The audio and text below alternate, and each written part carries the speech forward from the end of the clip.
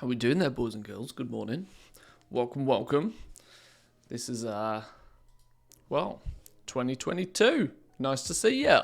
The back end of 2021 is gone. How are we all doing this morning? Good morning. Welcome in. Welcome.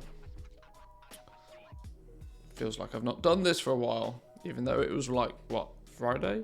It seems like it's been ages. We're going to dive straight in this morning. I've not had my coffee yet. I have my coffee. I hope you guys have your coffee too. It's actually a vital part of life nowadays is the old coffee.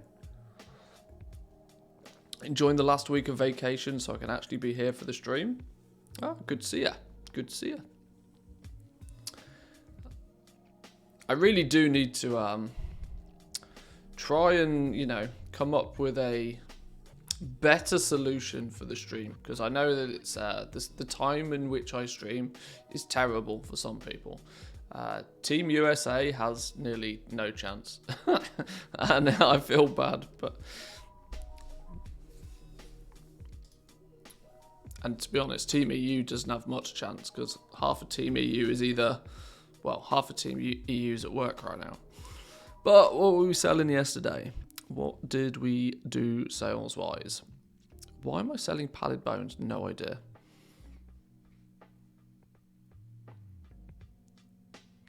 Was kind of happy when you told that you're going to do more YouTube so I can kind of follow along whilst working. Yeah, my devotion. I'm not one for New Year's resolutions because I think they're useless. Because by the end of January, most people have given up on them. But one thing 2022 for me is a year for growth. We established ourselves pretty well in 2021. 2022 is where we're going to kick it in up a gear and we're going to go on the hunt for growth.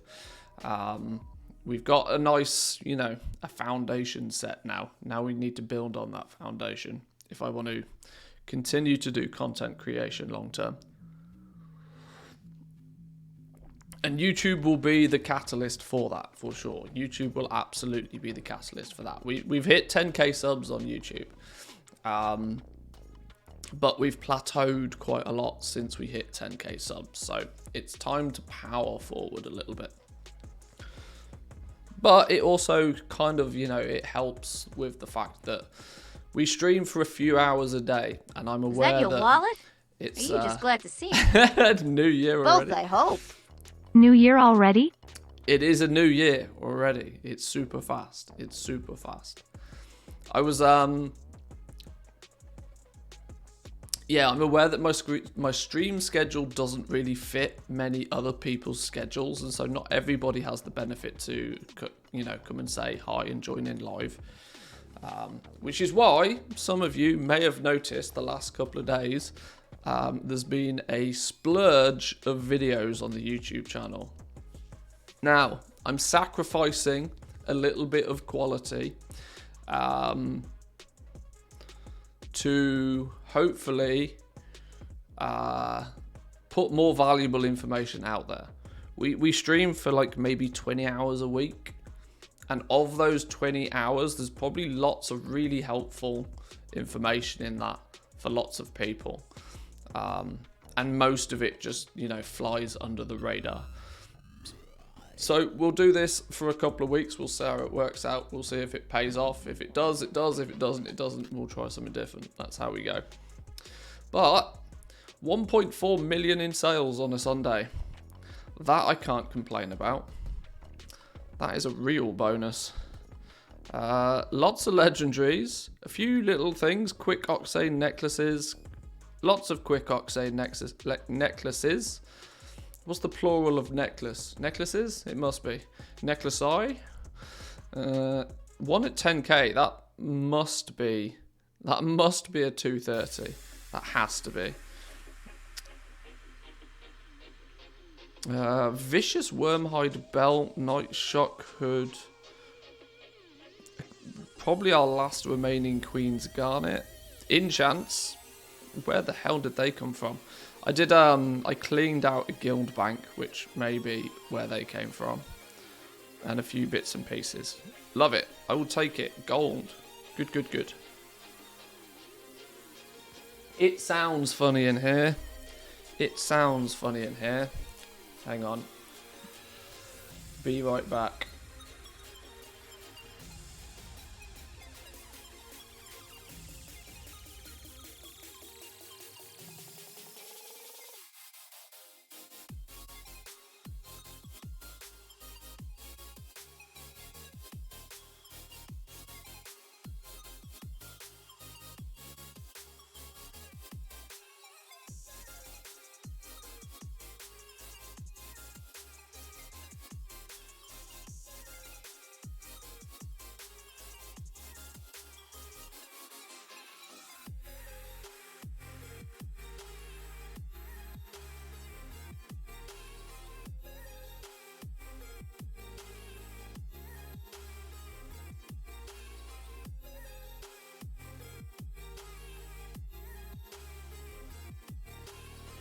There we go.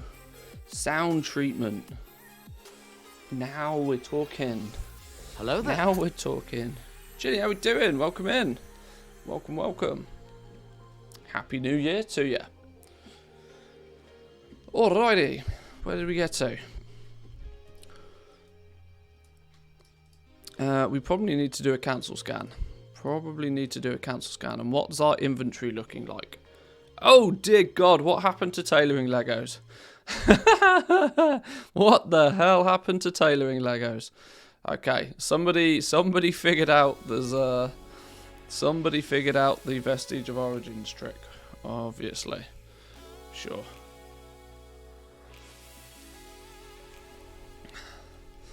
Alright, everything else is still pretty good though. We need to restock a few. My God, we've actually ran out of Shadowgast breastplates. We're down to 1 Shadowgast helm, 1 Umberhide vest, 1 Umberhide pauldrons. Damn, 1 Bone Shatter pauldrons.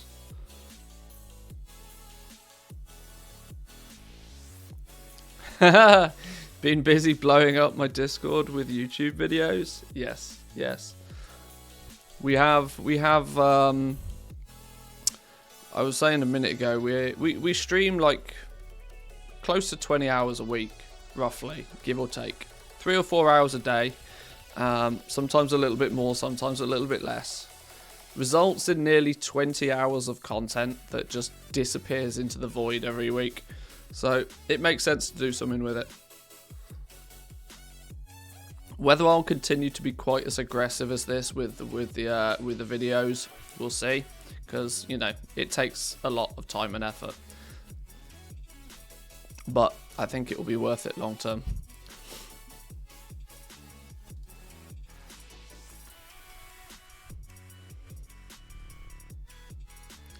Cawthite crystals, still 600 gold apiece. Hire the wife to cut it down for YouTube. No, I can't imagine she'd be best impressed with doing that.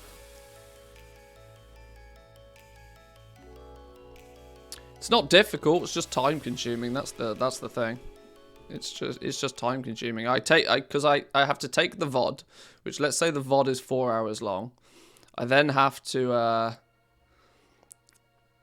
if the VOD is 4 hours long, obviously, you know, I'm in it, so I kind of know what's already in the VOD to begin with. But even still, I then have to kind of go through the VOD at least like 2x, maybe 3x speed, just to try and work out where are the good bits that, you know, are clippable. So that can probably take 45 minutes to an hour just to go through it in detail. Secondly, you then, once you've worked out where the bits are that you want to clip and highlight, you then have to, you know, I take the whole VOD into software editing. I snip out the bits. I then go through each bit in detail and, you know, chop it and snip it up and do a few edits here and there to get rid of, you know, dead space and whatever. Do your video editing stuff, do your titles and whatever. Export it, thumbnail it, upload it. For 5 little videos like that, it probably takes me 5 hours. So it's a lot of extra work to do it, but I think it will pay off eventually. Like I said, as far as the viewer's concerned, it's, you know, it's a step back in video quality. But I'm going with a, you know, quantity over quality approach for a little while, and we'll see how it works. Make some vids for work. Takes like 3 hours of work for just a 10-minute video. Oh yeah, absolutely. Yeah. Yeah,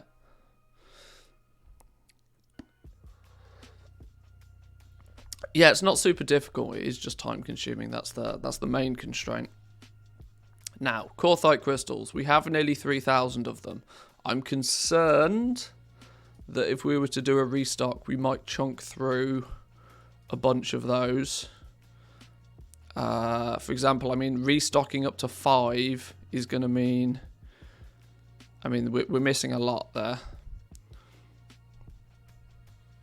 Let's just do quick maths. How many different items are there? There's like 36 or something, right?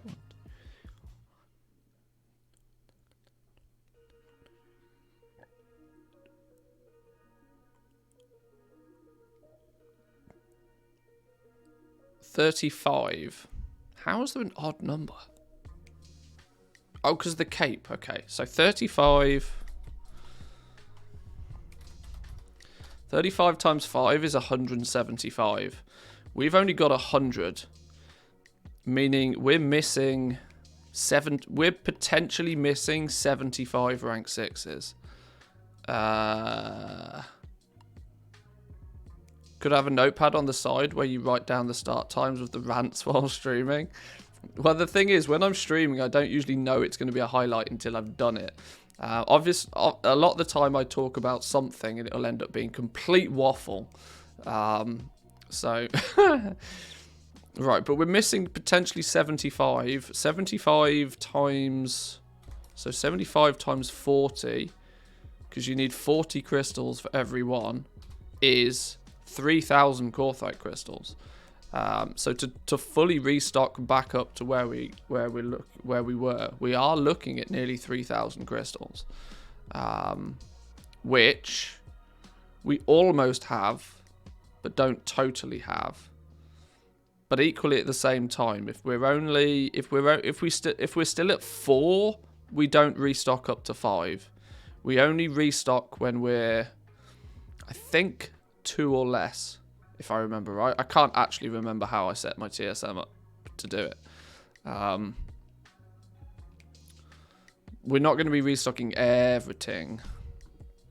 But either way, just this restock alone will chunk through the lion's share of the Korthite crystals we already own. So, do we buy those? Do we buy another 1,000? Do we buy another 800 and call it a day? That's enough for 20. We know we need 75.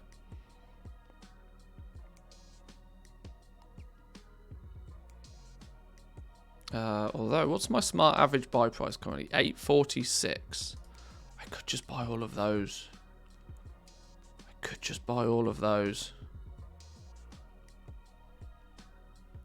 That will give us about 1,000 spare on top of a full restock. It will give us about 1,000 spare for next time. Forgot the name of the add-on for the Lego. It's LST. Or Legendary Stock Tracker, to give it its full name.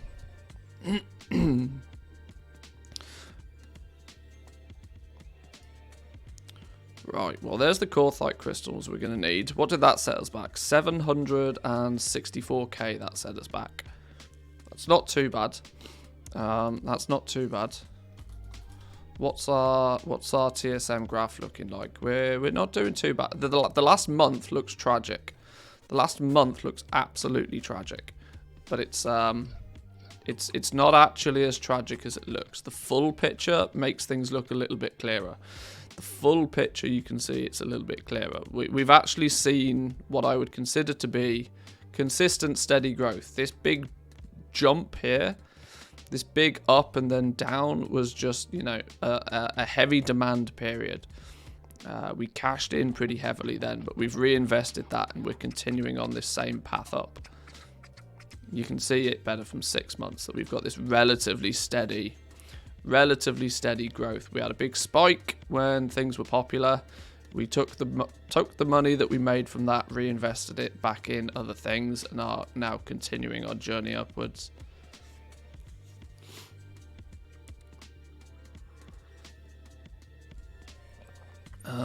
Well, that's another nearly million gold on top of the pile for Courthite crystal expenditure.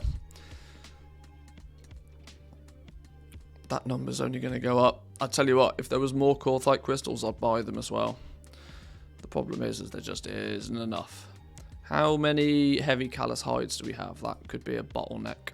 Let's see what the damage is going to be on other materials. I need to start getting into the habit of just buying just stacks of materials just because I can. Let's look at key things that we might be missing. Key things that are... I'd rather stock up on things that are pricier. There's more movement in the price on those. Heavy callus hide.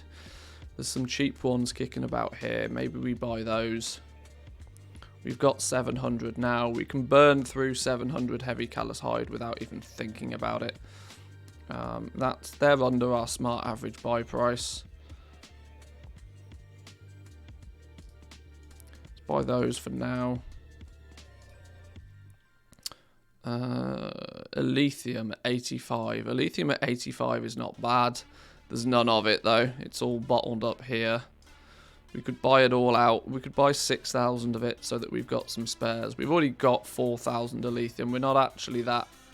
We're not that pushed for Elithium right now. This might be an opportunity for us to let the price dwindle a little bit. Although claiming we've got 2,272 in the bank worries me because I don't trust TSM's bank figures. Oh no, we do. We do actually have the materials it said we had for once.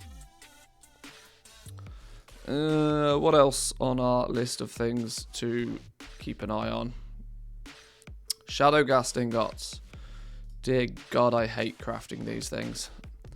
But more importantly, I hate buying them at these ridiculous prices. They're what, like 50 gold a piece to make right now? I don't really want to give somebody 40 gold for every single shadow ghast ingot. I would like them to earn a sizable, you know, paycheck for crafting these things, but 40 gold each is just too much. At that point, I will have to craft them myself.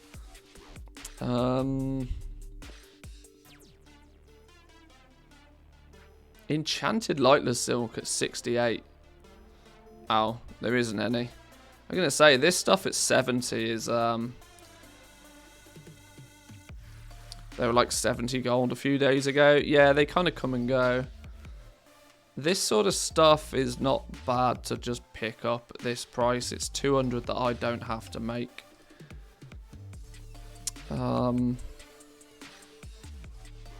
Heavy desolate leather at 40 is really quite attractive. For one very simple reason, that I don't have to make it then. I'm wondering when is the right time to start stocking up on ore. It's not uncommon at the start of a patch for ore to spike up to like 40, 50 gold a piece on this realm.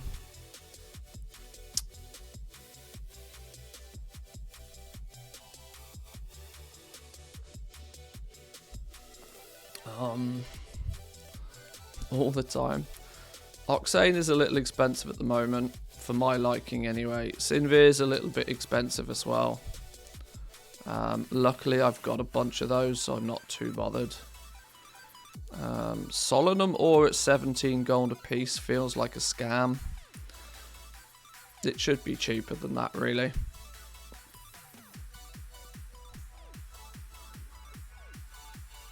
I have some, but not enough.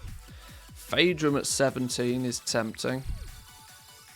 I've got quite a lot of ore already, and I worry that if I stock up on it too much, it will Although it will just incentivize me to continue crafting Shadowghast ingots like a madman.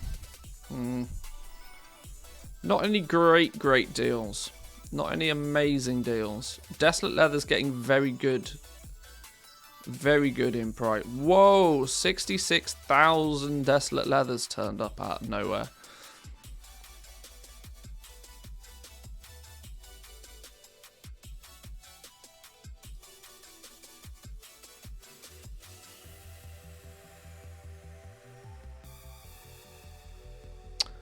Is LST not scanning the ones you haven't ranked up? I can't remember what... You need to have crafted at least one of any given rank for TSM to then get the information, because it actually sucks it from the default UI as far as I'm aware.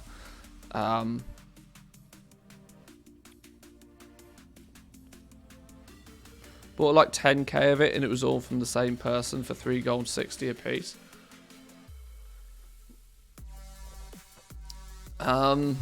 Yeah, maybe there's some monkey business going on with it. If there's some monkey business going on with it, I don't mind too much though, because it equally will then mean that Callous Hide, where is it?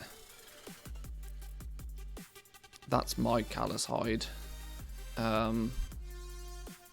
Yeah, it equally means that the Callous Hide and Heavy Callous Hide will probably take a nosedive at some point as well.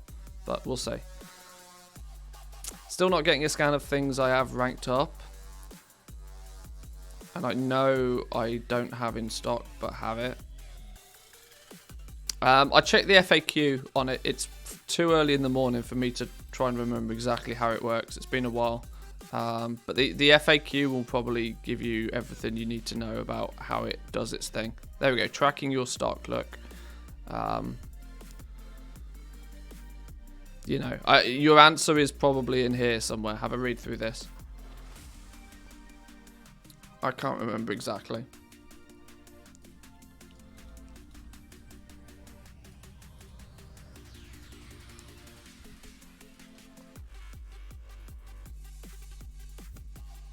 Right, there's some goodies. Let's we can send over materials that we know that don't need to be here.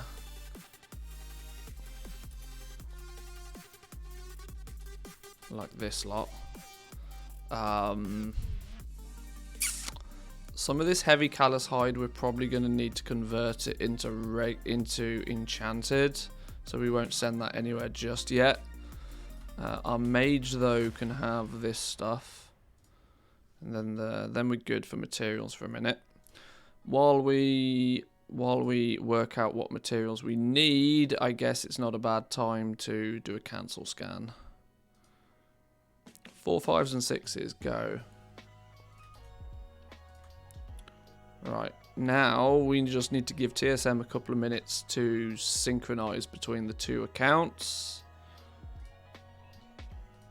We can check the status on that through settings here. Okay, now it's not even connecting.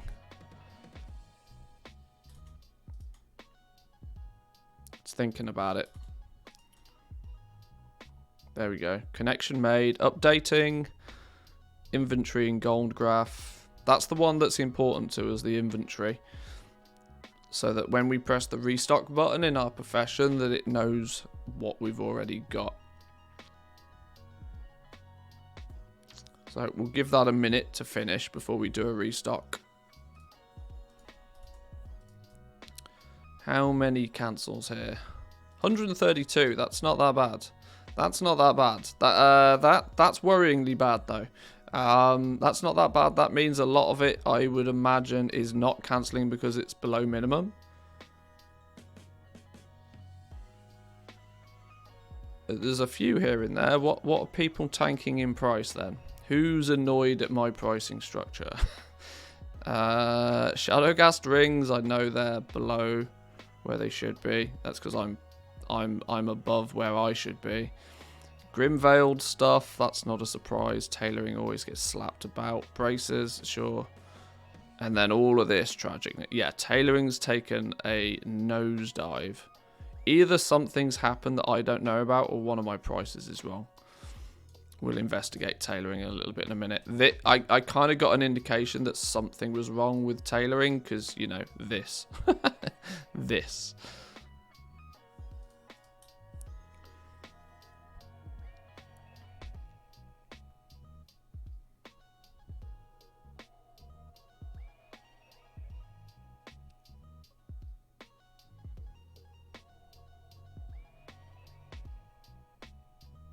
Right, we're going to hit the cancel scan throttle in a minute over here.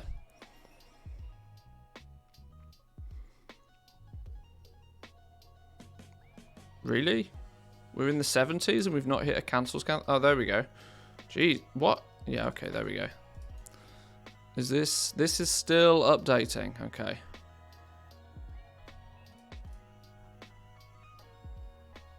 Can't run our repost yet then. This is where errors with TSM comes in, because if you have two accounts and you press the restock button too early, it doesn't know what's already sold or what hasn't sold, or, you know, it doesn't have a correct number on the inventory for items and ends up crafting duplicates, which is usually not a bad thing. I mean, I don't care so much because I'm not strapped for cash. If you're time rich but cash poor, crafting too many duplicates is a bad thing, though. I don't mind too much because I know I'll eventually sell them anyway. But I still don't want to craft more than I need to whenever I have to. Throttle didn't stop at 69, Pepe hands. It should do.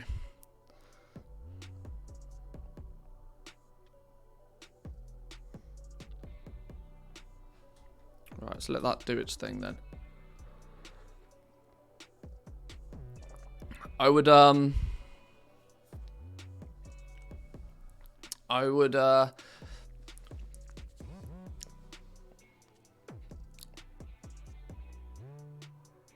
one day like to get some of the TSM devs maybe on a podcasty round table kind of thing, just to talk about how some of these systems actually work behind the scenes. Because for example, the account synchronization stuff, when you know how it works behind the scenes, it makes a lot more sense to why sometimes it goes wrong. And the problem is that it's not obvious to how it does its thing. You add the name of the other character that's logged in. You do the steps, but you don't know how it's doing it. When you understand that what it's actually doing is it's sending whispers. This is why they the other characters on the account have to end up in your friends list. You have to friend the other characters. It does it automatically for you, but what it's actually doing is it's sending hidden whispers to the other account, and it's what it's basically doing is it's sending these encrypted hidden whispers to the other account. The other account is waiting for that, and then it's taking the information from it and then sending something back. It's a very rudimentary way of sending information, but TSM is like listening for these.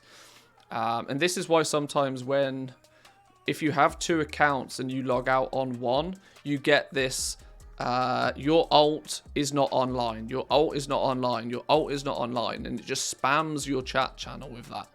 And what that is it means it's trying to send messages to that other account and they're not there, they've logged off. And so the messages aren't going through. And that's what you're seeing is the Blizzard error. And this is why sometimes, things get a little bit loopy-doopy and don't add up correctly.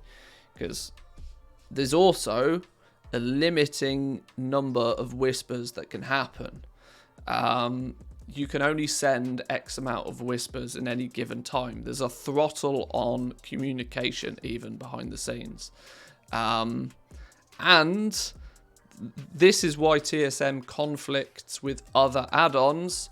TSM is not the only add-on that uses these hidden whispers. There are other add-ons out there that also use these hidden whispers, and if they're trying to whisper different characters or do things as well, They're chipping into the limiting number of whispers that can be received and sent. And then things, get lost in the mix. There's probably a much better way to do it. But as it stands right now, this is the way that it is done. And for me, the better way to do it would be to use the TSM desktop application. They have the desktop application. I don't see why it couldn't be such that it just sends all of the information to your desktop application, and your desktop application then responds back to the, spreads it out where it needs. It does its synchronization that way.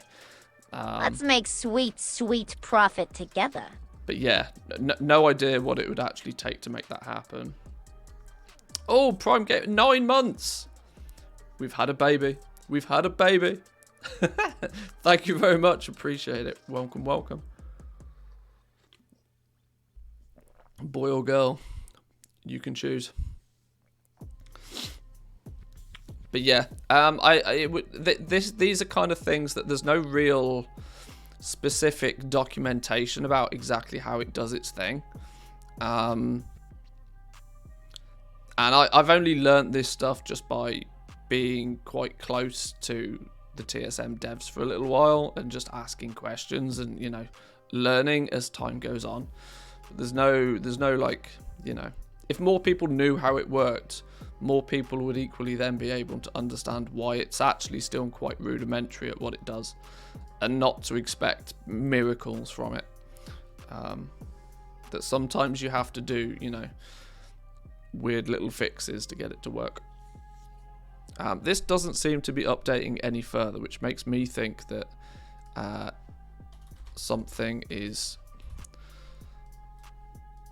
not right. So let's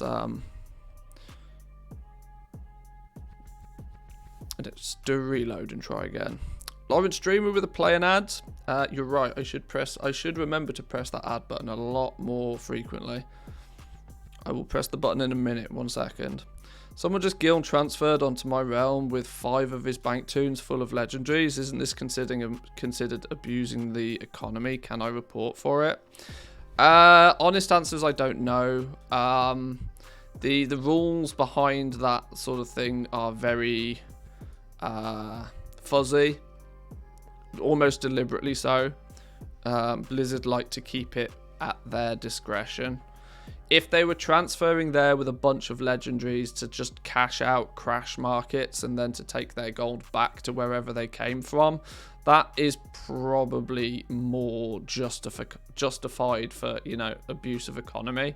But if they have just genuinely transferred and they're moving their home from one location to another, there's really nothing that you nor Blizzard could or would do about it. It's just, it's just something that happens.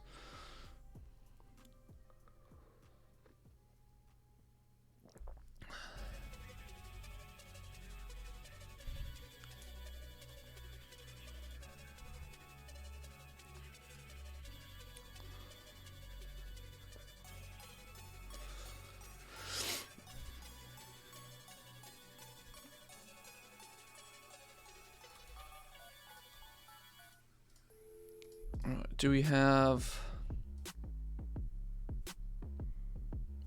Oh, hang on. Let's check that the sync is up to date. No, it's still not doing its thing. I think I need to reset this one as well.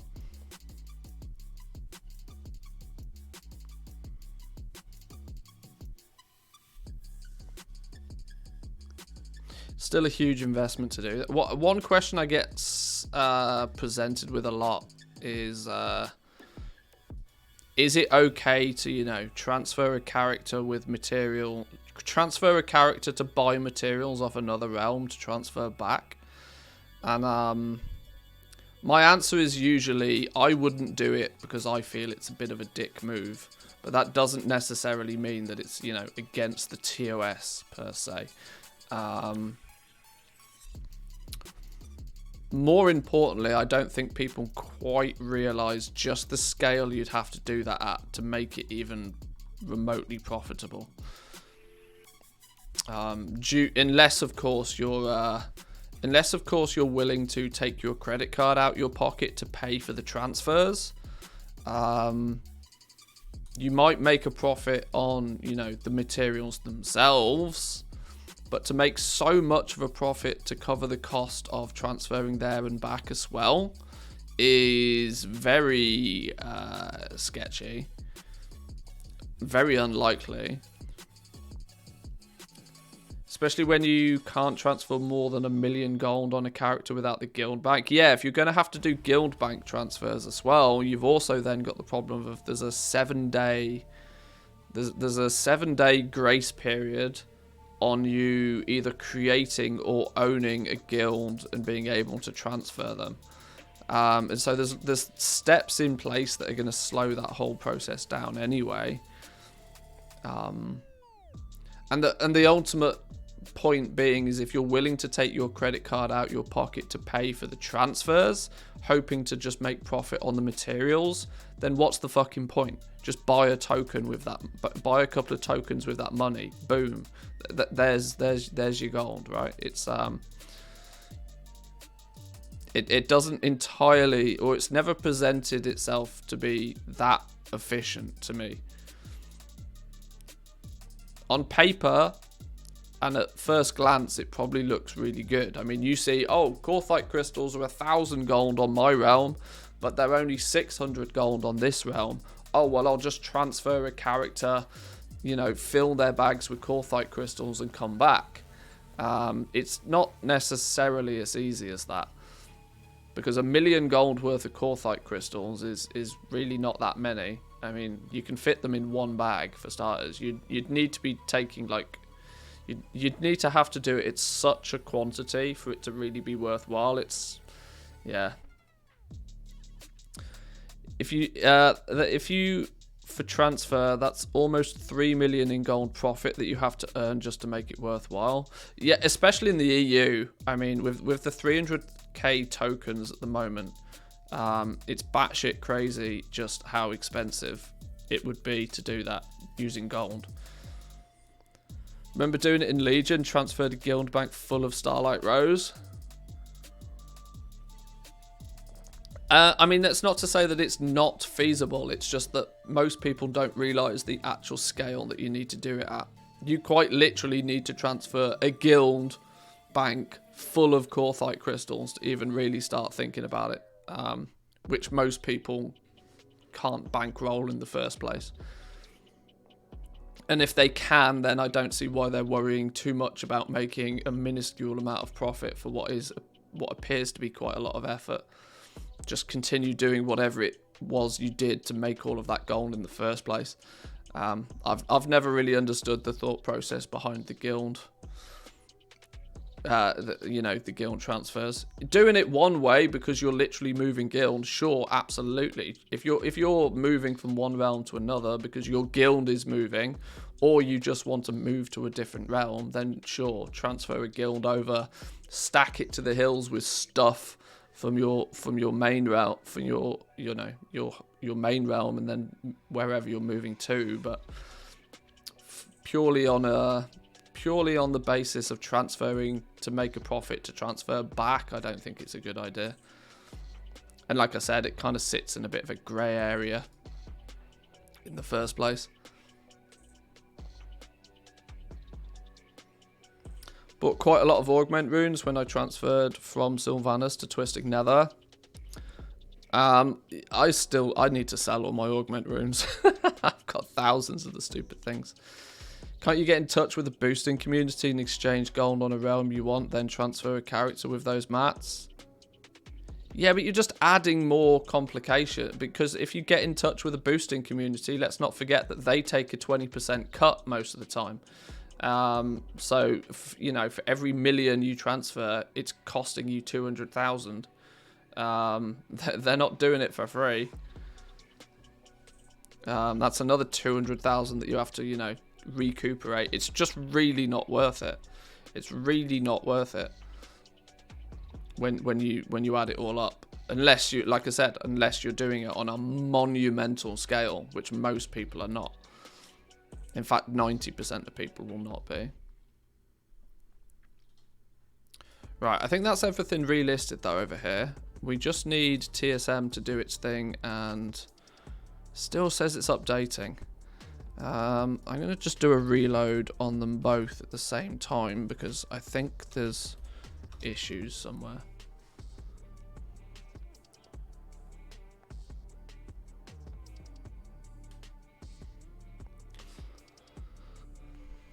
Didn't know that a year ago they didn't get cuts. Well, I mean, it's up to the individual themselves. It's up to them to decide how much of a cut that they take. But I mean, if they're offering a service, you know, they're not doing it for free most of the time. Not if you go through a boosting community. Somebody's getting paid for that service somewhere along the lines.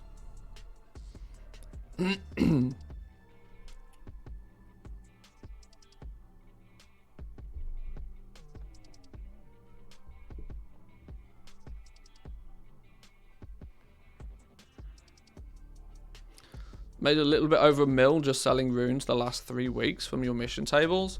I've got loads of the goddamn things, and I should really do something with them. No, that's my guild bank of arboreal shards. Yeah, I got loads of the damn things.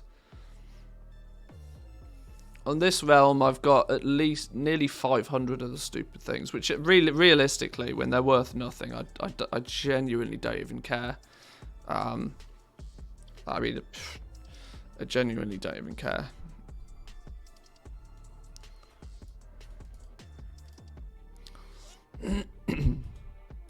I arguably should list them, but the God's honest truth is I'm just not bothered. There we go. Inventory up to date. Good, good, good.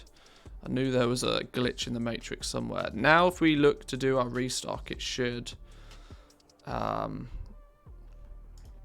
give us a somewhat accurate number to what we need. 4 million in cost for 700k profit. So that's only about 15%. Margins are getting squeezed quite heavily now. Margins are starting to get squeezed as less and less people are buying the legendaries. It's fine by me though. I'm happy to have the stock because I will only sell it when it's profitable. So why does it claim I'm missing 5 Shadowgast rings and 3 Shadowgast rings, both at low level? Is that true?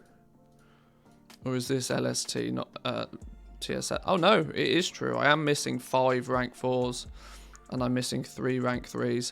The rings, the jewel crafting is the only profession I stock the lower level stuff because it still sells and it still sells profitably, as proven by the fact that I usually stock 3 of them and I now don't have any. Okay. That's quite a sizable little restock. Let's see what we need other material-wise to get that orchestrated. Vestige of Origins we're crafting. We need close to 1,000 Korthite crystals on this character. Do I have those in my bags? I do. 1, 2, 3, 4, 5. Open mail, buy some desolate leather. If I open, I don't think TSM realizes quite how much I've got in my mailbox. I think it'll reconsider its decision when it realizes how much desolate leather I've got in my mailbox here.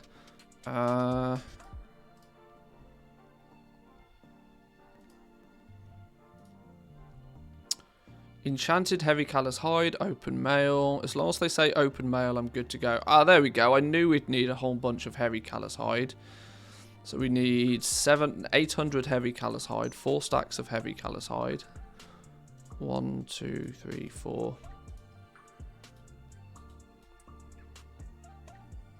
Heavy desolate leather we've got plenty of already. The arboreal shards, we're standing next to the vendor, so we can just buy them anyway. Shadowgast ingots, we need 600 Shadowgast ingots. I've got some on my blacksmith I can send over. I don't think I've got any on my bank character. Anybody spot Shadow Ghast ingots? No. Do I want to just buy them because I'm super duper mega lazy? Probably.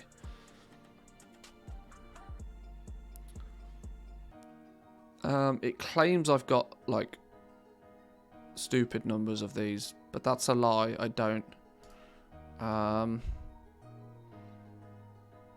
god, they're painfully expensive. How many did I need? Like 600. I might have to check my other character for those. Right, that though should be, we should actually have everything we need then, right? Okay, so let's we need the heavy callous hide. We need a bunch of pallid bones. There's pallid bones in one of these somewhere. How many did we need? A few more stacks. Yoink, all of the pallid bones, all of those then. Enchanted heavy.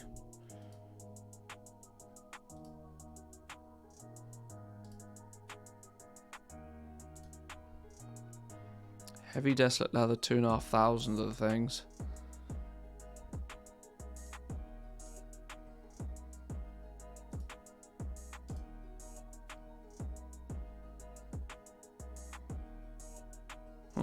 Bag space be a problem. Bag space be a problem. Okay.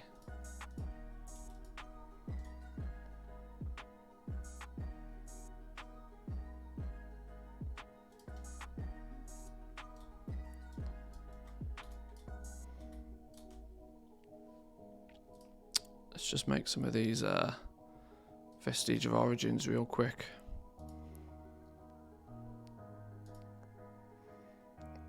That'll fix our inventory issues pretty quickly.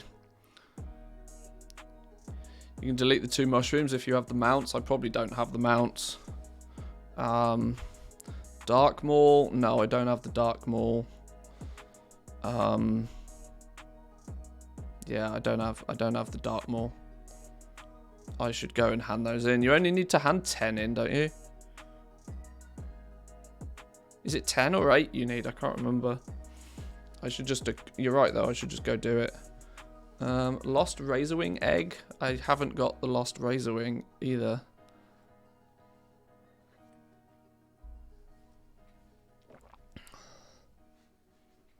There's 2 more sets of mushrooms in the middle of the bag.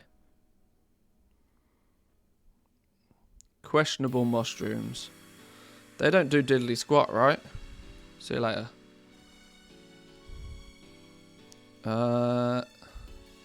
Evolving mushrooms. Yeah, see you later.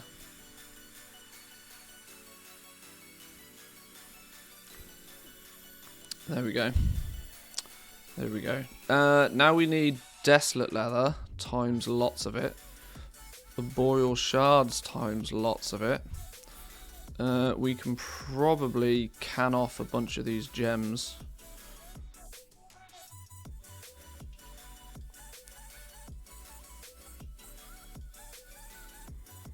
Because we'll just prospect some more if we need them. Buy arboreal shards.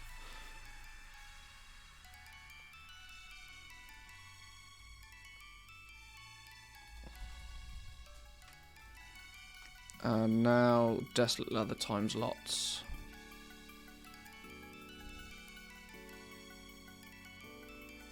Are we running low on pallid bones again? Oh dear. Oh dear. You know what's more than oh dear? This is what's more than oh dear. Who's hoovered up all of the pissing pallid bones? I cannot believe I'm going to get bottlenecked on pallid bones. Kojak, sell me some pallid bones. I'll give you 3 gold a piece for them.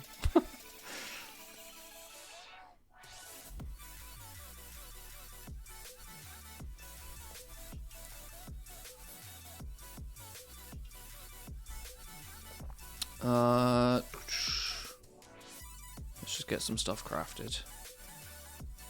Didn't know you could run low on those. Yeah, I know. Crazy things do happen, right? Crazy things do happen.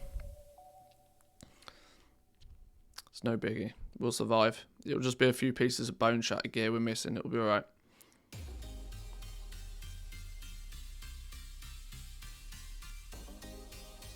I tend not to stockpile the cheap stuff, just because it takes up too much room.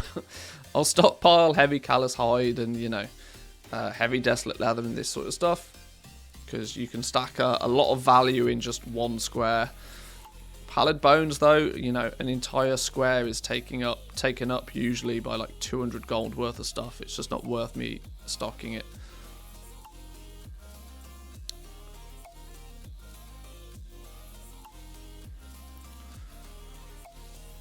Price for them is under a gold. Yeah, they usually are. It's just I don't buy them on a regular, and it seems to be every time I do need them, somebody's stolen them all and they're 5 gold a piece. I just get shafted. It's almost entirely my own fault.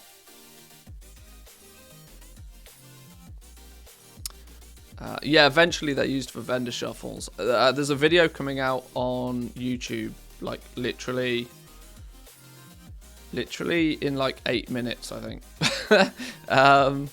Maybe. It's one of the. There's a video coming out today that's talking about the fact that vendor shuffles are becoming a thing again.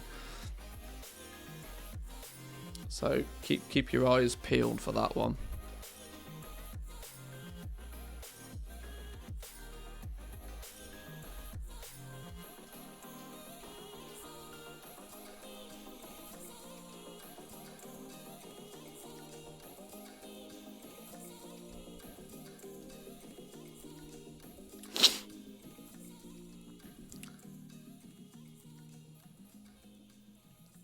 Only have a few hundred on Sylvanas.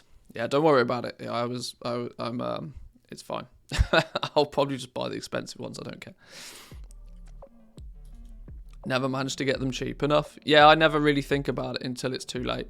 Whoever's listing these at this stupid price is gonna, you know, have a good day. But how many did I need? I needed about that many. Sure, I'm really not that bothered. If I need them, I'll buy them. That's why we have gold, right? I will make tenfold the profit on the bone shatter pieces, so I really don't mind that much.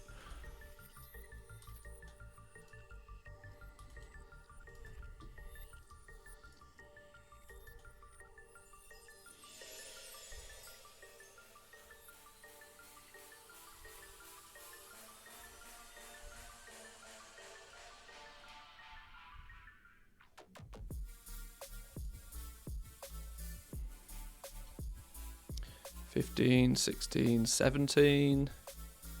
Hey, still need more? What's TSM doing? Whoa, okay.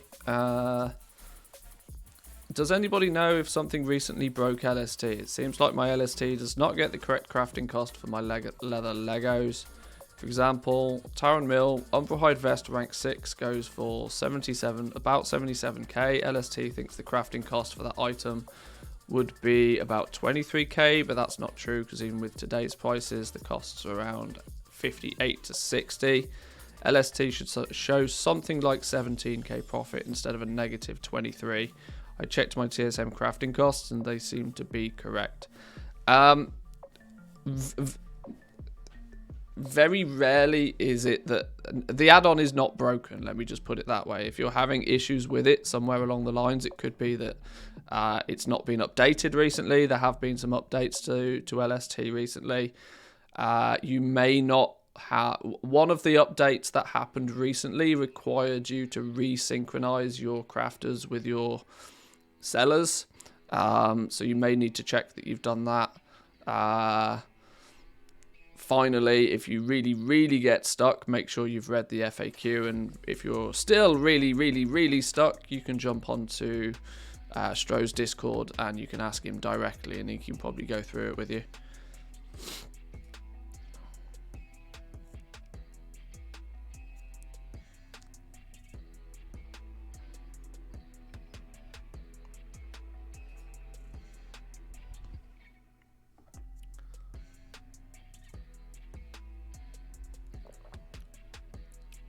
We're still missing mats. What are we still missing? More desolate leather. Always more desolate leather.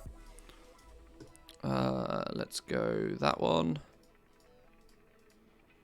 That should be enough, right? 5 of those, probably, maybe, possibly. Let's see.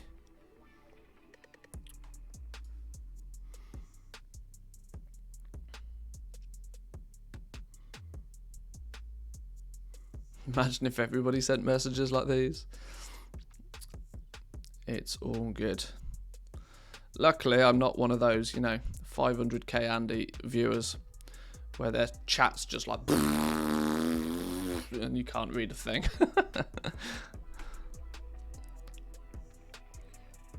Can you imagine trying to write an essay like that to like XQC or something? Blink and it's gone. Now we're just missing the pallid bones for the bone shatter arm guards. How many do we need? 51. I need 51 of your most expensive pallid bones, please, good sir. Just don't blink. Problem solved.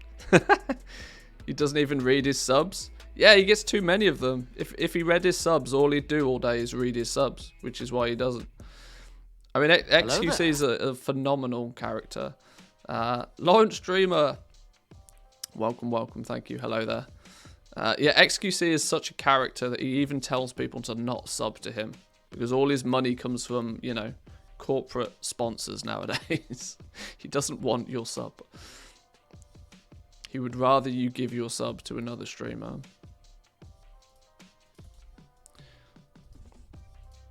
While he might do dumb level things with his money, he's still, proven to be quite a nice guy about things. Is Queen's Conservatory any good for passive goal making? It had the potential to be quite good. It was looking pretty promising in the early days of Shadowlands. The problem is, though, is it's not really all that passive. It's certainly not anywhere near as passive as what the mission table is. So, I mean, if you're looking for something passive, the mission table is by far a better option.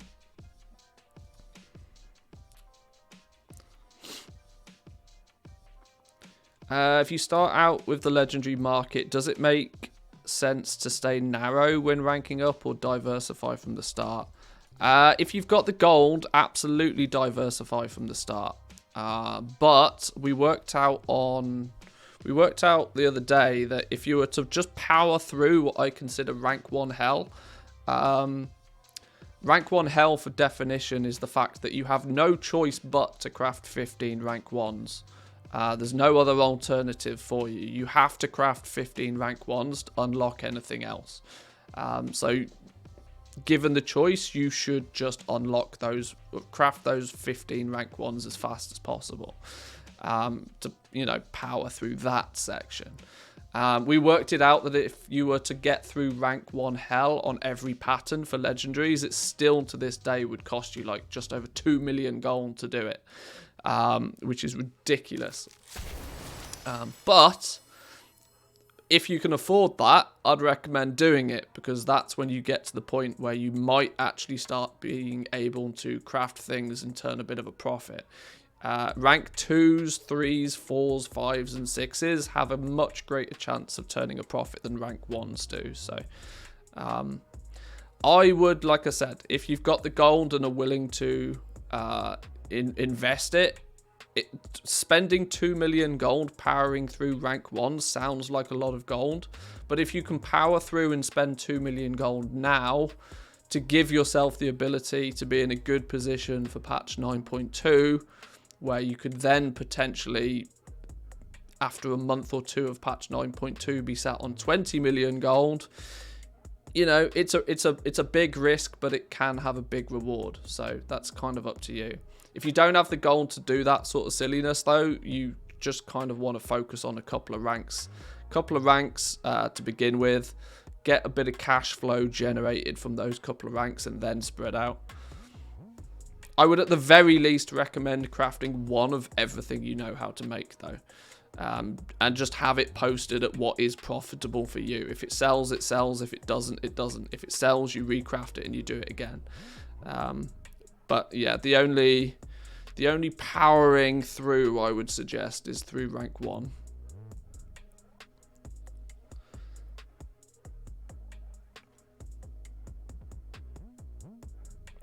The desync should not be a problem since my craft is the seller. I updated LST yesterday, but thank you. I'll use TSM until LST fixes itself. Yeah, you can jump into the Discord. It's Stroh's personal Discord, but it's, you know, he does the LST support in there. He can probably, you know, I mean, he makes the add-on. He can probably go through it with you. I'm not sure if he's here now. He might be lurking. Is he here now? I can't see him on the list. He's maybe not here now, but he's here from time to time.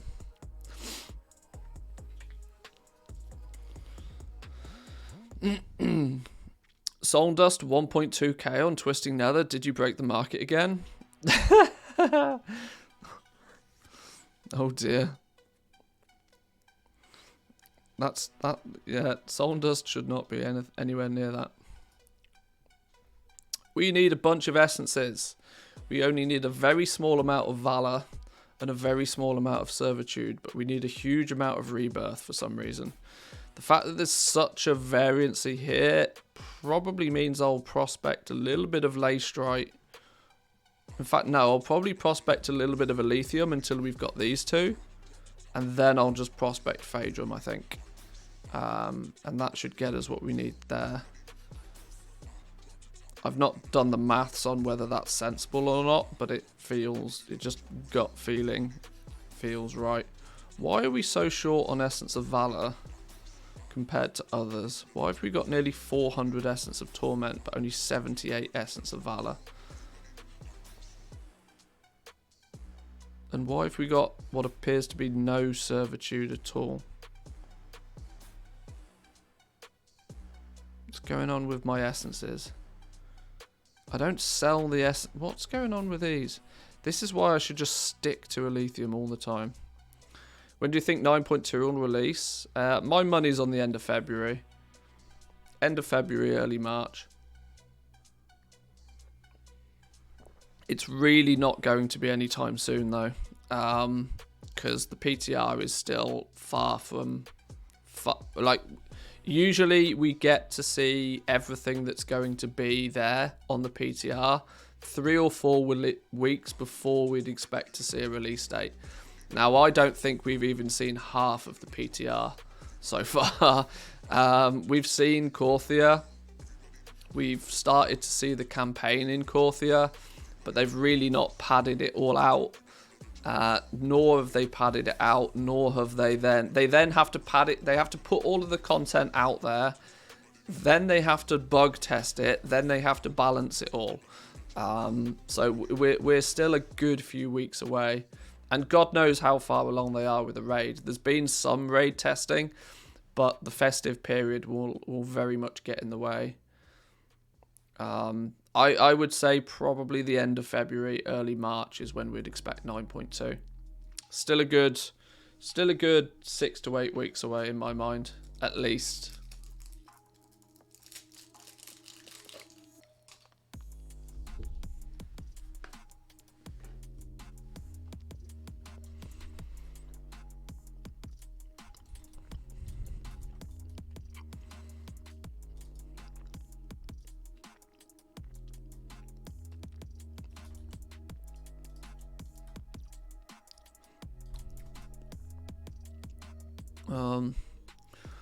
Three stacks of Alethium, and then 1, 2, 3, 4, 5 stacks of Phaedrum.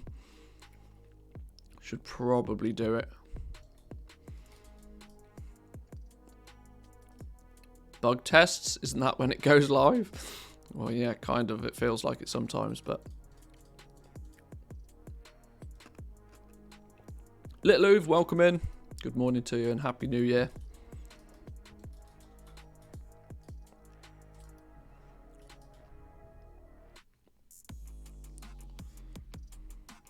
Right, let's see if we can both quickly and easily get our hands on these essences that we need. Let's do a lithium real quick to start with. I should chip away at these smaller ones. And then as soon as we've got most of what we need here, we'll switch to Phaedrum. We've been getting our Phaedrum. We got our Phaedrum relatively cheap, so it's not too much of an issue to prospect Phaedrum.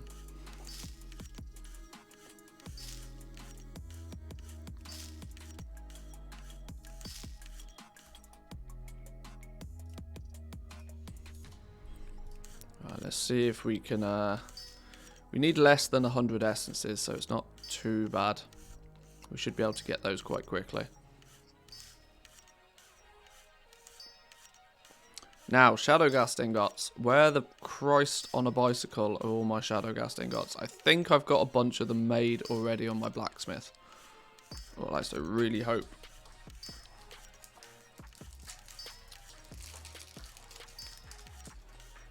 Although I think that patch 9.2 is still a little way away, I'm quite happy with the progress or preparation that I have for patch 9.2.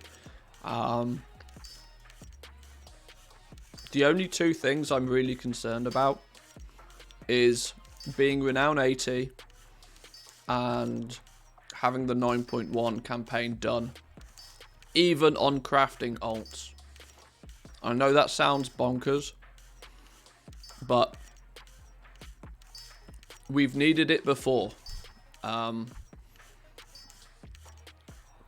Until we know for definite exactly how we get the new crafting recipes,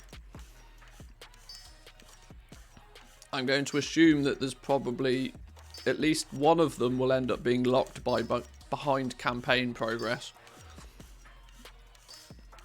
And if that campaign progress is locked behind, you know, either Renown or having the previous campaign done, I don't want it to get in the way. Now, I've got one character on Draenor that still needs to do the 9.1 campaign. But apart from that, Draenor is ready. So Project Draenor can power forward. We'll get back to Project Draenor in a little bit. I'm just trying to get some Legos recrafted on my home realm right now. Did we get all of the essences we needed? No, we still need more Phaedrum. Let's send over another couple of stacks.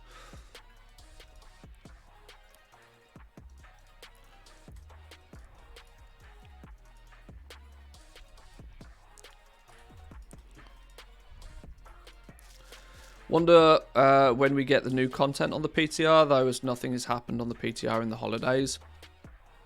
Well, I would imagine that this coming, probably Thursday, they tend to drop PTR stuff on a Thursday. It could happen tomorrow. We could get a new PTR patch tomorrow. If not, it'll possibly be Thursday. We'll get a new patch to, you know, play test through and have a look at and break apart. Is my guess. They said that there'd be nothing until the new year. It's the new year now. I would assume that they're back to their regular schedule.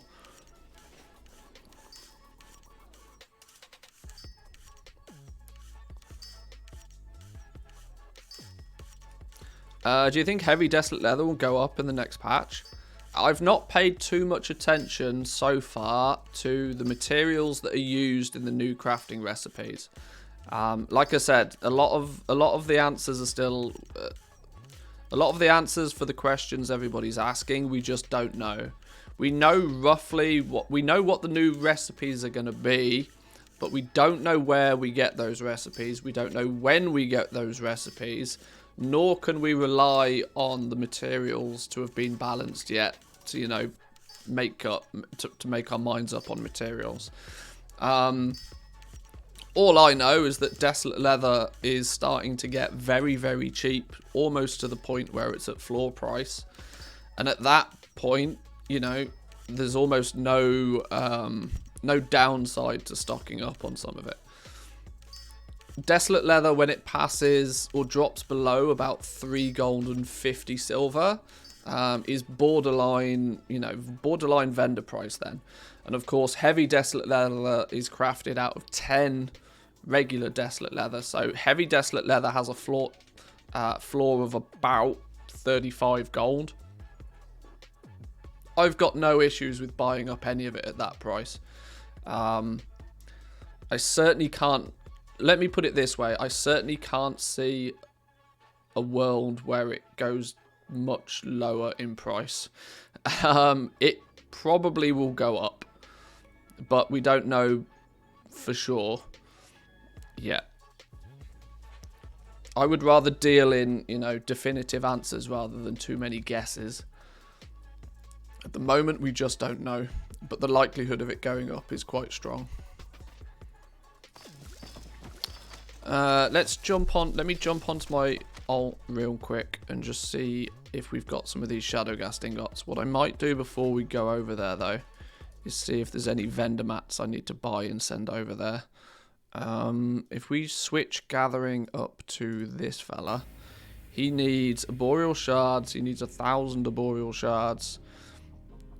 Vestige of Origins, Quartzite crystals, and Leystrite ore. That's all he needs to do his crafting. Okay. Well, we can buy those. Not only can we buy those, we can send those over now. Is this Draenor? This isn't Draenor at the moment. This is Sylvanas. We'll continue with Project Draenor in a little bit. I just got to get the fundamentals redone over here first.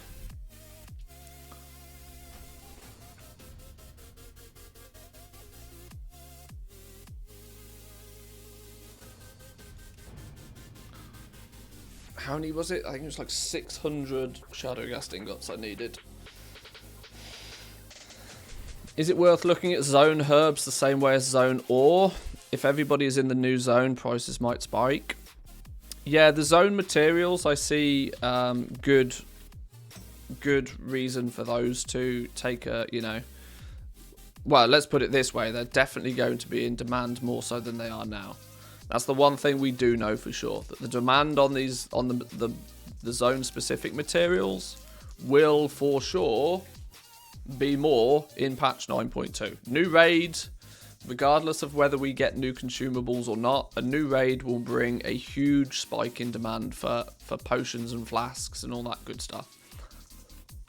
What you can never count on, though, is just if the demand rises... The only reason the price will go up is if the demand rises further than the supply goes up. If, you know, if an army of bots turn up out of nowhere, if people go farming mad, then the supply might still be greater than the increase in demand. Like I said, I don't particularly like speculating on price, because it doesn't matter what your opinion is. It could easily be proven wrong.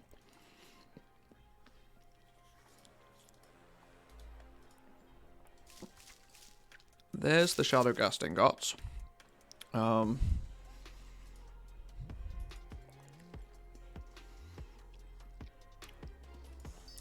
There's the shards he's going to need. 500. Let's just send 3 stacks of Quartzite crystals over.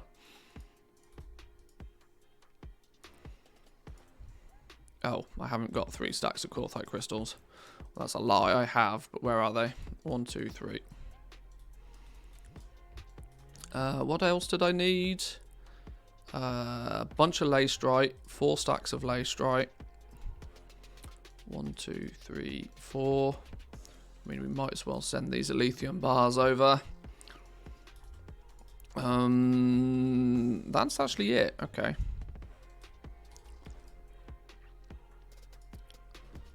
1, 2, 3, 4, 5, 6, 7, 8, 9, 10. Go.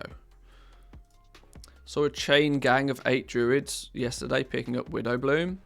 I mean, yeah, still probable.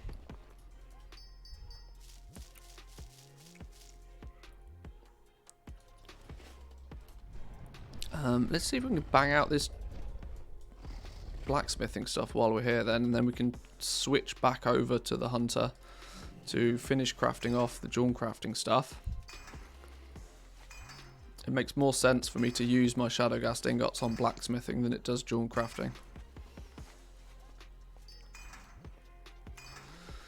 Remember last Friday talking about the Alderman rares? I managed to get the Papal Fez that afternoon after the stream. Whoa, okay. Well, there you go. You've just made yourself like 1,000,000 gold or something. Now you just need 9 months to sell the damn thing. It's all good and well it being super valuable. Now you got to sell it.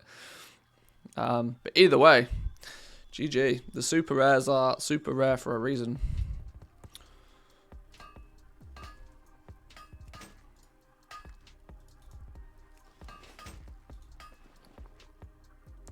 Oh, you just learnt it? All the things hype? Hey, hey. Rather you than me. But yeah, you're right. Those super rares, I mean, if you're lucky enough to get one and you didn't have to put in a huge amount of effort to get it, the sensible thing is probably to learn it. If you care about transmog in any way, shape or form, if you care about all the things in any way, shape or form, yeah, McConnell might disagree with you, but he disagrees with most people about most things.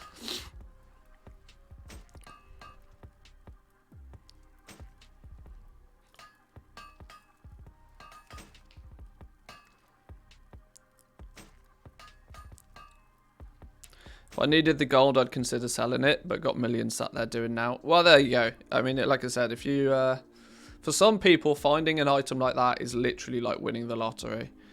But the gross thing about it is that while it's 1,000,000 gold, and that's really ridiculous, just how valuable that thing is, in the EU, that's still only 3 months of game time. It's like really not actually, like, it's a bit crazy.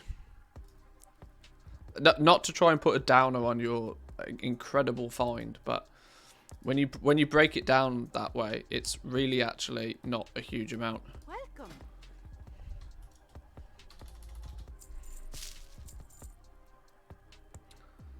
Fez often is sold for like 500k-ish.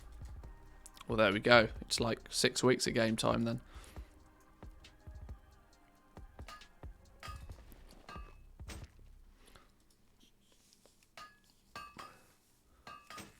Dropped on Tarrant Mill, one of the very few realms to already have one. Oh dear.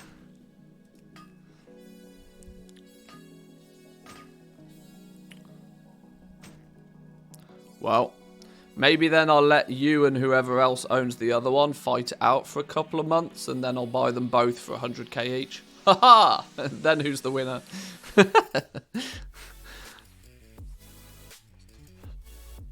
I'll buy 2 for 100k each, then I'll learn one, and then I'll sell the other for 1,000,000. Winning.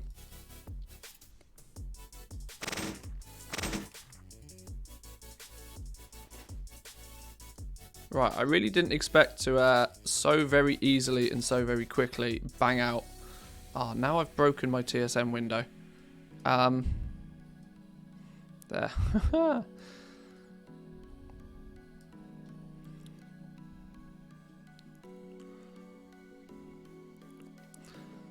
But it's learnt now, so I can disenchant it. There's a YouTube video. I disenchanted the Papal Fez. There's a YouTube video if ever I've seen one.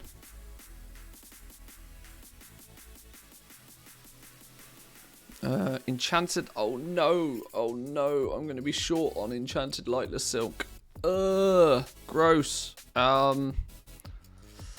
I don't think I am that short on Enchanted Lightless Silk, because I think I made a bunch of it the other day and sent it over to my mage, but I've probably not logged on to the mage since. So hopefully I've got a bajillion of it in a bag ready and waiting. If not, let's get crafting. 600 Korthite crystals need to be sent over though. Hang on, please hold. 1, 2, 3. Any more for any more? Shards, shrouded, 2,000 shrouded cloth.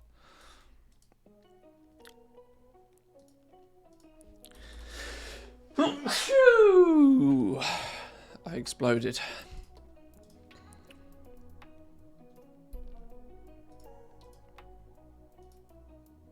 Whoa, what's all these expireds? Get out of my way. Get out of my way. Where's all the stuff I bought? Oh, phooey. Let's clean through these real quick then.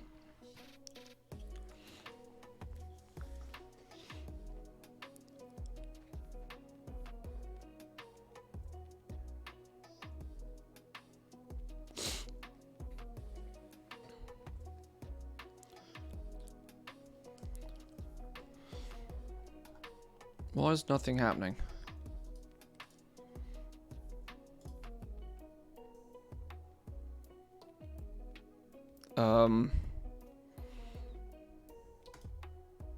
Hello? Why is nothing going on? Has this character just died on me? Alright, that's fine. Let's this dude is good to log out now. We can move over to the mage. Let's see what the mage has actually got. That one.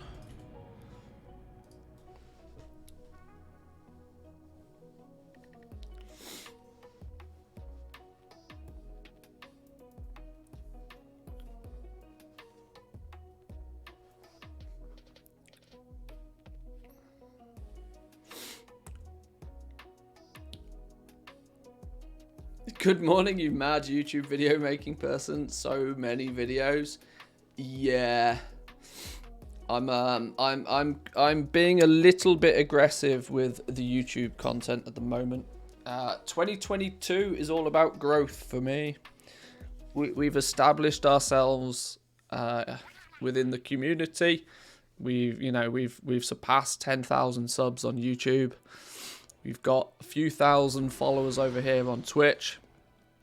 It's time to push forward. It's time to put some effort in. If we're gonna do this, we're gonna do it properly, and I'm gonna utilize everything I know about how to play that YouTube game to become a winner.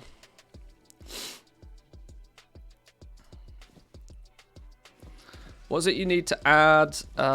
Vestige of Origins. Hang on. What do you need to add Vestige of Origins to a crafted rank 4? You need to have completed chapter 4 of the 9.1 campaign. I believe the chapter is called The Last Sigil. It will send you first to find a book or something. You then take it to the rune carver and you do something, and then you get the Tome of Origins. Tome of Origins is the crafting recipe for the Vestige of Origins. So yeah, you need to continue powering forward. If you've maybe already done that in the past, before you got your professions in order, you can probably find the Tome of Origins on the Death's Advanced Quartermaster, Duchess Minx in Korthia. But if you need to buy it from her, she'll charge you 2,000 Stygia for it.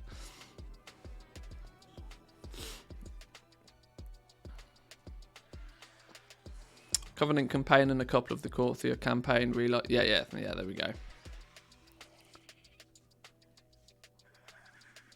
Vestige of Oranges sounds better. Yeah, we're going to have Vestige of the Eternal, Vestige of the Origins, Crafter's Mark of the Chained Isle, Crafter's Mark of the First Ones, I think the new one is called. God, these crafting names are going to drive me insane. Did I not send? Now I'm really oh, maybe I didn't send them. Hang on. Where's all the... Oh, phooey. I need all that shrouded cloth I bought. Now it's hiding.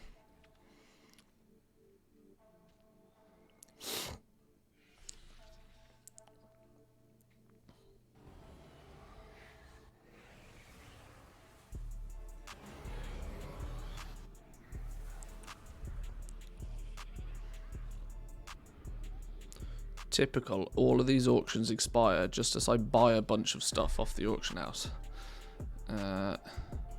There's me shrouded cloth. Too late. Too late. Now I'm out of inventory space. Right, post. Go. Get out of my bags.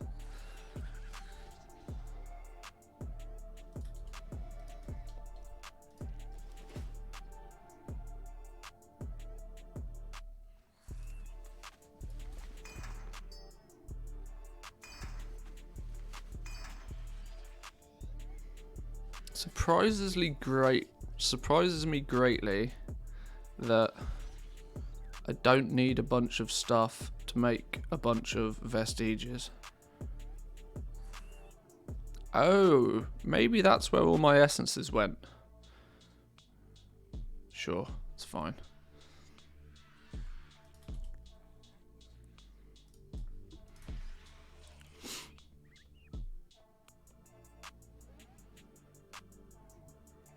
Finished watching the Mad Season video last night. It was a really good video. That I greatly enjoyed it. 2 hours long for a single YouTube video is a bit of a push, but it was gripping and engaging all the way through. Especially as a World of Warcraft fan and a fan of the franchise in general. Very good video. I think the algorithm works because a few days your clips always popped up for me when I was looking for photography stuff. I hope it to be doing its thing. I'm not going to bore people with a how YouTube works behind the scenes lesson, but I need to pump the content for a little while to trigger a response from the algorithm. And then once I've got that response from the algorithm, I can slow down and I can start laser focusing content again. Don't worry, I know what I'm doing. Do you have videos that teach you how to use TSM? Yeah, I've got a whole playlist, a TSM beginners playlist. It's one of the playlists on the channel.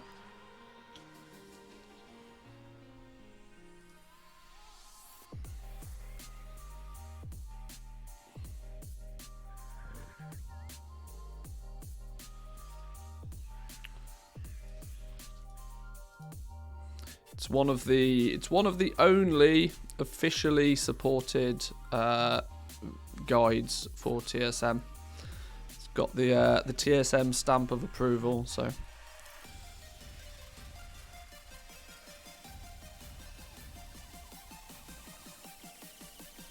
What else did we need? Some Corthite crystals. 600 Corthite crystals. 1, 2, 3. Send. Right, now let's grab this lot.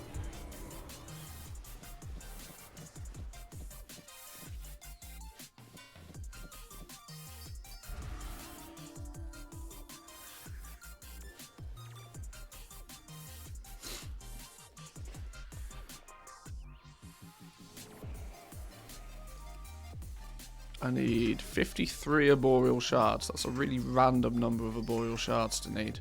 Why would I possibly need 53 of the things? Alright.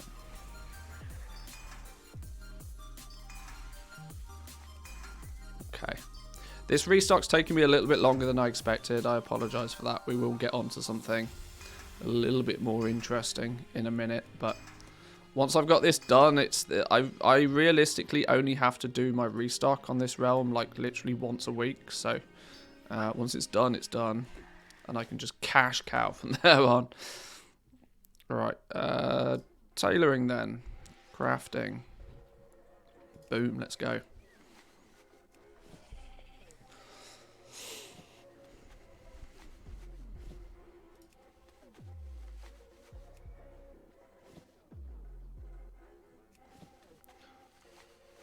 How many Corthite crystals do you seem to consume per week on average? And how much are you stocking up as the stopgap for 9.2 with supply going away? I will continue to buy Corthite crystals for as long as I can get them for less than what my smart average buy price is. I'll continue to buy them until I can't buy them anymore. Mainly though because I'm in a really strong position on my realm. I've got millions of gold not really doing anything that I'm willing to risk. I don't really feel that it is much of a risk, but you know, you never know what's going to happen. Blizzard could change it so that you only need 5 of the things to make a vestige or something stupid. You never know, but at the moment I probably go through 5,000 Corthite crystals a week, maybe. It's hard to say. We've used about 3,000 in this restock, roughly. And I restock once or twice a week.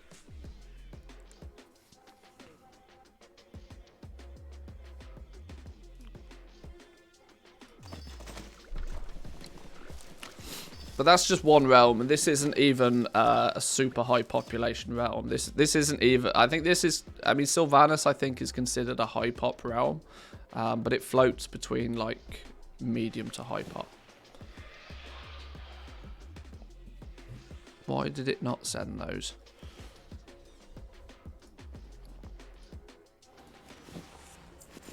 There we go. Now we can log back in and finish off jewel crafting.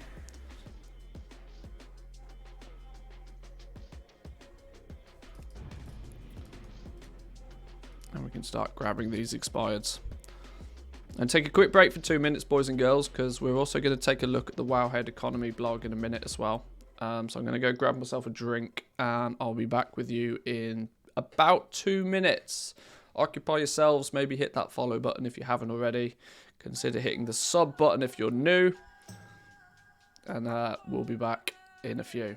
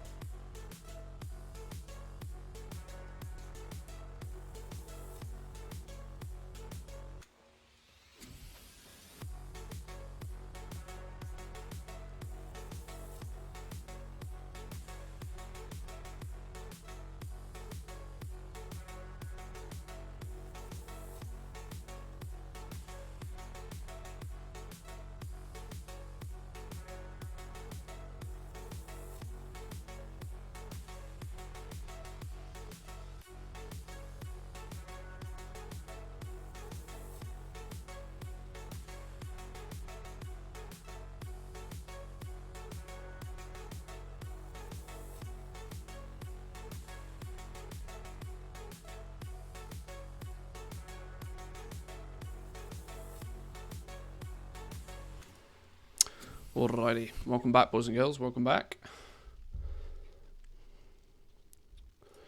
Right, where did we get to? Let's. Oh, we're relisting stuff. We've got a bunch of expireds that we need to deal with real quick. Get those listed. Let's take those and craft up these real quick.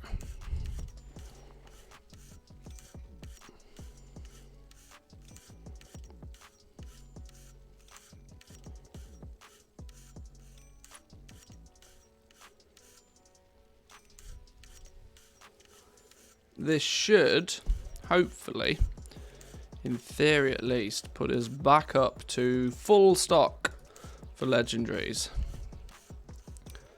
Ready for a nice big reset day on Wednesday.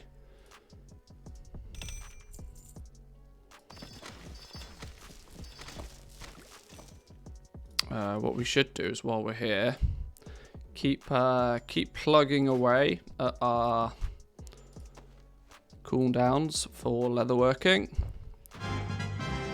Oh, Dreadrunner Sabatons. Dreadrunner Sabatons. These are a fancy one. What are these worth nowadays? Ha! Nothing. Alright, fine. I don't own the appearance though. I don't have the appearance, so at least I can probably craft one just purely for the purpose of learning the appearance.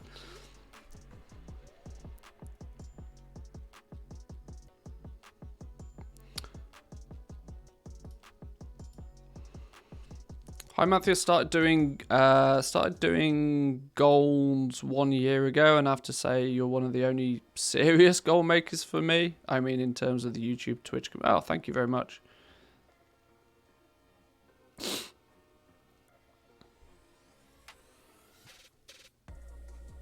I hope you enjoy the content.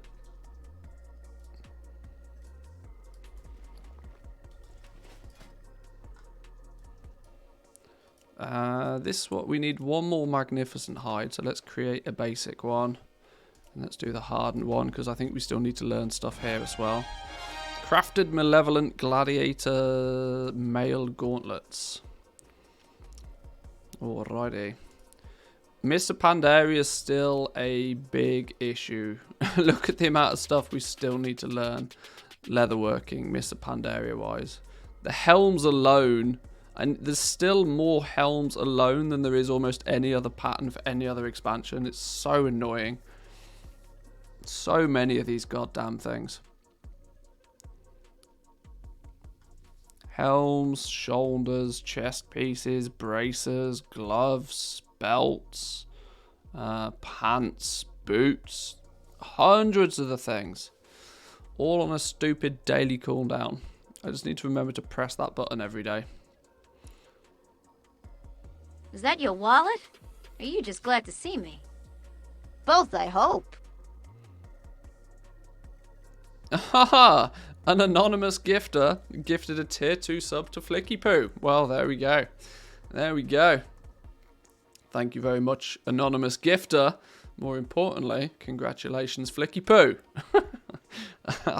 I really shouldn't say your name out loud too long. You'll get me demonetized on YouTube. But either way, thank you very much. Welcome in. Maybe you'll have them all done by the next Mage Tower. Well, that's kind of the goal, right? It's kind of the goal. Ah, you just asked about the Patreon rewards? Oh, okay. Well, then there we go.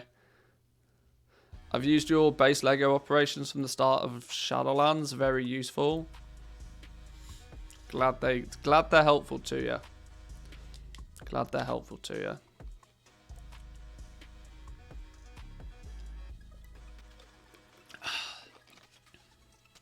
Right, I think that puts us in a position where everything's crafted. Let's get these expireds relisted. Let's grab out all of those new crafted items and then see what our inventory looks like. So we should be fully stocked now, I think. More importantly, I want to see just how many materials we're now missing. give myself a bit of an idea of how much we need to stock up on over the next few days.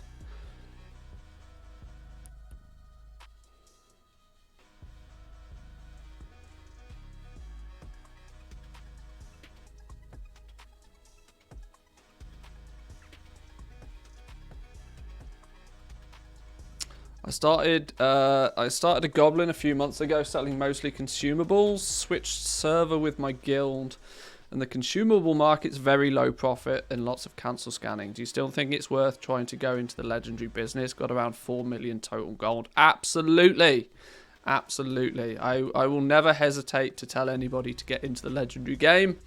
It is without question the most overpowered crafting system we have ever had.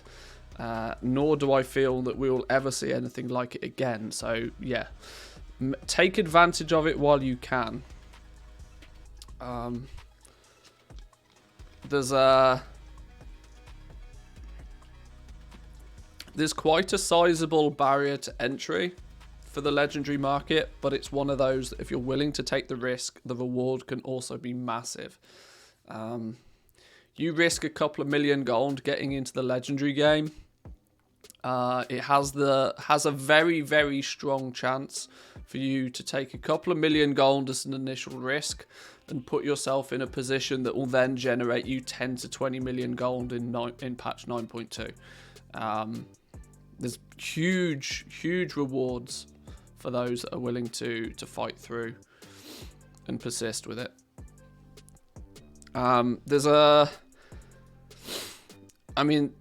Put it this way. You are always going to have a good amount of customers, and you've always going to have a profitable market when you're selling somebody's best in slot gear. Because people will pay what they have to pay to get best in slot gear. So the likelihood is that you'll always be able to make good profit with it. It's beyond broken. And, for as long as Shadowlands is a thing, it's not going anywhere. We've still probably got nearly a year of Shadowlands left. Because let's be real, the last patch of every expansion is always 8 months long, minimum. We haven't even got patch 9.2 yet, so you're probably looking at close to a year of Shadowlands left, meaning that there's probably at least 6 to 8 months of good goal making opportunity there as well. Loads of time.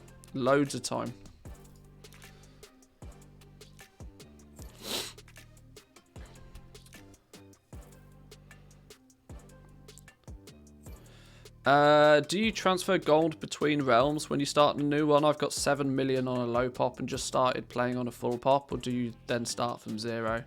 Well, I don't, but that's mainly because we've recently moved over to Draenor, which is, as many people who play in the EU know, I think Draenor's the second largest server. But I'm doing it for content, so I've chosen to not transfer gold over there to showcase the journey that you can go on if you are starting afresh. If you have the gold, there's no reason to not transfer some gold over there, because often that first million gold is the most difficult and most time-consuming, hurdle to overcome. Once you've already got a good amount of gold, you can craft things pretty aggressively. You can craft a lot of things, and everything you sell is, increasing your overall value. So yeah, I mean, if you've got the gold and are happy to transfer a character with 1 million gold in their bags, then yeah, it's advantageous to do it.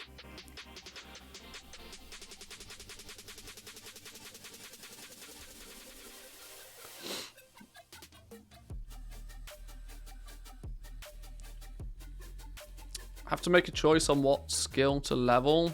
I've leveled 5 characters to 60 to grab all of the professions.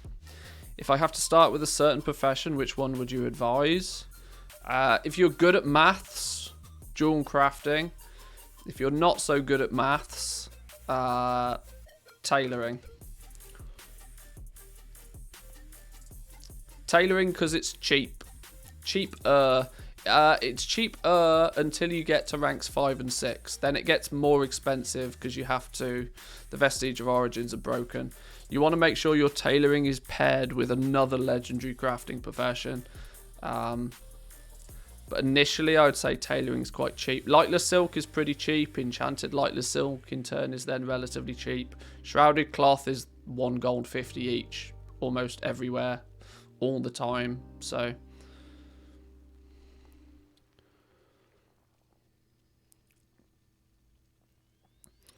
Draenor's the largest based on Raider.io population. I mean, there's 3 or 4 realms at the top that are all like stupid high population. They're all pretty close. Draenor, Silvermoon, Kazakh. Where else would there be? There's a few others. Torun Mill, Twisting Nether. There's a few more. I like to play on the big realms because I have the luxury that I can play quite a lot and I enjoy the competitive nature.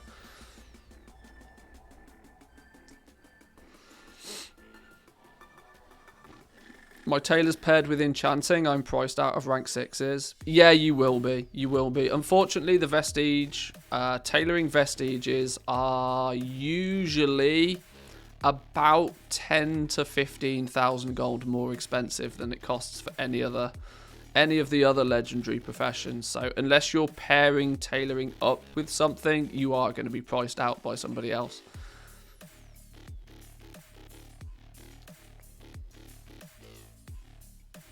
Leatherworking and tailoring, yep. Blacksmithing, jewel crafting, yep. That's how I tend to set it up. Out of choice, that's how I set it up, because blacksmithing pairs well with jewel crafting, because they both use Shadowghast ingots. So it makes sense to have, you know, that core material all on the one character. It's not essential, but it works. It doesn't really matter which profession you pair with tailoring, you just need something paired with tailoring.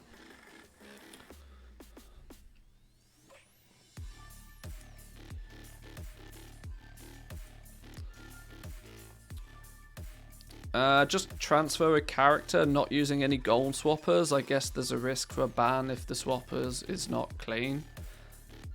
I mean, it's up to you. There's many different ways to get gold on a new realm.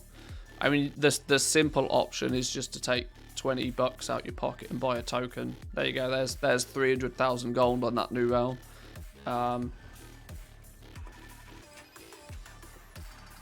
Alternatively, most of the boosting communities will offer gold swapping services. You can swap, you know, X amount of gold on one realm for X amount of gold on another realm.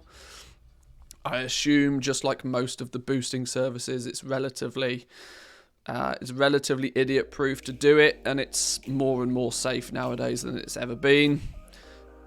Simply because these boosting communities do everything in their power to keep a clean reputation.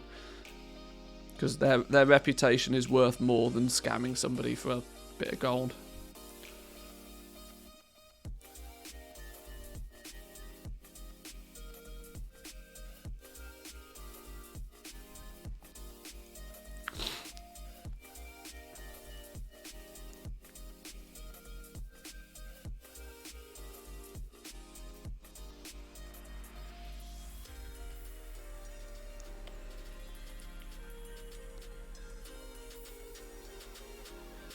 You need to transfer a guild if you've got more than 1 million gold. That way you can get 11 million plus whatever materials you transfer.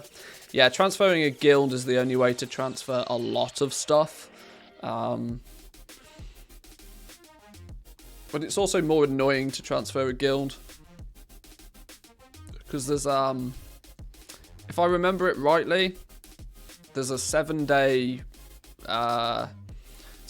window or like a cooldown period on either you becoming the guild master or on you creating a guild before you can transfer them.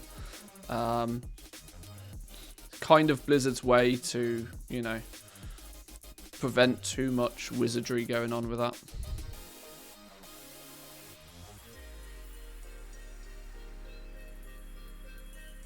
Transfer cap is still 1 million on a single character, yeah.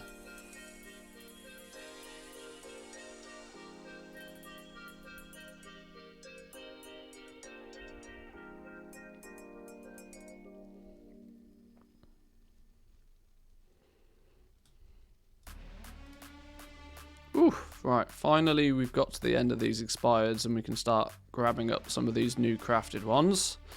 So let's take those out. That should be nearly an entire bag of newly crafted legendaries. Fill some gaps.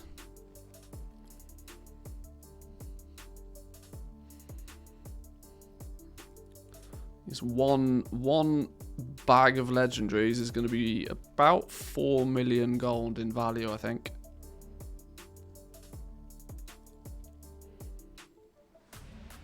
Can we fit them all in? Probably. Ooh, can't even fit them all in. Okay, sure.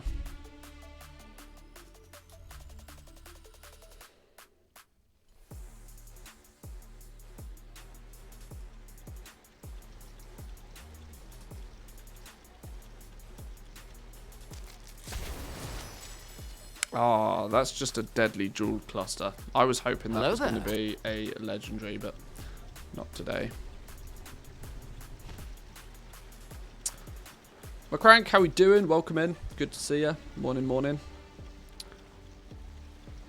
you think Blizzard's going to add another auction house mount in Shadowlands? No, no. I've been thinking about this a little bit.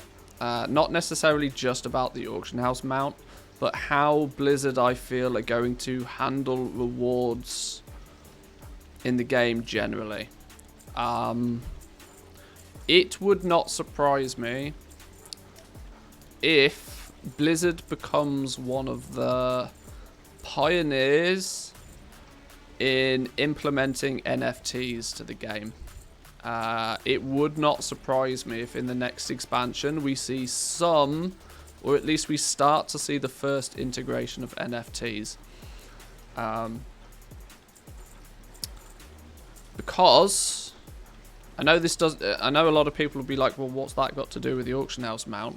But let me put it to you this way. Imagine that BlizzCoin. Yeah. Imagine that Blizzard released a new auction house mount similar to that of the Longboy, but they released the mount as an NFT. They release, I don't know, pick a number, 10,000 of them. There can only ever be 10,000 of them, but they can be freely traded between accounts. Those things would make Blizzard a lot of money. There's no question about it. Didn't Square Enix do this? Saw an article of them talking about it, but didn't read it. I'm not sure. Ubisoft did something not so long ago. It's coming. It's coming. NFT is a proof that you own a shitty painting somebody did. Most people's impressions of what an NFT is jaded by the fact that, yes, there are some dumb level things going on with them currently, because it's still super duper mega early days. Yeah, owning the NFT of a GIF or of somebody's tweet or something is actually ridiculous. But if you like, the concept of NFTs are think of it this way. The problem that the digital industry has always had is with locking down digital assets to owners. Because yes, copy paste exists. That's, by definition, it's a digital thing. You just copy it, you paste it, all of a sudden you've got two of them. But NFTs provide the ability to lock down digital assets, which hasn't really been easily achievable in the past. And the gaming industry is so primed for this, it's not even funny. Actually not, the gaming industry is borderline what NFTs were designed for. So you imagine, I'm going to use the example of a Longboy. If they re-released Longboy 2.0 as an NFT, what would that mean and how would it work? Well, they could release a limited quantity of them, for starters. that limited quantity of them would generate scarcity. Within the NFT of that item, Blizzard could receive a kickback off every transaction of that NFT. So say, for example, they make 10,000 long boys. They allow 10,000 accounts to have one, but allow them to be freely traded. Every time one is traded from one party to another, 10% of that transaction, or whatever percentage Blizzard deems greedy, they could take a kickback of every time one of those is transferred from A to B. The scarcity of them would, dictate the value of them. Look at the Spectral Tiger mount, for example. Spectral Tiger mounts are outrageously expensive now. Why? They're cool. Why? They're rare. Blizzard, I think, are probably going to be one of the companies to pioneer this at a big scale. Because they're no stranger to this, this conundrum, this problem of how do they sell things and get a kickback from it? How do they make more money? We had the TCG trading card game was a physical way of linking, taking physical products and linking them to digital products. We saw the Diablo 3 real money auction house, which was a super early way for Blizzard to try and make money off rare digital items. We now have the token, which is in the same league, but it's not exactly the same. I can't see why Blizzard wouldn't do it. Now, the question becomes, is it good for the game? I don't know. I haven't thought about it in enough detail to decide whether it could be good for the game. Arguably, it could bring a new life to collectibles. If there's any form of retroactiveness to this, those that have lots of mounts, those that have collected lots of things, those that have lots of gold, could be in a monstrously good position if they were to implement something like this. TCG mounts are sort of NFTs. Yeah, they were like basically the first implementation of something along these lines. I don't care if Blizzard brings in NFTs, to be honest, as long as they keep it so that the token system, I'd never have to pay with money from my pocket. Well, true that.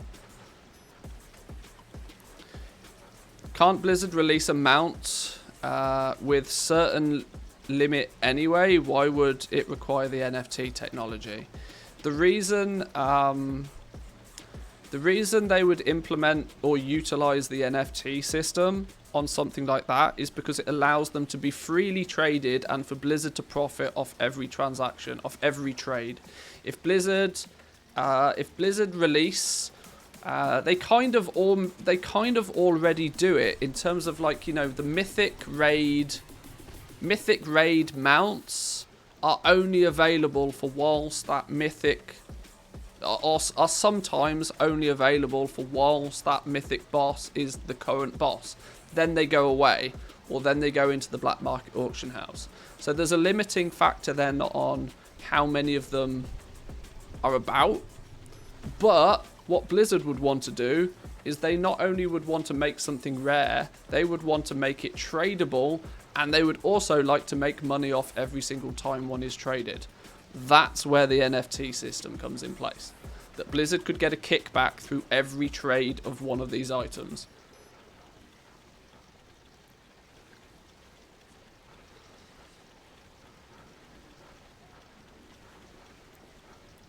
Mythic mounts drop rate becomes 1% normally. Yeah, they still allow, they allow a way for people to get it after it's, the hot thing. Now, like I said, I don't think they wouldn't start off by just everything becomes an NFT, but they would test the waters with a mount or two, either in the store or as an in-game reward.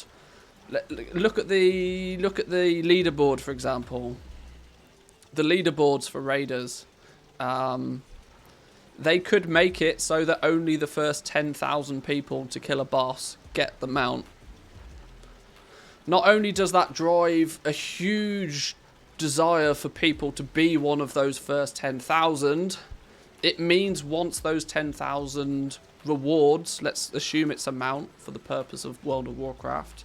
Let's assume that once that those 10,000 awards are in circulation, that they can then be traded to other players, and Blizzard receives a kickback from every time one is traded. You know, there's a whole industry there. And it's the NFT system which facilitates this trading of them in a way that Blizzard would make money from it. How would Blizz get the kickback though, with gold or Blizzard balance? Well, it depends on how the trade would happen. They would probably, because let's be fair, this is a video game, they wouldn't try and reinvent the wheel. You could either trade them using Blizzard balance, you could trade them via gold. Now ultimately, if you trade them via gold by selling it on the auction house per se, imagine if they made the mount like bind on equip or bind on account, sorry, that you can use it for as long as you have it, but you can then sell it to somebody else. Sure, if it's transferred with gold, then Blizzard are not going to get a kickback, but it helps with, if they allow it to be transferred with gold, it keeps the in-game economy good. It keeps, I mean, people will buy tokens to buy the damn things to circumvent it, but if they also make it so that you can trade them through a Blizzard NFT marketplace, you can trade them with Blizzard balance, then, you know, Blizzard can take their cut each and every time. Yeah, I foresee it being a thing. I don't know exactly how they would do it, but I would be amazed if they're not at least thinking about it. Blizzard have had a problem for a while that their reward structure in World of Warcraft is boring, and they've milked that cow dry. Nobody cares as much about mounts as they ever did. Nobody cares about pets as much as they ever did. Nobody cares about transmog as much as they ever did, because there's too much of the damn stuff. They firstly could probably do with a new reward system, but secondly, if they can create something that also generates them a fuckload of money, they will do it. So we'll see. We'll see. That was just my first initial thoughts on it.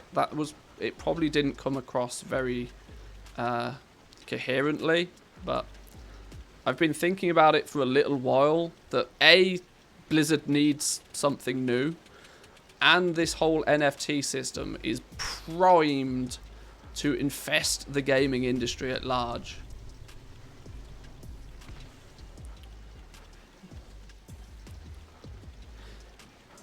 If it was with Blizzard balance, there'd be outrage, in my opinion. Anything that Blizzard does, there's outrage. And I think Blizzard understand and almost embrace that nowadays. That it doesn't matter what they do, it will cause outrage.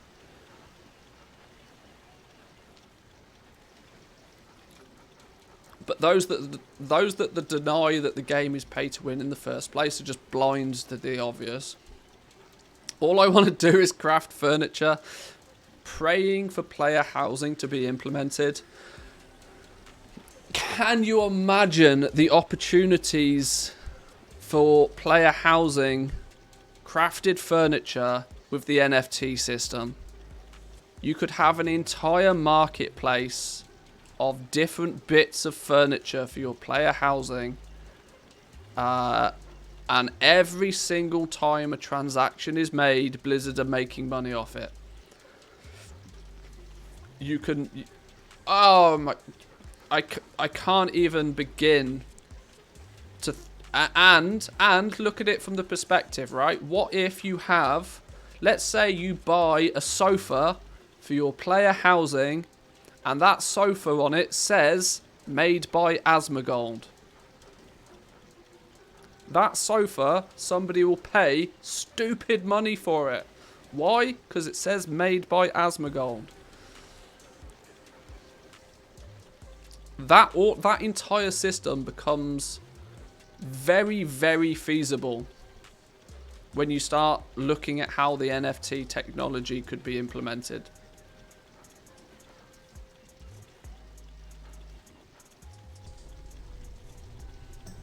I have a great guild name already, IKEA Inc. People actually asked him in game to craft certain rare items so that it would have his name on it. Yeah, absolutely. Absolutely. The gaming industry is so ready for NFTs to invade. Now I hope that, you know, the big companies do it right. And if they're sensible about it, they'll be able to integrate it into the games that they've already got almost seamlessly. And it won't be so much of a problem. Look at CS:GO skins. CS:GO skins are a really good example of how this could work.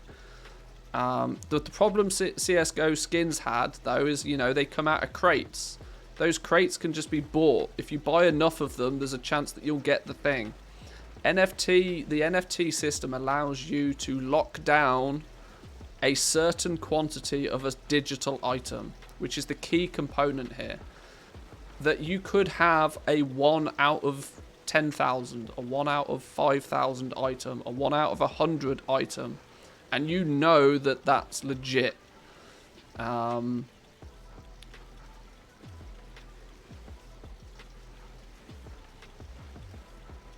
That's not really something that's been feasible so much in the past.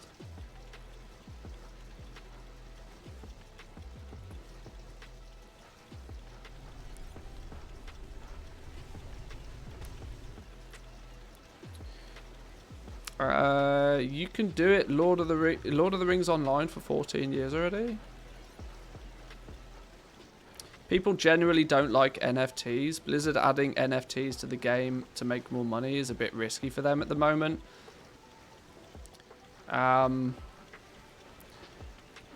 fact that people generally don't like NFTs is only because most people don't understand NFTs. And like I said at the beginning, it's mainly down to the fact that NFTs so far are just implemented in a very weird way. Maybe I should have given a bit of an overview to what an NFT is to begin with. Stands for non-fungible token. Basically, consider it like a ledger for a digital item. I'm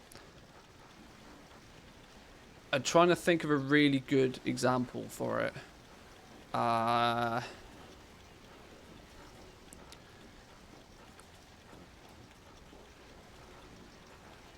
Well, everybody's aware of like mounts in the game. Say, for example, there's a mount that you can acquire in the game. That mount could become an NFT, and built into the digital code of that mount is a ledger of who owns them, when they were transferred, you know, this sort of thing. That ledger is managed on the blockchain, so it's managed in a fashion that is not owned by anybody, and it is near enough impossible for it to be tampered with. One of the big problems with digital items is that copy-paste exists. You know, Control-C, Control-V. Now you've turned one thing into two. At the NFT system, one of its big advantages is that it can lock down a limited quantity of a digital item. Sure, in terms of, you know, GIFs or pictures of funny-looking monkeys, sure, you can copy and paste it, but the NFT is the transactional record of who actually owns those items. Now, obviously, within the four walls of a video game, you don't naturally have access to copy and paste. Now there are, you know, scenarios where something is duplicated through a bug or a glitch or an exploit in the game, sure. But NFTs would almost be, I'm not going to say immune to that, but it's seriously hard to do something like that, because the duplicate version of it would not have the correct encryption attached to it to say that is a valid item. NFTs have had a bad rap out the game. I'm sure once more sustainable ways have them created, they'll become more generally accepted. Yeah, like I said, they have a bad reputation right now, because people see somebody buying a GIF or somebody's tweet for like $100,000 and just think it's a scam, think it's ridiculous. It's basically like a serial number. A serial number is not a bad way to describe it in layman terms. There's a lot more to it, but that's obviously, you know, in the digital age, you can do a lot more than just, you know, print one number.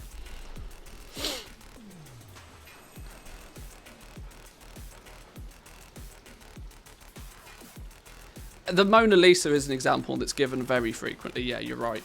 So like the Mona Lisa, the original version of that painting would be the NFT, because it's the non-fungible item.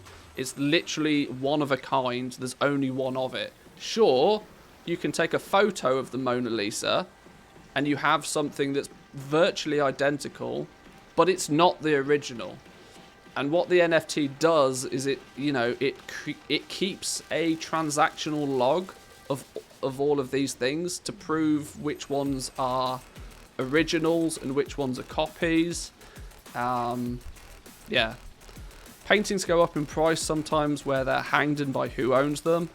Amount that was earned by Gingy during SOD would be worth more than a random person's. That's a good example. Yeah. If a really high ranking mythic raider, really popular community figure, earns a mount or something in game, then they could sell their specific version of it to somebody else. And there'd be that transactional log of if that then person that bought it from Gingy wants to trade it to somebody else, then there's a history built into it that says, yes, this is the original one. And so you can determine value based on that. And where you can determine value to something, there's money to be made. And that's why Blizzard will be looking at it incredibly closely. Because guess what? Activision loves money. Asmongold's mail muncher would be valuable? It would, yes.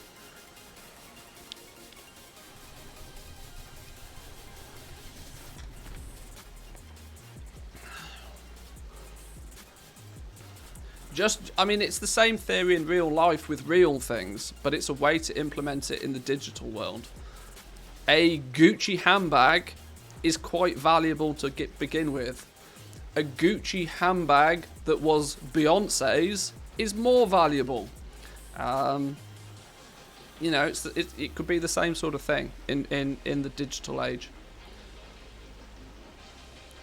Just Googled Square Enix. They're planning on supporting NFTs in Final Fantasy XIV. Players, of course, are outraged. I'm sure they are.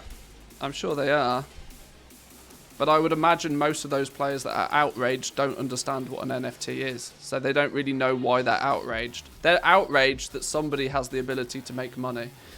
That's usually why most people get outraged on the internet. Jealousy funds the majority of outrage.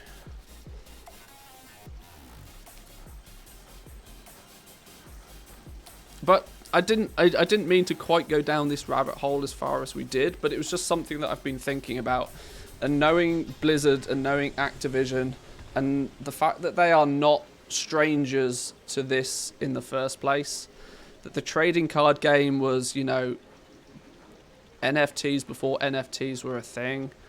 Their attempt at the Diablo 3 real money auction house goes to show that they are willing to take risks like this if it can profit them.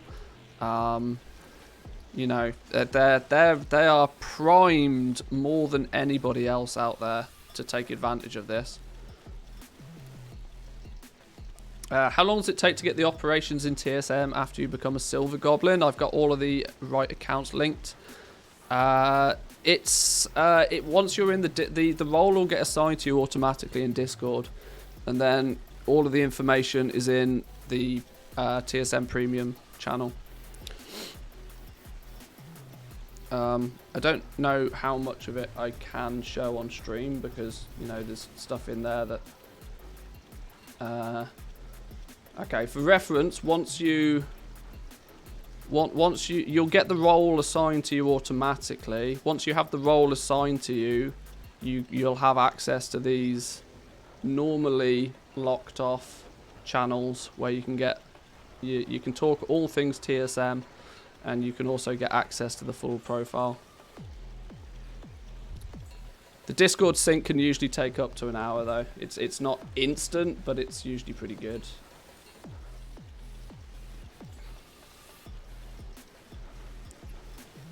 World first Scarab Lord mount would be worth quite a bit.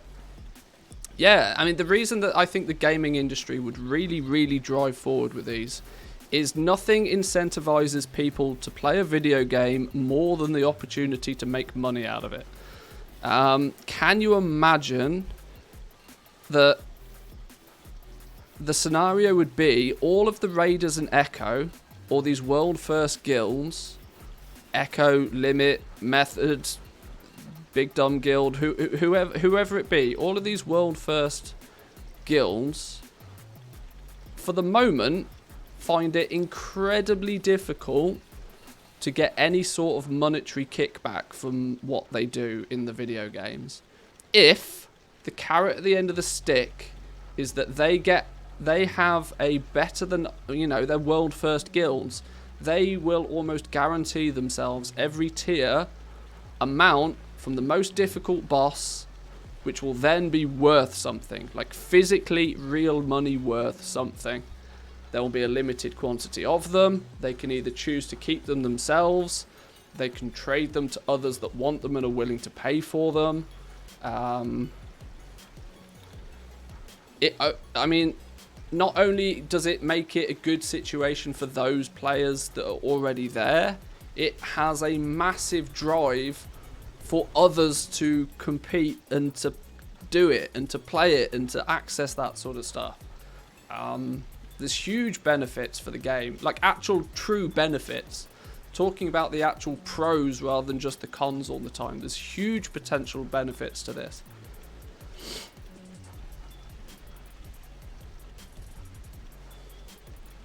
If anybody has knowledge of the TF2 economy, crafted gear mounts would be cool. Yeah, Team Fortress 2's always had a lot going on about it.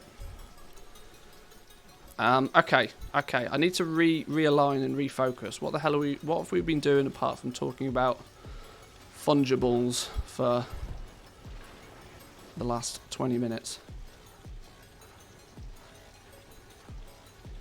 I should press that add button. You are absolutely right. We are absolutely right. I should take this opportunity to press the add button real quick.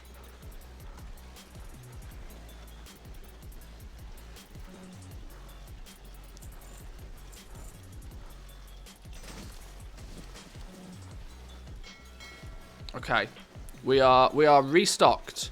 Let's take a look at our LST just real quick. We are now muy caliente. We are pumping numbers now. So we can see we are now 152 rank 6 legendaries crafted and ready to go. 157 rank 4s and way too many rank 5s, but I'm willing to take the risk on these because I'm stupid. At minimum price, close to 20 million gold of crafted legendaries right now. Ready to rock and roll. You're a brave man with all those rank 5s. I know. Brave is one word for it. Stupid is another. But, you know, if I sell one or two of them at stupid high price, it covers the cost for the rest. Yeah, this realm is good to go. We are ready for a big couple of days. Rank 4 profits. Look, rank 4 profits are getting squeezed. They're getting squeezed, but the important thing here is they're being squeezed, but they are still profitable. This is the big thing that I've been trying to achieve. Squeezing the profit on rank 4s, but not making them, you know, not dropping them below cost. There's a fine line between genius and insanity. You are right, there is a very fine line. A very fine line indeed. This tailoring guff I don't really worry about too much, but those rank 4s still seem pretty high percentage-wise. Yes, yeah, I mean, considering a rank 4 is probably actually only like 20 to 25,000 gold crafting cost, I would guess, roughly. That's an average. To make 5k on it is still, you know, 20-25% profit, which is not bad at all. But it's keeping them, you know, the right side of, keeping them green rather than turning them red.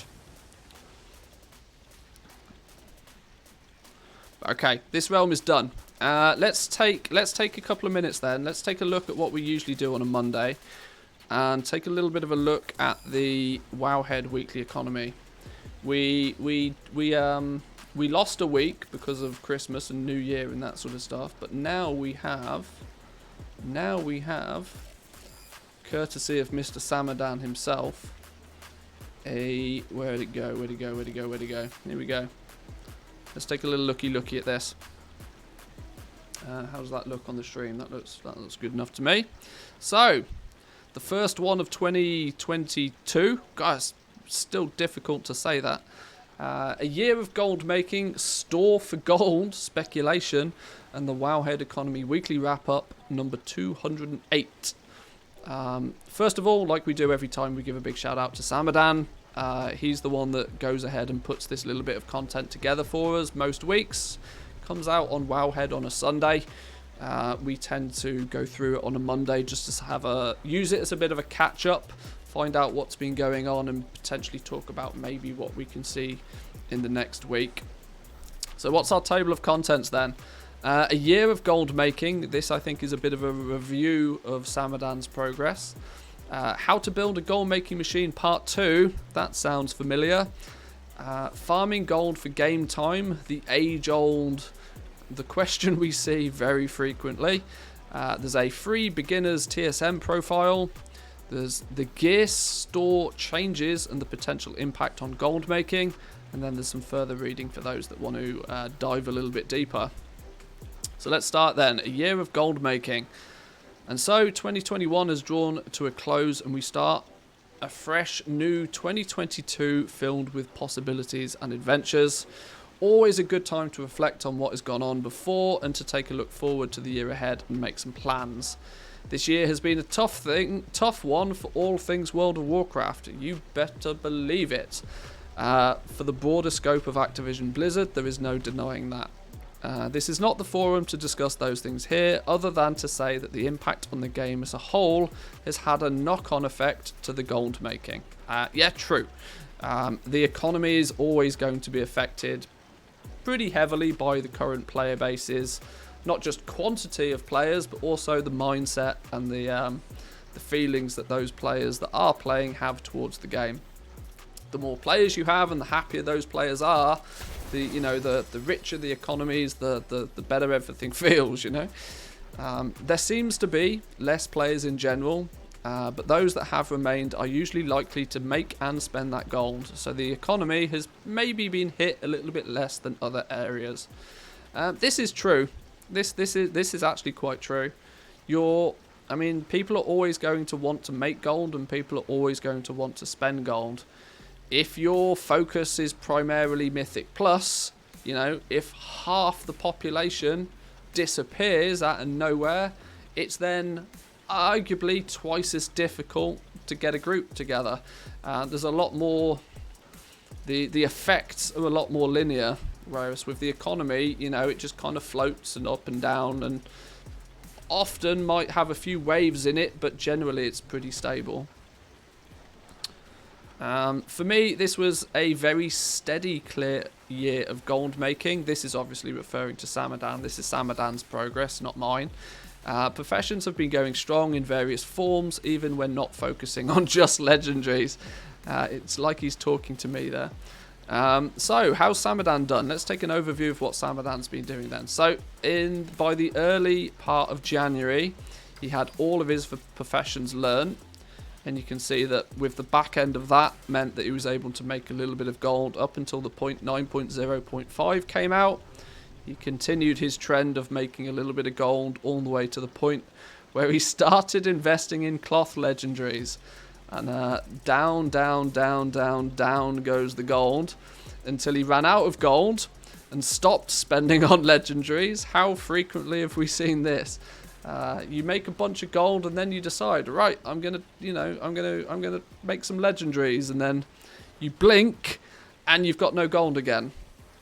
But what he appears to have been able to do is probably pushed enough of his legendary slots high enough to, stop investing in leveling up and start just, churning out crafts. And he's seen a nice, through July onwards, a nice upwards trend until 9.1.5 came out. And Samadan appears to have had good success with the Mage Tower. Very good success with the Mage Tower. Looking at some of his numbers, he's done 15 million in sales, with his most popular item being Grimveiled Capes, earning himself an average of 41,000 gold a day. This is obviously revenue. Not necessarily profit. He's spent over 10 million gold, presumably on mostly lightless silk and I would guess things like arboreal shards to be able to craft those Grimveiled Capes. And all in all, he's profited 4 million gold. Not bad at all. That's certainly, I would imagine, 4 million gold. I suppose that's about what you need to play the game for free. I think over a 12-month period, what is it? The token's 300k now, right? The token's 300k. So if you buy a token every month, now of course the token wasn't 300k back in January. It was probably considerably less. But let's just then say, let's just take 300k as an average. You're looking at 3.6 million a year to play the game for free. So with 4 million profit, he's not only been able to play the game for free, but he's also got a bit of spending money for his time and efforts as well.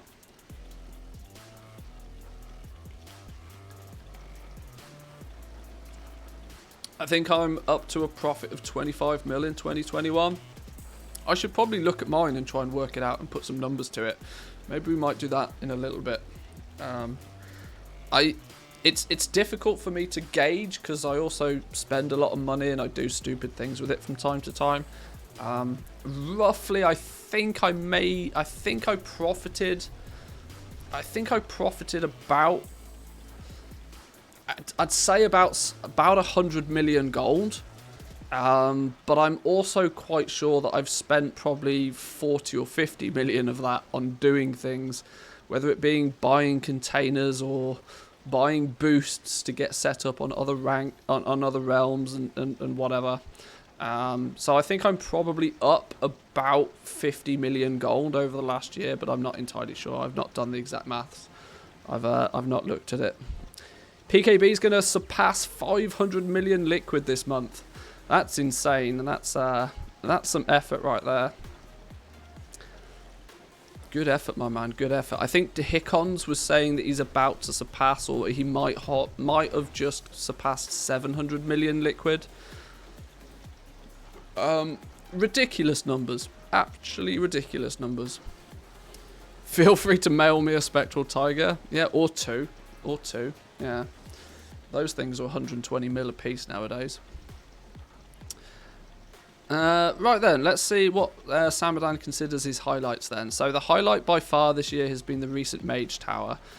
It was the perfect type of goal making for me. He had his professions in a decent state and already had learned all of the Pandaria armor crafts. Well, yeah, that is the big one, right? Having that in place was probably the reason for this big spike. But let's read on. Had also stockpiled on some old world materials thanks to the Relic of the Past speculation. and so was in a prime position to make use of most of the markets. I may not have had the huge success that others had from investing early in the legendary markets, but I'm more than happy with the amount earned and glad that I didn't enter into the cancel scan wars to get it. With a 4 million total profit for the year, that averages out more than a token a month, and that's not taking into account the tokens bought during that time period. Oh, that's true. He's probably been buying his tokens sporadically during this period as well. So, yeah, that's probably 4 million on top of whatever it cost him to. You know, he was probably taking dips in his gold value. Looking ahead to 2022, we've got the first patch of 9.2 arriving soon with some new materials, a new rank to legendaries and crafters marks, and some interesting new profession items. Samadan plans to progress his characters where necessary to gain the new recipes and continue the gold making as he is now. Casually but steadily. This is important, right? This is one thing that I really like from Samadan's content.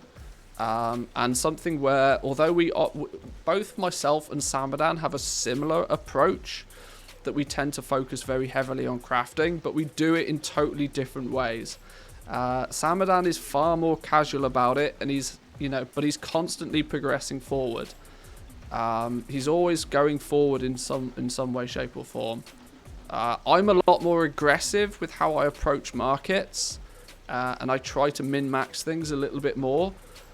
But by doing so, I often end up doing silly things like this, where we end up, you know, taking nearly a 10 million gold loss in a month. So it's, you know, it's weird that we're kind of doing the same thing, but by taking a different approach.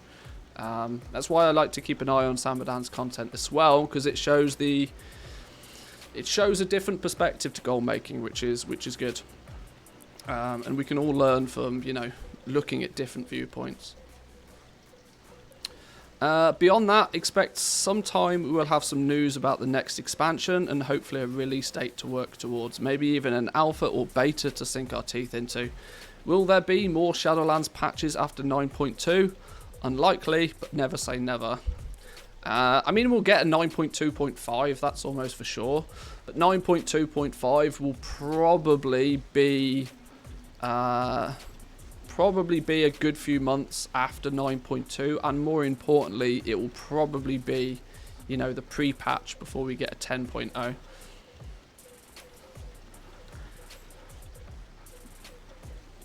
You spend more time in the game and doing more cancel reposts. When the going's good, I do. Yeah, that's true. I am willing to put the time and the effort into cancel scanning when it's necessary, though. But I am the first person to stop cancel scanning. The second it doesn't become worth my time to do it, the second I drop below, I don't know, if I'm not making 300,000-400,000 gold in an hour doing cancel scanning, I just don't do it. But that's my own personal, you know, barrier, right? If I can earn 500 gold at 500k an hour by cancel scanning, I'll do it. But if the market's not good enough to facilitate that, I'll go do something else. But yeah, it does mean that, you know, when a brand new patch is out, I will probably hit the auction house pretty hard. But that's good to see. It's some impressive results for a year. You know, ending up here is definitely what you want to see. Definitely what you want to see. He could buy a Longboy again. Yeah, he's now got enough to buy. He had, if you look at Samadan's graph, not just from 1 year, but maybe 2 years or a little bit further, you'll see he was at this point once upon a time, and then he spent all his gold on buying a Longboy and ended up down here again. But now he should feel good because he's got back to where he was before, and he owns the Longboy, so he's got one up on me for sure. Next one on the list, how to build a gold making machine part 2. There's very little point me pushing on this because, you know, it's my own video. Thank you to Samadan for highlighting it though, for sure. It's a follow-up video going through my progress as I set up some characters over on Draenor. I'm spending a lot of time this expansion expanding from not just one realm but onto more realms. We are fully established, technically gold millionaires on 2 realms now. Draenor is our new one, which we're playing through, and that we will continue to be playing through in the near distant future. But this little series, How to Build a Gold Making Machine, is a little series I'm putting together, sort of tracking the progress. So if you want to keep up with it, there's only 2 parts of it out so far. There's often a couple of weeks between the episodes because the way that I'm approaching it is a very, short bursts of effort, and then waiting for stuff to sell to generate the gold. I'm not trying to farm 1 million gold in a week or anything ridiculous, but this same thumbnail will be used to emphasize that series of videos. It will probably be a 6 or 7 part series by the time it concludes. We will probably conclude it once we hit gold cap or something. We'll see. I'm not sure. Not decided. Next on the list, though, farming gold for game time. I have so many mixed feelings about this approach to gold making, mainly because it pains me to see people do it. Sure, you can absolutely play this game for free. There is many ways that you can make enough gold to generate a token plus every month. The thing why it concerns me greatly is that I often have the opinion that farming is probably one of the least efficient ways to do it. Yet it's the one that is the go-to for most people. This was a big reason to why I started making YouTube content again, and streaming again, and integrating myself into the gold making community a little bit more. That I wanted to try and help people get out of this vicious cycle of farming for their gold. Because it is a vicious cycle. It's a vicious loop. You make enough gold to pay for a token, you buy your token, and then you go back to 0, and then you have to farm up all of your gold again. Never do you get out of that vicious cycle of farming for gold.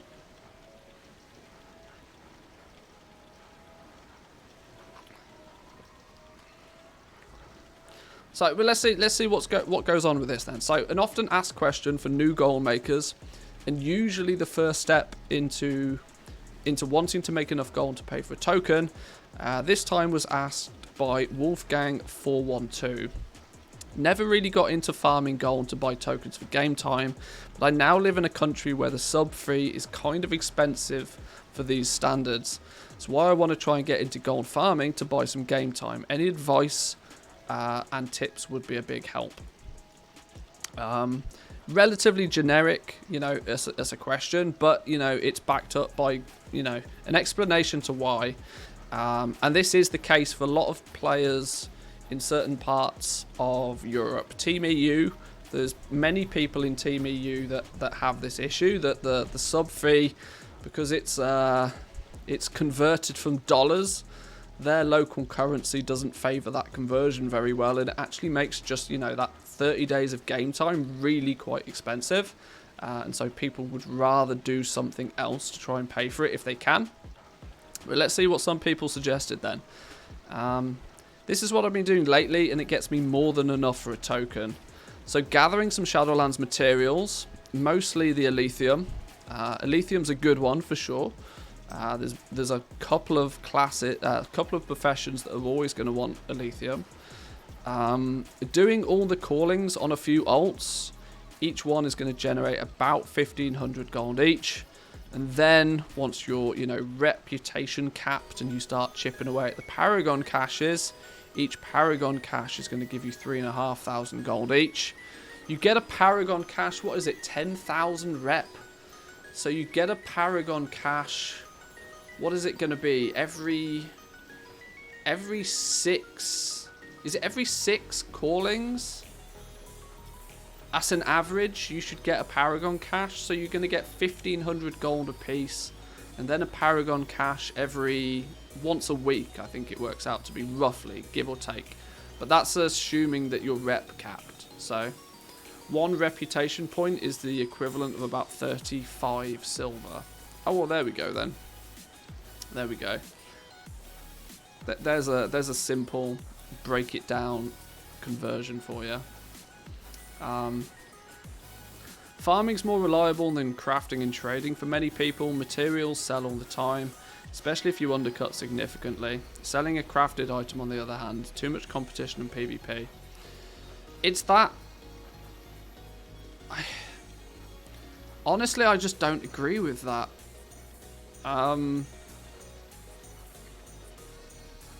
Yeah, I quite simply just don't agree with that. That it's just, in theory, it's just as easy to sell materials as it is the crafted items. There's pros and cons for sure, but we'll talk about this a little bit more in a minute. But let's fire through. So, callings, a few Shadowlands materials for farming, doing all of the gold material caches and rep missions on the adventure table. I mean, the mission table is, you know, on a minute-by-minute investment level, one of the most outrageously profitable things you can be doing. Doing Korthia quests for the reputation and for the Korthite crystals. Using the Valor points I get from the callings to buy 10 heavy callous hide. 750 Valor for 10 heavy callous hide. I know these are not the most efficient ways to get gold, but I enjoy it more than crafting stuff or flipping. Now, this is the crux to the argument, right? This is the only justification I see for doing most of these activities. If you're enjoying doing them, do them. Honestly, if you enjoy doing them, do them. But be aware that if your ultimate goal is to make lots of gold, this is not very efficient. It's available for everybody though, and that's the reason why it becomes the first thing that people do, because you kind of have to do it to begin with. You kind of have to do it to begin with. That you have to have a little bit of gold before you can really do much of any crafting. But as was, you know, my Project Draenor How to Build a Gold Making Machine series is emphasizing just how little gold you really need to get up and running with crafting. If you're looking to get game time, you have 30 days. You genuinely have 30 days, which is actually quite a long time. If you spend an hour a day on doing some very simple farming initially, then crafting, then relisting auctions, you're still spending 30 hours in an entire month with almost no risk. Almost no risk. Some risk, true, but almost no risk. Or you could spend an hour a day doing all of this, and then at the end of the month, get your game time, but still have nothing to show for it. This is the thing. This is why I consider it a vicious circle. That just as you manage to make enough gold for a token, you're back to zero again, with no advantage to make it quicker to get that next token. I would suggest taking advantage of the ongoing Legion time walking. Very profitable is Draenor, Legion, or BFA Alchemy. Make a bunch of drums with leatherworking that sells well. If you've got dual crafting, there are some great older gems, old enchants. Xenanthid has been selling well due to potions and flasks. You should be able to get enough gold for a token even whilst doing simple things like mission tables, world quests, emissaries. True, you absolutely can.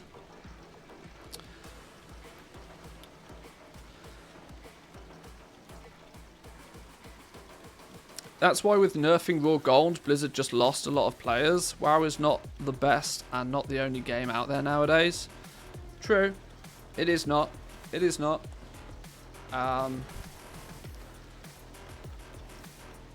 Nerfing the raw gold was an essential thing to do, though. I hope you understand that, though, right?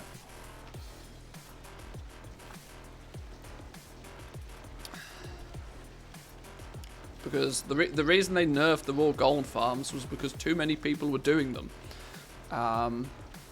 And the long-term knock-on effects of an out-of-control level of inflation will absolutely categorically lose Blizzard more players than what they would lose by nerfing the raw gold farms. This is why they are super aggressive at nerfing raw gold farms. Because they are literally the cancer to the economy. The economy will cripple under the weight of raw gold farms if they don't nerf them, which is why they do. Which is why they do, and they're very quick at doing it.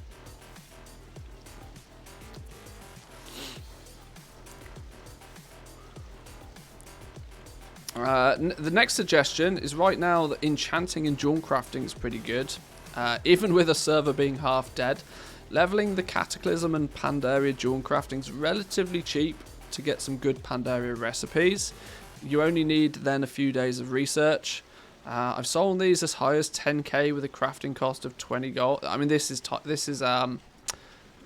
emphasizing the time walking thing again. We're a little bit late to this party now, but the time walking will. The Mage Tower will come around again, so it's not too much of an issue. Cataclysm has some good gems, but you need a lot of time to buy the recipes as they are gated by dailies. Some of the only jewel crafting recipes I don't own are because of the Cataclysm dailies, annoyingly such. Enchanting has a couple of good recipes. There's the Crusader enchant from vanilla, and you can farm yourself, and the Hidden Satyr from Legion. These are really good sellers for good prices. Chaos Crystals, farm them yourself in Legion raids. Seducer, how we doing? Welcome in. Good to see you. You need a level 60 character to solo the Legion raids though. This is, however, very time limited because the Mage Tower is only going to be available for a couple of weeks. But yeah, getting this sort of stuff done now is a good suggestion because it sets you up for next time the Mage Tower comes around. And this is a lot of what I try to promote, that if you're not directly making gold, you know, by doing a calling or something, do something that's going to put you in a better position for making gold down the line. So leveling and getting your... Mage Tower's now done, basically, roughly, give or take. Mage Tower's pretty much done for this event, but it will come around again next time. Take what you've learned from this now and, you know, chip away at putting yourself in a really good position for next time the Mage Tower turns up. Now, of course, next time it's not going to be as, you know, explosively popular as it was this time. The reason why some of the markets were as profitable as they were this time was because nobody expected them to be. It was kind of, you know, it went under the radar. Those that already had the preparation done were able to make an absolute killing. Next time, you'll sure still be able to sell your crafted gladiator gear. You'll still be able to sell your flasks and your enchants and stuff, but people will be a lot more prepared for it next time. So the money won't be quite as ridiculous in it, but it will still be there. Just like, you know, a new raid turns up. 9.2 will turn up and a new raid will turn up. People will still wait, you know, 2 minutes before they enter that raid to buy their flasks. That's the level of preparation that people have for this. They don't think ahead. They're very reactionary. Oh, there's a new raid. Now I should probably buy some enchants. Now I should probably buy some flasks. Now I should probably buy some potions. Whereas if you're smart, you buy them or you craft them in advance when they're like half the price. But, you know, most people don't care. But yes, getting yourself set up for next time the Mage Tower's a thing, definitely a good use of your time.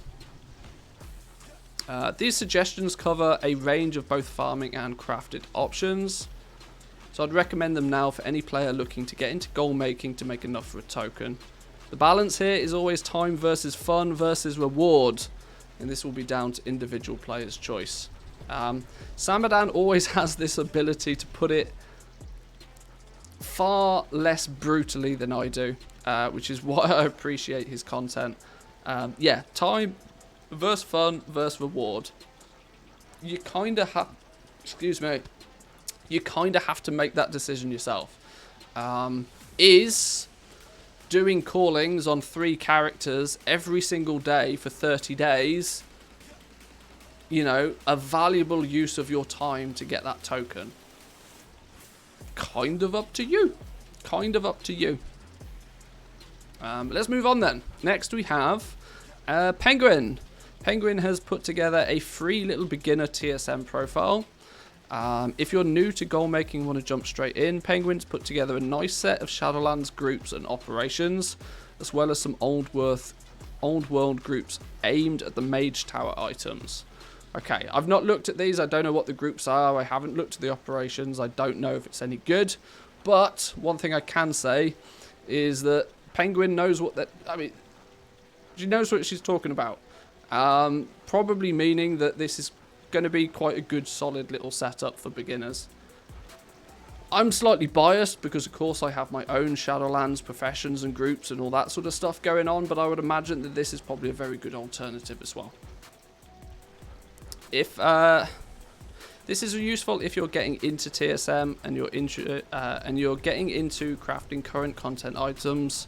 I'd also recommend taking a look at some guides to try and build up some groups from scratch. If you're new to TSM, this will help you get to grips with how it works. Yeah, I've used Penguin's 0.1 profile for a while. It's pretty solid.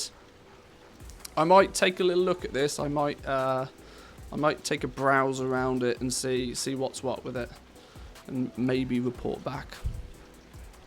What are these guides then? Is this oh, Samadan's actually linking to the official TSM guides as well.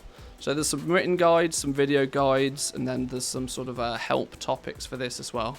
Wow, if these video guides really had like a fair amount of views now. So there's myself. There's also Samadan. Both of our guides are, you know, officially got the thumbs up from the TSM guys to get yourselves up and running with Tradeschool Master. So check these out. There's Diary of a Guild Leader. I'm not sure what this is. Whose are these? I don't even know who these are. Diary of a Guild Leader. I should investigate. I didn't know these were here. Okay, moving on though. Gear store changes and the impact of gold making. Oh, is it a classic content creator? Ah, okay, I see. I mean, yeah, classic's a little bit of a different beast because it does work. There are some subtle changes with classic. Okay then. So, an interesting thought process was brought up recently regarding the imminent relaunch of the Blizzard store. The Blizzard Gear physical store is closing at the end of the month. I believe by this point it's closed, right? I think it's done. Game over. And all gift cards and coupons for the site will expire. Currently the store is run by a third party and requires a different login and different payment methods so that you cannot use your Battle.net balance on that site. It seems to me very likely that they are finally moving the store to their own platform so they can use their own payment services, a Battle.net address, and add the store to the desktop launcher. Yeah, this seems... Put it this way, I would be absolutely amazed if this wasn't what was going on. This also leads us back into what we were talking about earlier with NFTs. Before they enter the NFT universe. Oh, Zan, if you've just joined in, we were talking about NFTs in quite a lot of depth earlier. Maybe check the VOD on that one.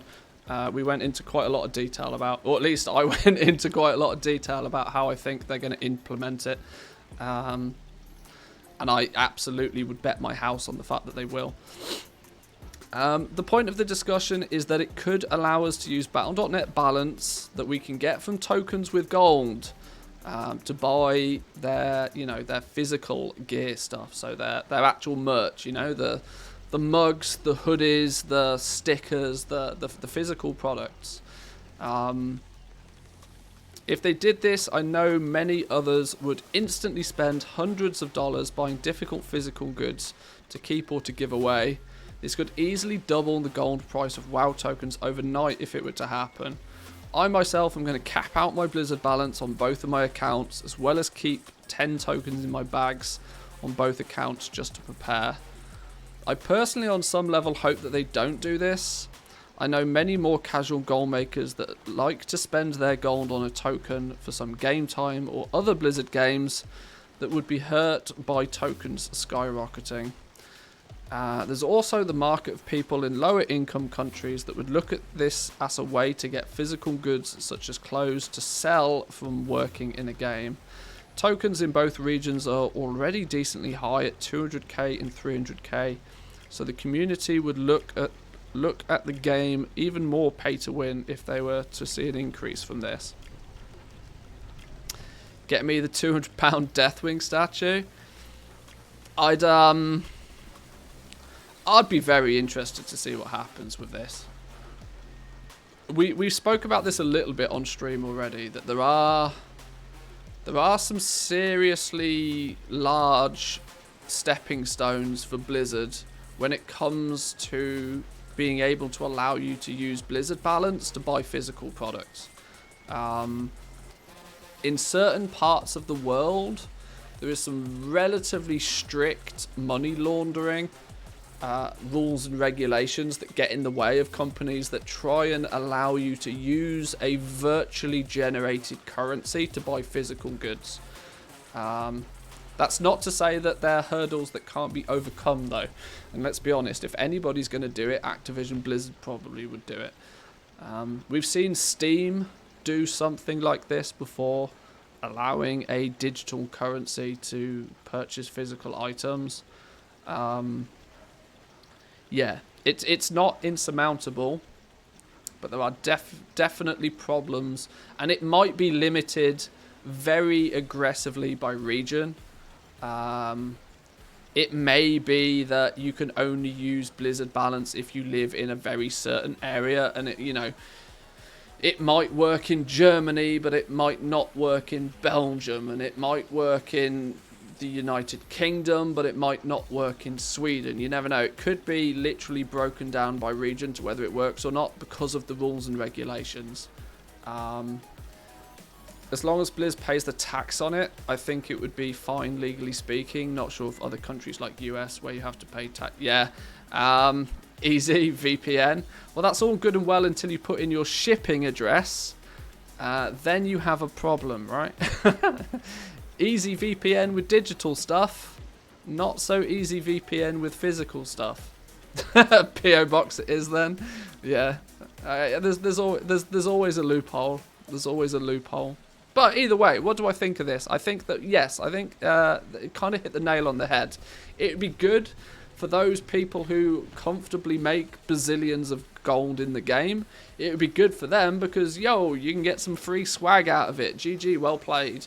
For those though that, like I said, and equally as we've been talking about earlier on, those that use the gold that they're able to generate in the game to play the game are going to be at a massive disadvantage if all of a sudden the 300k token becomes a 400k token, becomes a 500k token. Yeah. There becomes a problem there. There becomes a problem there for sure. But you could equally then argue that it will only be a temporary thing. Because it will probably balance back out eventually. Because at the moment, you can turn gold into Blizzard balance and you can buy thousands of dollars worth of Hearthstone packs. If you want, you can spend an unlimited amount of gold on turning it into Blizzard balance to buy digital items already. Sure, if they add physical gear to the loop, we'll have to see. We don't even know if this is what Blizzard are doing. This is all speculation. But I would be very interested to see what happens. I'm probably going to err on the side of caution and do all of this as well. I've not done it yet, but I probably will. And in fact, I probably should just do it, because it's not like I'm using the gold for anything else right now.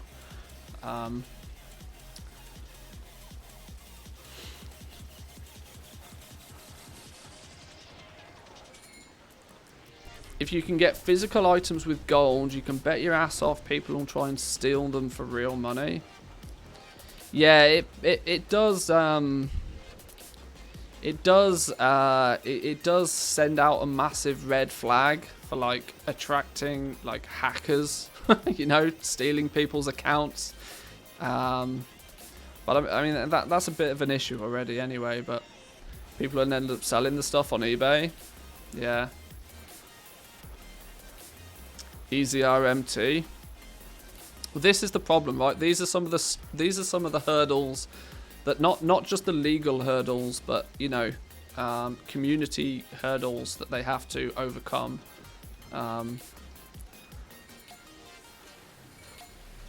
We'll see what happens. It's a very interesting idea, the possibility of using BattleNet balance to buy physical goods. I share the same worry that the token price will instantly spike and would make life harder for the casual goal maker to pay for game time. And for reference, I would like to point out is that Blizzard are not losing by people playing the game with game time, paying for the game with gold. A lot of people assume that Blizzard are losing out. For every player that plays the game for free, Blizzard is losing a subscription. No, it's actually the exact opposite. Blizzard actually make more money off those that, you know, play the game for free than they would do if they just took their credit card out of their back pocket. Because for every transaction of a token, Blizzard makes €7, $7, something along those lines. It's in Blizzard's interest to find that balance between people buying lots of tokens with their credit card and that balance between the people being able to make enough gold to want to buy those tokens to play the game for free. There's a fine balance there, and so it's in Blizzard's interest, and this is hence why the token system is designed in a fashion so that it cannot physically skyrocket either up or down too aggressively. It can do it over time, but it can't do it overnight. There's limits put in place to deliberately keep inflation or deflation of the token price at bay. So we'd have to see what happens. What would happen to the EU side of things? We've been more restricted in what we can buy. And there are logistical issues of shipping to various countries. Yeah, the logistics of the whole thing is pretty tragic when you dig deep into it. But I'm sure a company of Blizzard's stature, Blizzard Activision, will work it out if they feel they can make some money from it. So, if you want to do some further reading, you can check out the WoW Economy subreddit or jump over onto the Discord server. A big shout out again, finally, to Samadan, who does his streaming over on Twitch. You can also go say hi to him over on Twitter if you wish as well. So there we go. That was the weekly wrap up this week. Do I dare read the comments? I wonder about going through these comments every time. There's only 4 comments, so I mean, how bad can they be? Will we ever see a token for 150k on the EU like at the start of Shadowlands? It's entirely feasible if Blizzard gives us, you know, a good reason to. If Blizzard gives people good reason to buy lots of tokens, it will push the price per token down. So, new content is what does that. This is why every time we have a new expansion, the gold cost of tokens drops dramatically when we get a new expansion, because people want to turn their credit card money into gold to buy all of the new shinies in a game. And there's the most shinies at the beginning of an expansion, so.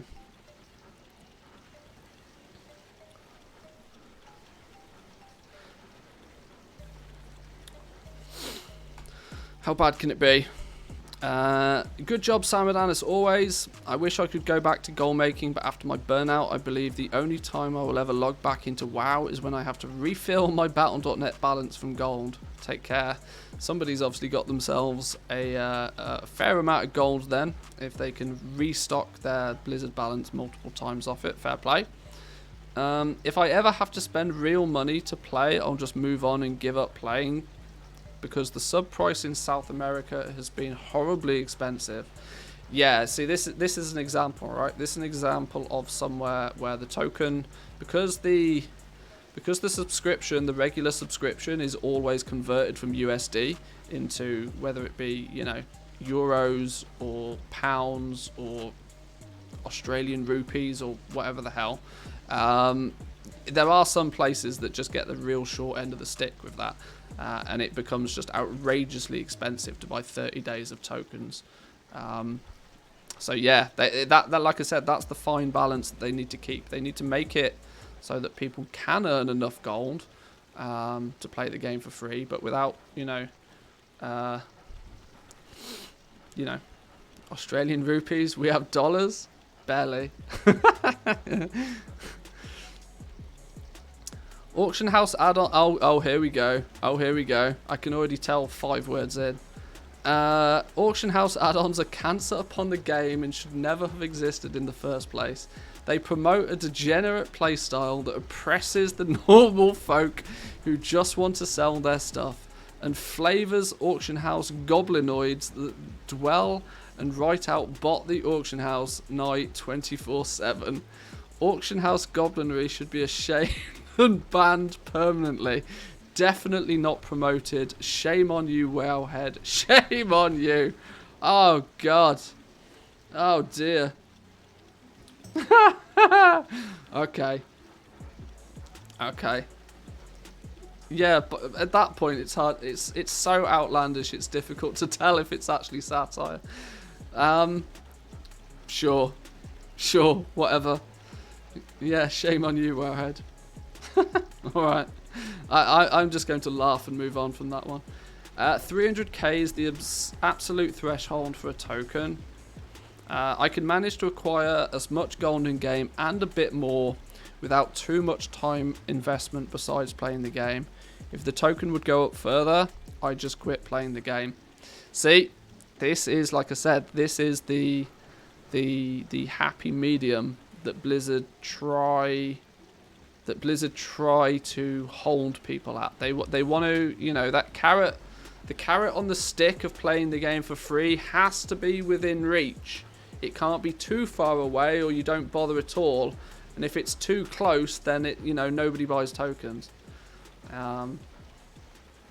This is the thing. It needs the token price is a fine balance. Guy acts like people would not camp the auction house without auction house add-ons. Yeah, I know. Yeah, it's just, it's one of two things. Either it's just a troll that, you know, does not have a great way of putting across sarcasm on the internet, or it's somebody that's just, you know, it's just an angry fella. It's just an angry person.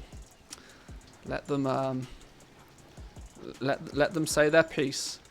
I'd rather them beat up their keyboard than beat up their wife. Put it that way. There we go. On that on that slightly twisted note, that was the Wowhead Economy Weekly Wrap-Up number 208. Thank you once again, Samadan. Let's move on, shall we? Let's move on. And by move on, that went dark. Yeah. By move on, let's take a little look at Draenor. Let's take a little look at Draenor. We've talked a little bit about Project Draenor. Let's see how it's coming along.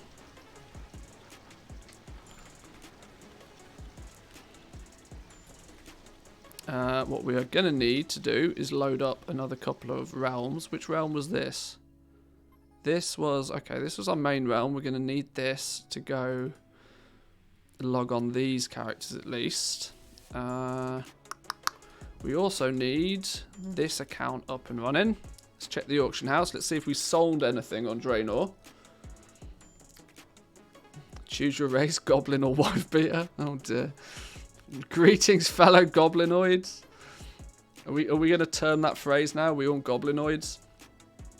I think the fourth comment is a hindsight. It will increase the value of general items.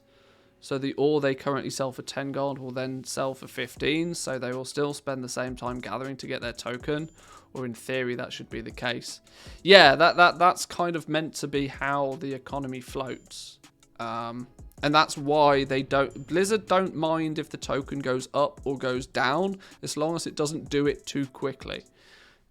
This is why limitations are put in place too. It can rise and it can dip, but it doesn't want it to happen like literally overnight.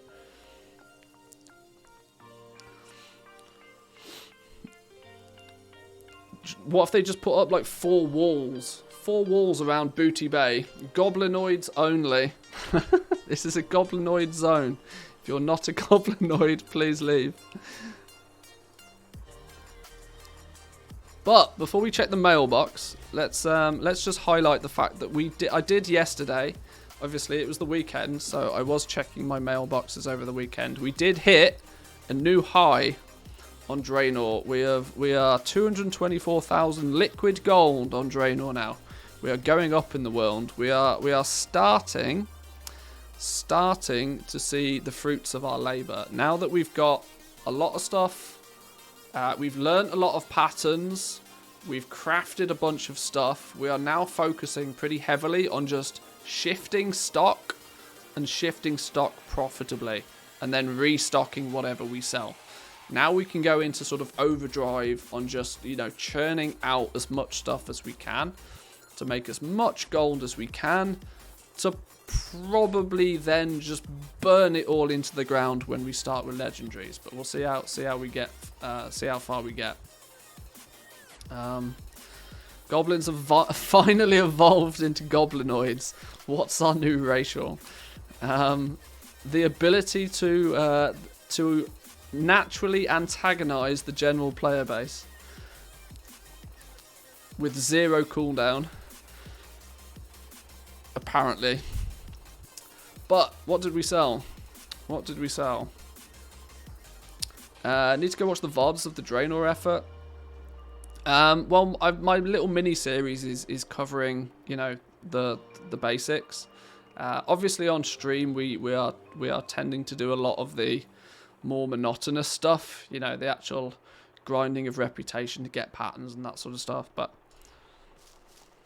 by all means, please feel free to check out the VODs. If you're Dirty Irby, then it's the ability to get hate mail sent to you for posting on the auction house. Yeah, I get that occasionally. From time to time, we will absorb ourselves a few pieces of hate mail. So, overnight, another 30k to add to the pile. No complaints from me there. Some Desolate Armor kits, some Porous Sharpening Stones. Anything at 1,000 gold plus is likely to be item level 200 gear. Of which is, for the most part, there's not huge profit in this, but there's enough to make it worthwhile doing. He had people server transfer just to crash markets. Yeah, I know. He annoyed a few people. It was quite funny. 2k for a Shadow Scale vest. Is there any, oh, this looks like, there are people still buying what appears to be sets. So a Shadow Scale helm, shoulders, chest, arm guards, gauntlets, all in one go. Fortunately buying out, all of my listings in one go as well, which is a double bonus. Bunch of bags and some rings. Okay, nothing outrageous, but good enough.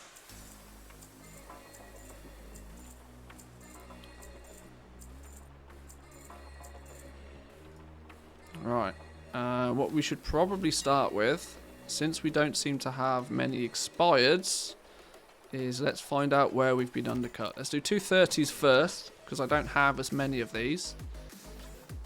Probably less to repost. It's interesting listening to him talk about it last night. Is Dirty Irby streaming up again? I catch him occasionally, but due to living on the opposite side of this you know, slowly exploding ball of gas. We kind of forced him to. It's good to see he's streaming again. I'll have to pop in and say hi. I see you were making use of the best TSM update in the last year, the color scheme. Well, yeah, I kind of have to now. I've got multiple characters that all play Horde, and so all live in Booty Bay. And it starts to get, when I've got multiple accounts open, it starts to get a little bit difficult to easily work out which account is which. So, unfortunately, I had to use the stupid color coding. As much as I bashed on it when it was released, it's actually become quite useful. He was in Hickons' chat talking about it, so he demanded a stream. Oh, okay. I think he's what's he doing now? He's moving house or something. I think he was streaming from his parents' house or something last time I checked in. I think he needs to, Dirty Urban needs to start making YouTube videos, you know.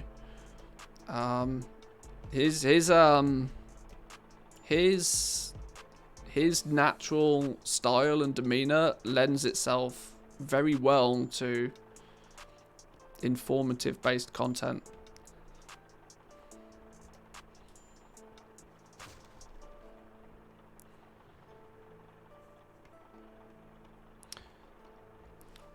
When I always see you, I remember Mycroft Holmes from Sherlock TV show.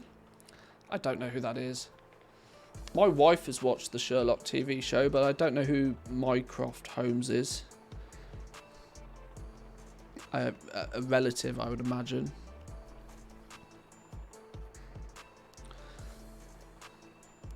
Imagine naming your auctioning operations something smart and informative and not just herb and leatherworking things. Well, this is actually the profile I'm using right now is my Patreon profile. So I deliberately named them something constructive for the purpose of that. I deliberately want them to be, you know, tell a story, not just herbs. Have you found the new clickbait video titles are working for your clicks? I spent 80 million on one item, etc. Or did you click it? Did you watch it? You tell me if it works. It's about as borderline clickbait as I'll get.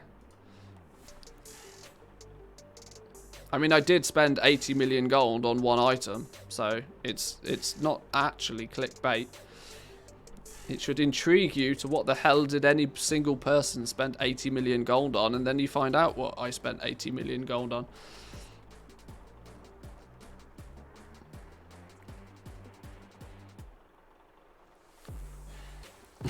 Bloody hell, I'm going to have to kick you a few Patreon bucks. Goodbye Herb and Shadowlands leatherwork products. Hey, was it linen cloth? No, it wasn't linen cloth. Spoiler alert. Spoiler alert. It was Corphite crystals. Hey, if you wish to kick me a few Patreon bucks, I will never say no. I would highly appreciate the support. And I will hope to reciprocate your support by making you more gold in World of Warcraft. No, it was wool. Yeah. Yeah, probably not much of a surprise to anybody. It was Corphite crystals. And I think I literally said it in the first sentence of the video, so it really wasn't that much of a secret. Is that that was one of yesterday's videos, wasn't it?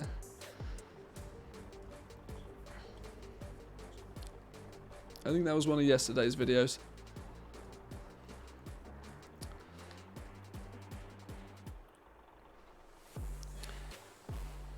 Mageweave cloth for the White Bandit masks in Classic WoW was my biggest expense. Working from home, churning those out all day. I really never got into Classic. I played Classic up and I think I got a Hunter to like, I don't know, level 50 or something in Classic. And the problem was I just wasn't getting the same nostalgia kick that I expected to get from Classic, and I was more and more getting annoyed with the lack of the quality of life features that you get in retail. So yeah, I never really got into classical that much. I get why people did though. People wanting that more, I don't know, is pure the right word? Version of the game.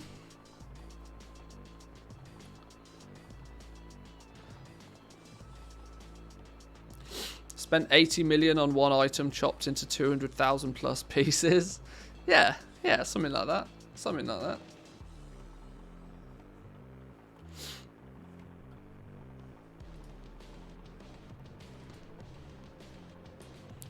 Oh, I've hit the goddamn cancel scan throttle. It's holding me back.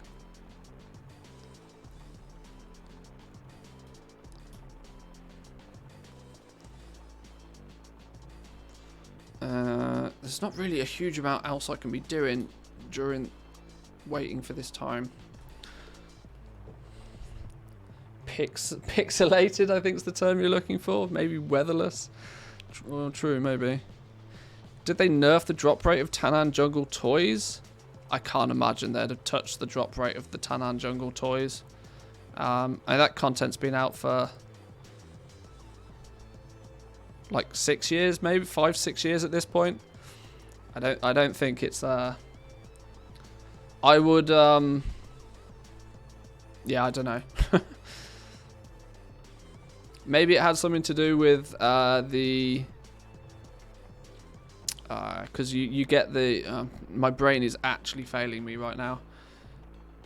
It's the crashing thrashing toys you get there from Tanaan Jungle, isn't it?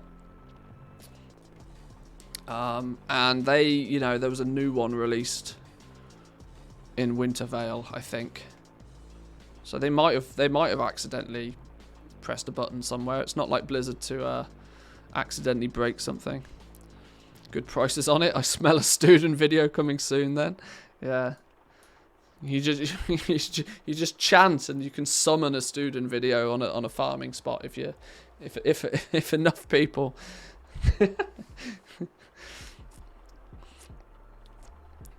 Beetlejuice, Beetlejuice, Beetlejuice.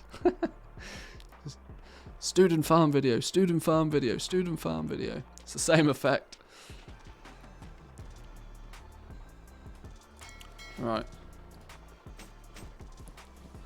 Now let's get this repost done. Let's get a repost done. Let's make sure we've cleaned out the mailbox, and then we can see if we need to recraft anything. I don't think I've done a recraft on Draenor for a couple of days. So we've probably sold a bunch. Well, to have made 200,000 gold, we must have sold a bunch of stuff. Might need to do a little bit of a recraft here.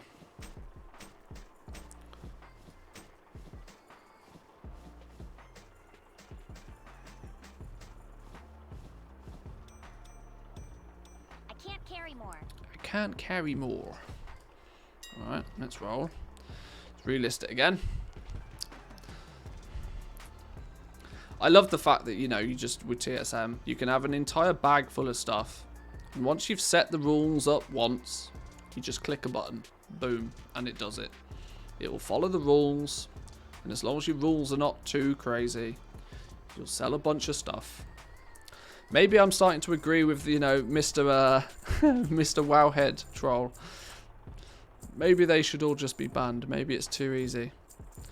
Because, you know, this degenerate gameplay that we're doing right now.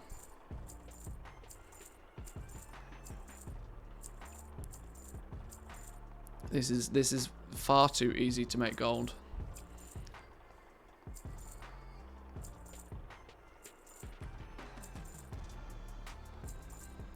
Don't ban add-ons.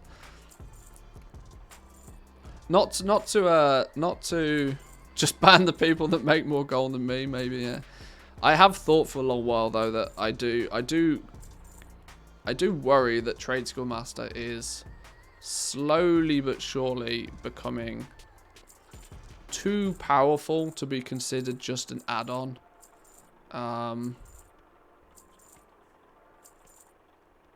Because when something starts being able to do things that are not easily replicated using the default UI, it stops being an add-on and starts becoming, you know, an actual program that's just sat on top of the game.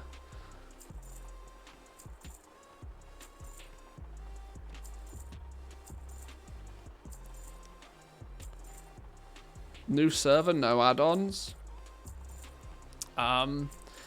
Although I am pushing this whole content creator thing, one thing that I've never been so much of a fan of is these challenges sort of thing. Not in that deliberately gimping the game in a way that just makes it take me longer to do what I'm doing. The way that I try to structure my content is how to make things how to make things fun and entertaining, and more importantly, easier to do. I don't think watching me struggle along without add-ons is A, entertaining, or B, informative. I don't think it ticks either of the boxes for good content. Which is why I've kind of never really decided to do things like that. I've obviously thought about many different sort of, like the Iron Man challenge, for example. Iron Man challenge has its niche appeal, leveling a character with only using grey items and whatever, but the fun in that is more just waiting for the person to die and to fail the challenge. Yeah. I don't know. I mean, I'm slightly indifferent about challenges like that. If they ban TSM, I'm just going to quit WoW. If they would ban TSM, certain markets would become more interesting. There is an element of, fairness, I guess. And this is why I think that TSM is almost getting a little bit too powerful in relative terms to what you can do without it. I mean, so much so that it is quite apparent that in auction house, well, bots in general, and I suppose let's say auction house bots, will use Trade School Master. Auction house bots still use Trade School Master. Why? Because it's so good at what it is able to do. They don't need to program another piece of software to do what Trade School Master can already do, because Trade School Master already does it. All they then do is, automate the process. That is one of the only reasons why I think that Blizzard might ever possibly step in and say, right, no, TSM, you can't do X, Y, and Z, is if it gets used by too many bots. Which it very clearly does, by the way. Because, once again, you set up the system, and as far as an auction house bot is concerned, if somebody's going to automate something in game, it becomes very easily to automate the presses of a few buttons on a screen. It's really not difficult.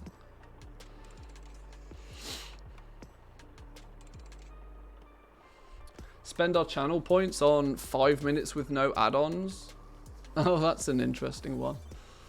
Although you'd all just press the button all day and I'd never have add-ons ever again. I know what you lot are like. Asmongold has the same opinion regarding the challenges. I mean, he might do, but I mean, Asmongold is quite clearly in a different league. He's quite clearly in a different league, isn't he? Let's be honest. Doesn't matter what Asmongold does. Like, he does what Asmongold wants to do, because he's Asmongold.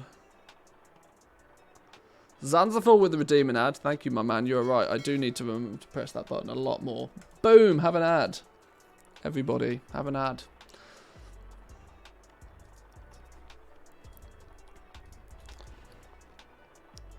Let's also get our essences listed as well, because I've been attempting to actually just sell the essences rather than use them for legendaries at this point. That being said, though, we've ended up with quite a lot of essences that we haven't sold. I think we sold all our Essence of Rebirth yesterday, which helped with this gold number.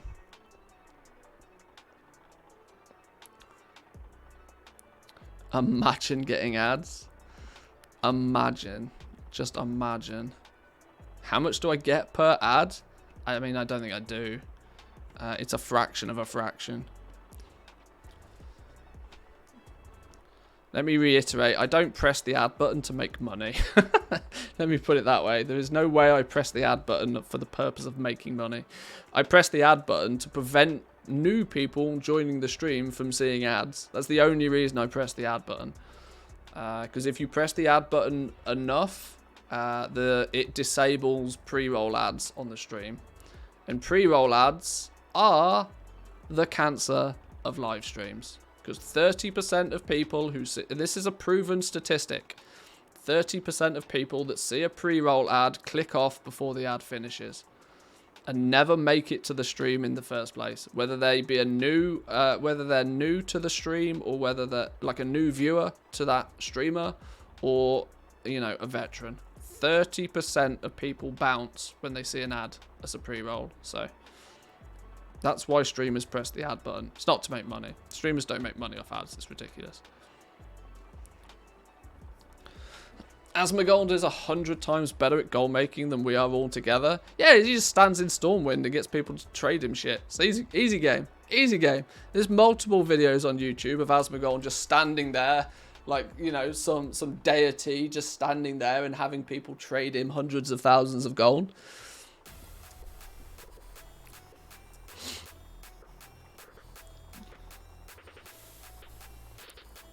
Without Twitch, Asmon isn't so great at goal making. Yeah, I mean, without his Twitch following, he probably wouldn't be.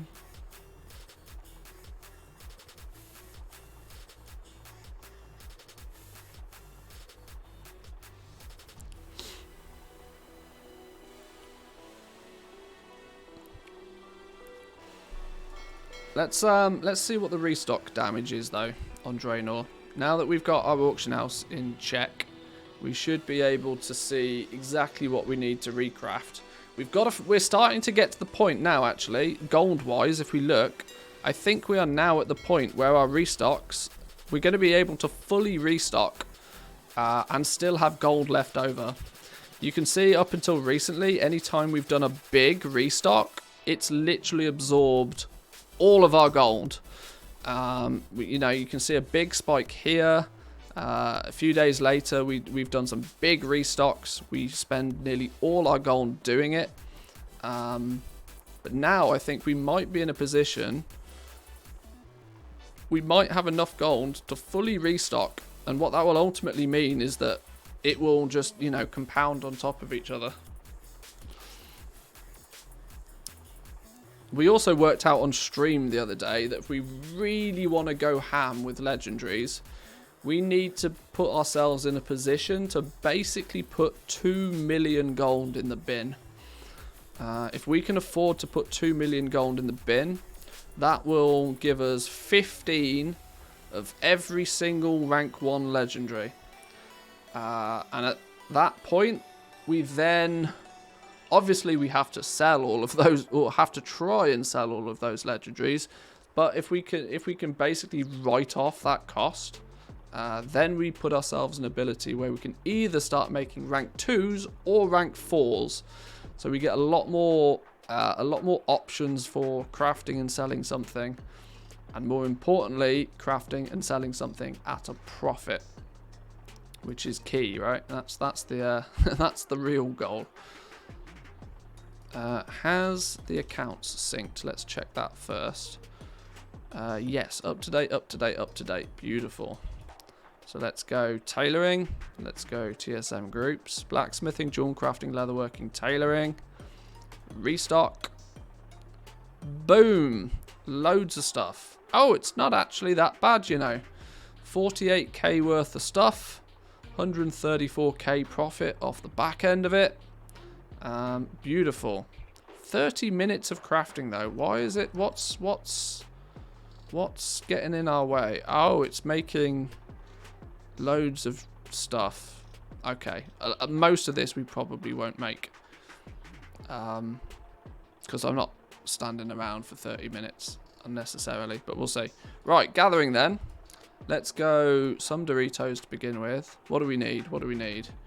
We need curing salt, vendor materials. We need 82 desolate leather. Let's buy some desolate leather real quick then. Start doing our shopping.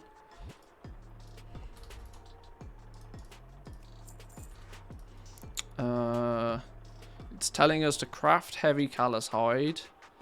We need to buy some heavy desolate leather.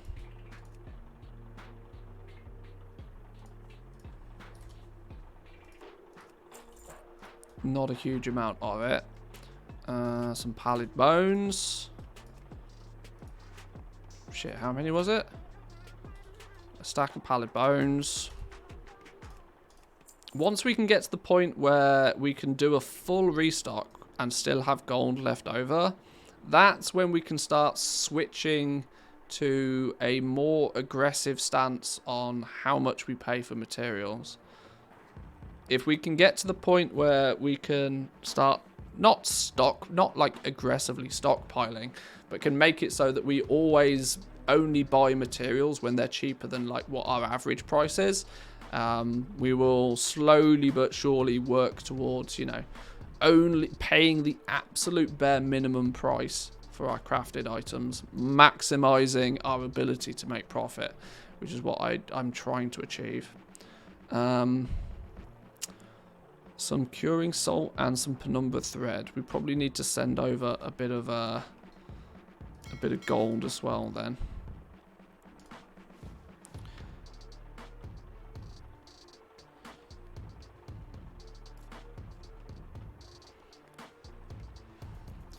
Lent a fellow guild member 10k gold, and when he had it, he gave me back 11. That was nice.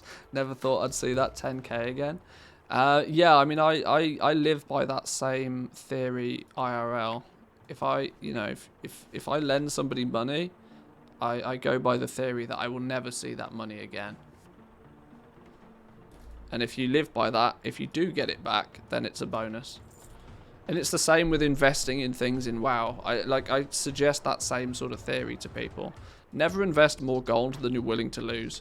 If you're willing to lose 100% of your gold, if you're willing to lose everything and go back to zero, then sure, invest 100% of your gold. But if you've got 1 million gold and if somebody took 100k out your back pocket, you'd complain about it and stress about it, then maybe you shouldn't be investing 100k, you know? That's the kind of theory. Because this is a side gig to us, because this is, you know, just a bit of a play test, a bit of a side hustle, I'm willing to do these silly large investments. I'm willing to risk everything on restocking, knowing that it's, in my eyes at least, it's not really a risk, because I know what I'm crafting I'll be able to sell, and it's proving itself as we're slowly making more gold. Where's the... Didn't I just buy a bunch of stuff? Did I not? Did I send it to the wrong character? I don't think I did. Maybe it went there anyway, I don't know. Right, vendor mats. Curing salt and penumbra thread. This one, I think. Oh, where do I get curing salt from? You're one of these? Jewel crafting, engineering, inscription? No, it's you then over here. Is it you? Tailoring and leatherworking supplies, curing salt. There we go. Yoink. Now we can make these.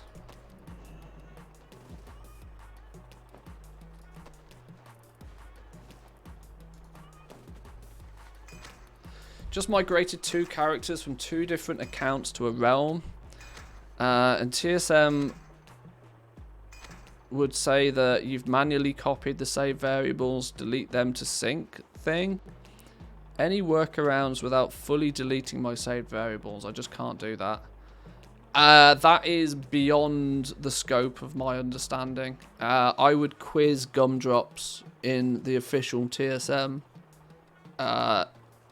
Discord. I wouldn't know what to suggest in that situation. Most of the time, I mean, I have an answer for most things, but I'll be honest, that's something I don't have an answer for. When in doubt, Google it. There's an element of that, but more importantly, when in doubt, maybe just ask Gumdrops, as he'll just tell you.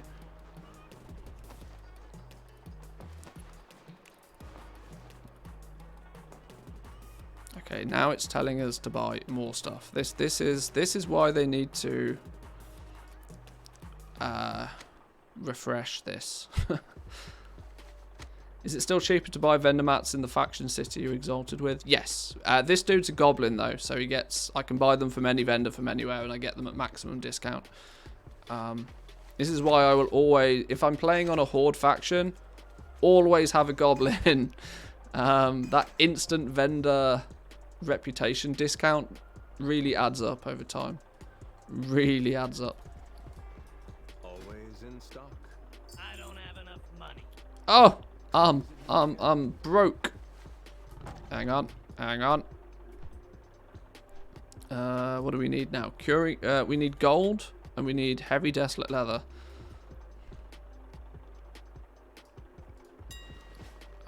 Heavy desolate leather. How much did we need? It claimed about 100 of them.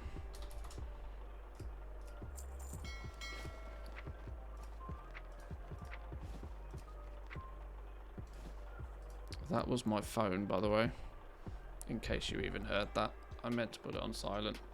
Ah, forgot.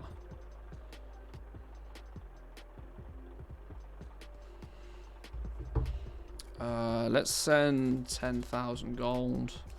That should be enough to buy some vendor mats.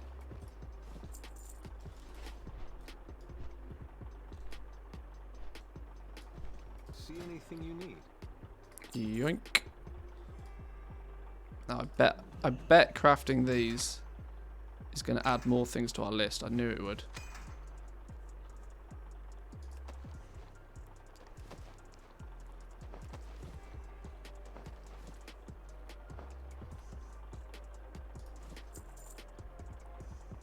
Now we need more heavy desolate leather.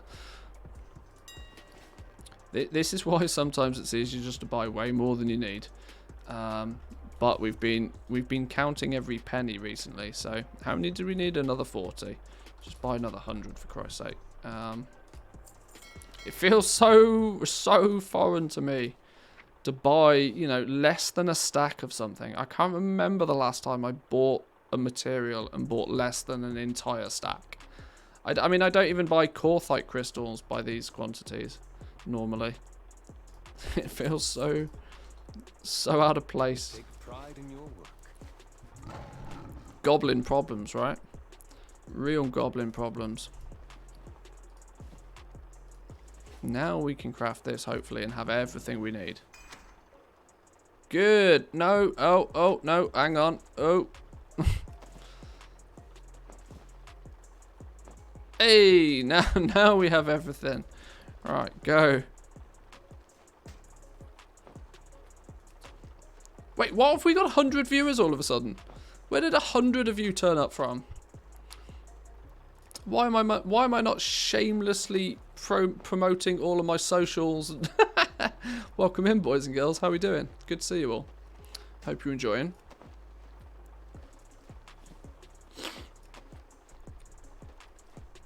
For those potentially new around here, Bank Holiday Monday, baby. Oh, Bank Holiday Monday. That might be it. That might be. Quick, roll the ads. Yeah, 3 minutes of ads now, boys and girls. No, we're not pressing the ad button. Don't be silly. Yeah, Bank Holiday Monday might do it. Bank Holiday Monday might do it. In case there's some newbies kicking about, or not newbies, that came out wrong. In case there's new people to the stream, welcome in. How are we doing? I'm Manthius. I primarily play World of Warcraft and make loads of gold and enjoy doing it, and more importantly, I enjoy helping others do it as well. So whether you're either joining us for the first time or are a seasoned veteran to the channel, welcome in. How are we doing? Good to see you all. Redeem an ad. I will redeem an ad in a minute though. It's actually on cooldown at the moment. I can't even press the button again if I want. Loads of gold. You've only got 3k. Oh yeah, I'm absolutely broke on this character, on this realm. But you got to start somewhere. Got to start somewhere. Is that your wallet? Or are you just glad to see me? Both, I hope. The boots with the Prime Gaming. 5 months. Thank you, my man. Thank you. Appreciate it. Thank you. Thank you.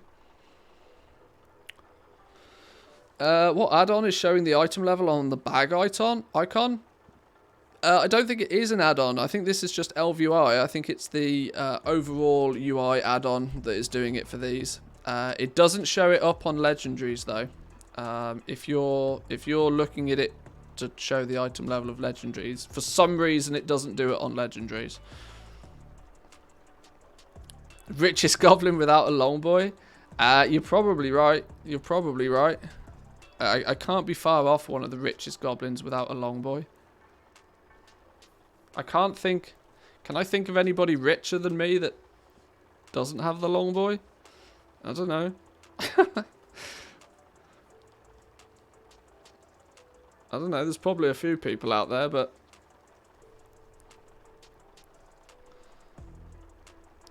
right, we've done... We need to switch to tailoring real quick. Craft these last few. Somebody bought all of our shrouded cloth bags yesterday, by the looks of things. Feel a bit like Zanziform crafting and selling bags all day. Although these are shrouded cloth bags. Not the days of cheap deep sea satin are probably over, right? I don't know.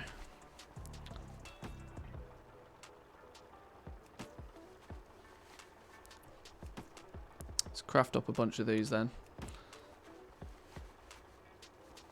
I know somebody, but they're not a goblin, although they did sell leatherworking legendaries at the start of the expansion. I am sure there's a couple of people for sure, but that is true. Boosting does have the ability. If you're geared and you know what you're doing, you can for sure make stinky amounts of gold with boosting.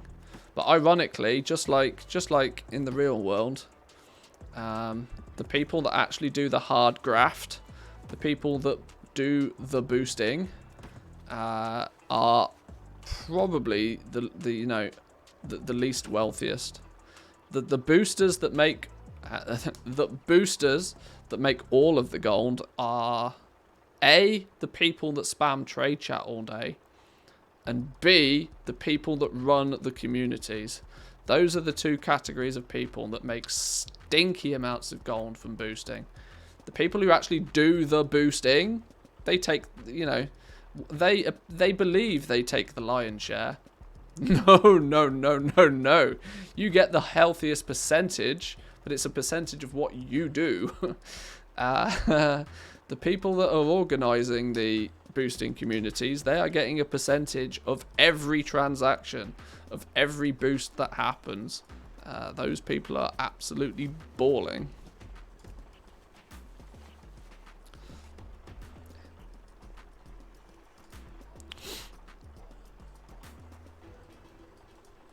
Right, let's get these mailed over.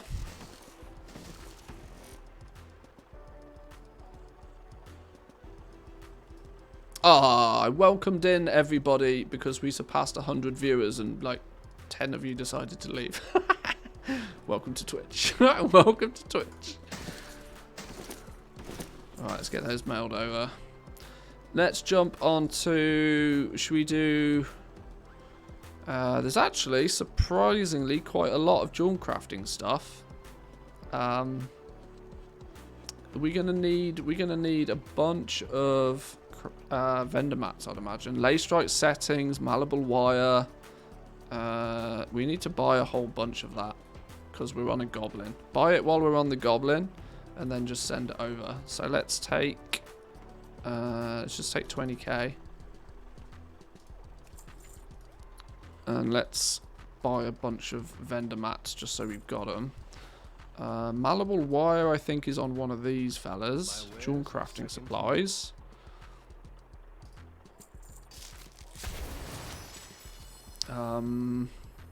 May not be the worst idea to buy some spares. Let's take just 1,000 more of those. Because, you know, why not? Another stack of those, and then maybe 100 of those. Thank you for your patronage. We can now stock up on stuff like this and not worry about it too much, which is nice. Send Muthius have all of these. Lovely stuff. Go, go, go. Right, switcheroo. Switcheroo. Bastion? Oh, of course. I was like, why is he in Bastion? And then I realised, well, he's Kyrian. That might make sense.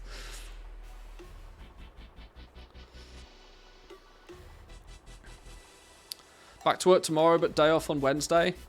Yeah. Yes. Day off on... Is it Wednesday? I thought it was Thursday.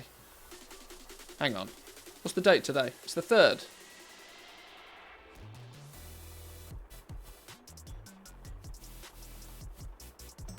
Isn't it Thursday? Day off on Thursday? What did you say? Day off Wednesday? I don't know. Whatever. I got day off Thursday. I say day off. I won't take a day off. Well, welcome to the world of content creation. You don't take days off. That's ridiculous. You've got to be mad. Stop working for a day. You stop getting paid. Simple. Right, let's grab all of that stuff.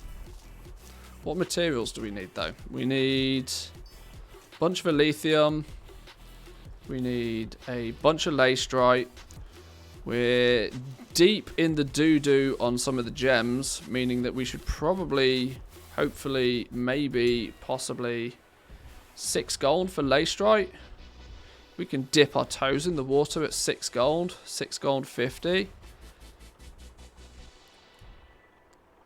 Oh. This is my natural instincts of material buying kicking in again. I see materials and I look for the break point. I'm not like, right, I'll buy everything up to the break point, not really caring how much there is. And then I realize that I can't do that. I just don't have all the gold to do that. Let's take 5,000 lacerite then. Let's start with that. We'll get that prospected.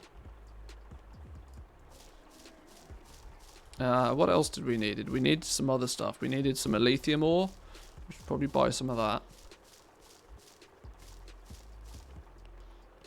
Click to buy a quantity, never have enough gold. Yeah. Where's the lithium on here? 69 giggity. That's expensive for this realm. Yeah, 70's market value. Luckily, we don't need a lot. We need some zone-specific stuff. Let's buy just like a bunch of each of the zone-specific stuff. Solanum, Oxane, Phaedrum, and then finally Sinvir. With a bit of prospecting on the go, then we should chip away at the gems. We should be able to make all these intermediates, and then we should be off to the races. Right? Okay.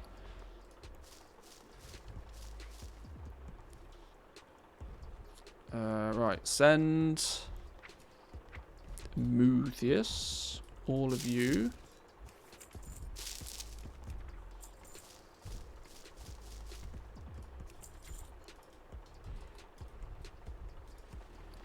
Right. Time to do some prospecting.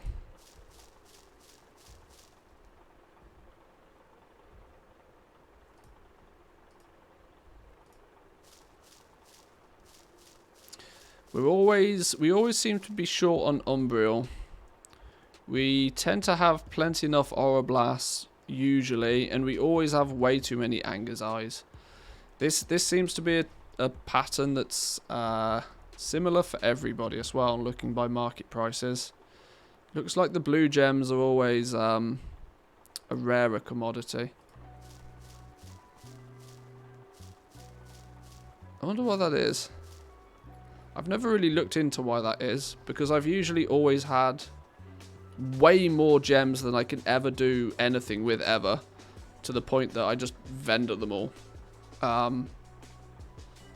Verse stuff is selling a lot. Is that why? Is it just that verse stuff is in high demand?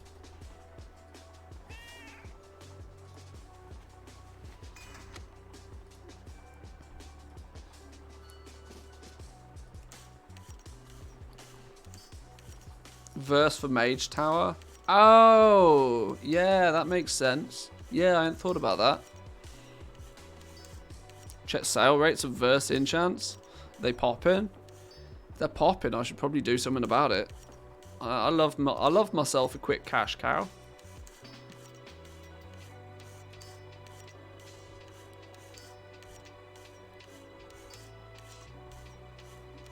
Just make the haste verse stuff because of the Mage Tower.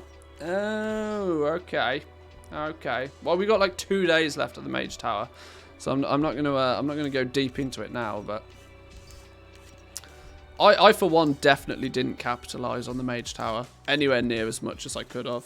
Especially on this realm, I really should have, you know, gone heavy on it on this realm,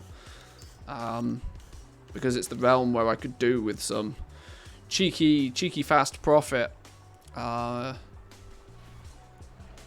But I equally wanted to try and keep this little playthrough on Draenor as flavor of the month free as possible, because flavor of the month markets, they come and they go. I want to try and highlight, you know, what you can do on a regular basis. This is why I didn't transfer any gold over. This is why I've tried to stick to just, you know, primary professions for the most part as well.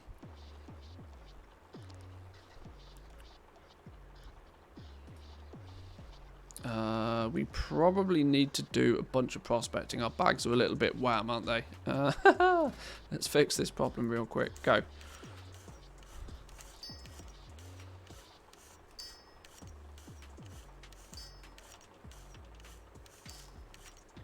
Oh, I've also just realised we're not going to have room for the essences.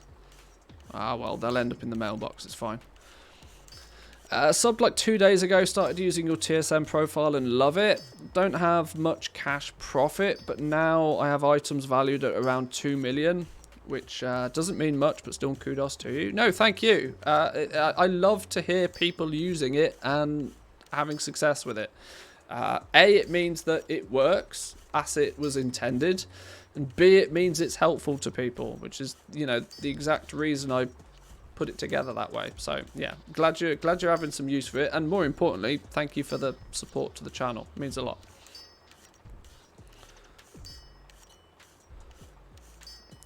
Ends tomorrow with weekly reset tomorrow for the NA.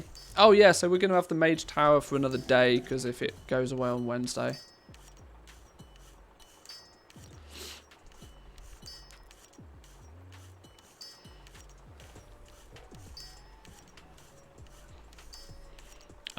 I should have actually checked that. Yeah. If you're prospecting and you run out of inventory space, essences and gems and prospecty stuff does go to your mailbox. This is something that's different than because you can't mass craft stuff. You can't mass craft crafted gear and it go to the mailbox like you could in BFA. For the purpose more so of vendor shuffles, right? If you're mass crafting stupid amounts of a certain item just to then go and vendor them, you used to be able to just press craft all and go away, and when your inventory fills up it would put them in the mailbox and you just go collect them from the mailbox. That was removed as a feature in Shadowlands, but luckily it still works for materials. So you can still, in theory, chock-a-block fill your inventory with something to prospect or mill, press craft all, and then just go away. And if your inventory runs out of space, it will send them to the mailbox, which is nice.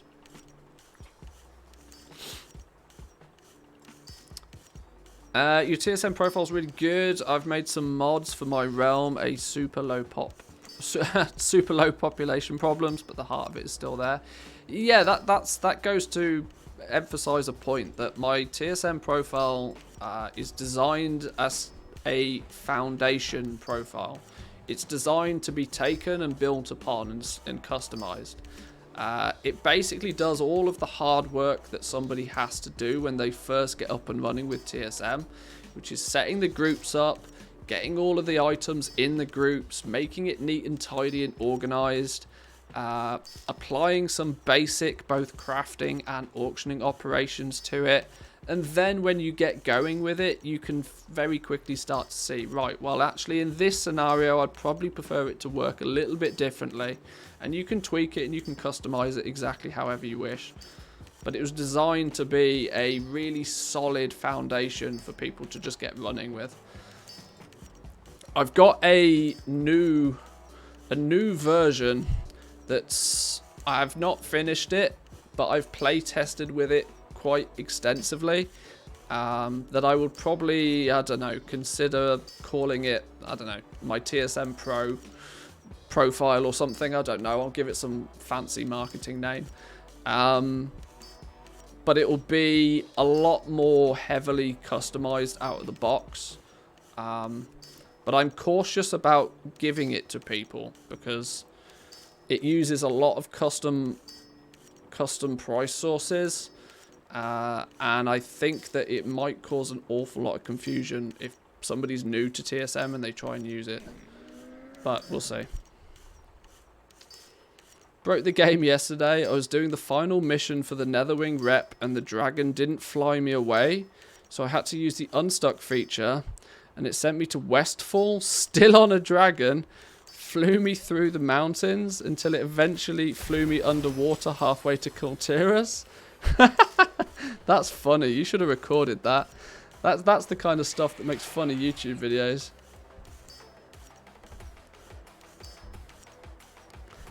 Came in late. Are you buying or just to flip the torments right now? Well, at the moment, I'm just prospecting. The essences from the prospecting I will just sell, regardless of what they are. And the gems I'm actually using to do some crafting with the rest of the profession. I basically cover the cost of the ore by reselling the essences. So I, for the most part, consider the gems free. Now, that's a rule that you want to be careful with using because, you know, everything has its value and you should probably price things based on its value. But my only other option for gems eventually is just to vendor them anyway. So what I actually do is hard code them at 2 gold 50 each. Even if they are technically worth more.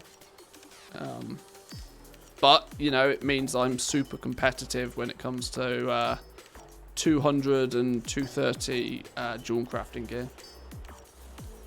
Did you see Dr. Disrespect's 2022 list of resolutions? The last one was interesting. I did not, no. I did not. I don't follow the doc all that much, to be honest. I mean, he's a character for sure, and I think he's quite amusing to watch. But he's so heavily into like a genre of gaming that doesn't really attract me all that much. I used to enjoy FPS games a lot more than I do now. I'll occasionally dip in and see what Shroud's playing, but I mean, I must admit I don't keep much of an eye on the doc. The last one was to get unbanned and a massive payment. Oh, because he's suing Twitch, isn't he? To get unbanned and a massive payment. You know what's funny is even if he did get unbanned on Twitch, I don't think he'd go back to Twitch. I think he's more than content on YouTube, and if he's smart, he'd stay on YouTube. But the massive payout for what you could argue is probably unfair dismissal. There was some super sweet retro FPS nowadays if you want to have a blast from the past. I'm just too old. My reactions are nowhere near the Zoomer level reactions nowadays. And for the most part, FPS games, your skill comes from practice, and I have no I have not practiced having those, you know, twitch reflexes for years. Probably doing it more for the PR and the media attention, to be honest, more than actually winning it. I would be inclined to agree with you if I didn't know just how much, how painful that sort of process is. Nothing around anything legal is even remotely fun. People's lives are ruined, actually ruined, by going through that process. whether they win or lose. This is why lawyers get paid so much money. Because your average Joe does not want to deal with that shit. Actually does not want to deal with that shit in any way, shape or form ever.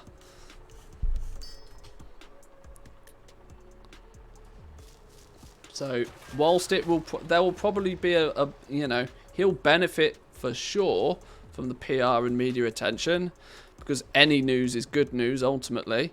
But I doubt that he would be doing it unless he felt that he had a chance of coming through it, you know, making that bag. Which I think is only fair, to be honest. I mean, to get instantly banned off a platform where, let's be honest, apart from the doc, who of any great standing has ever got insta banned on Twitch? Like literally nobody.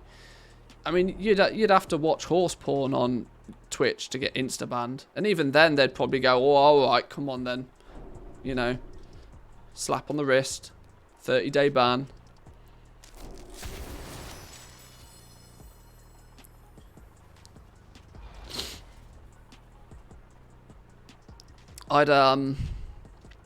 Yeah, it's still a bit of a mystery to me, the whole doc thing.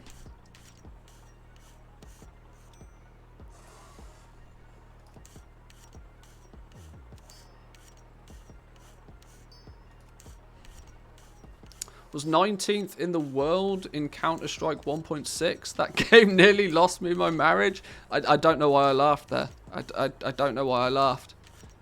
It's my inner evil came out ever so slightly there. But congrats on being 19th in the world for Counter-Strike 1.6. That's noticeable. I hope it didn't cost you your marriage, because that's a bit grim. But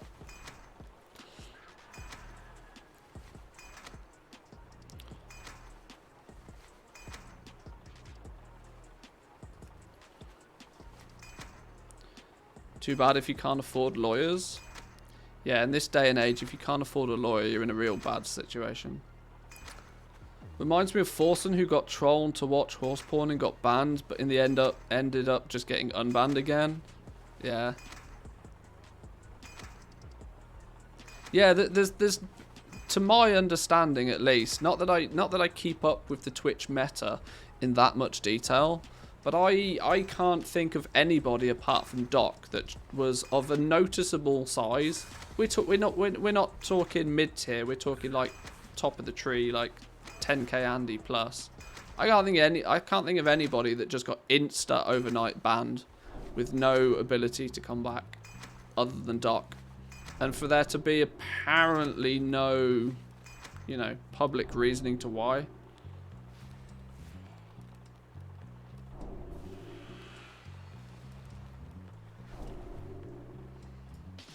Seems odd. Still married to this day. I'm going back 30 years. I assumed it was a while back because, you know, Counter-Strike 1.6. Not exactly a new game.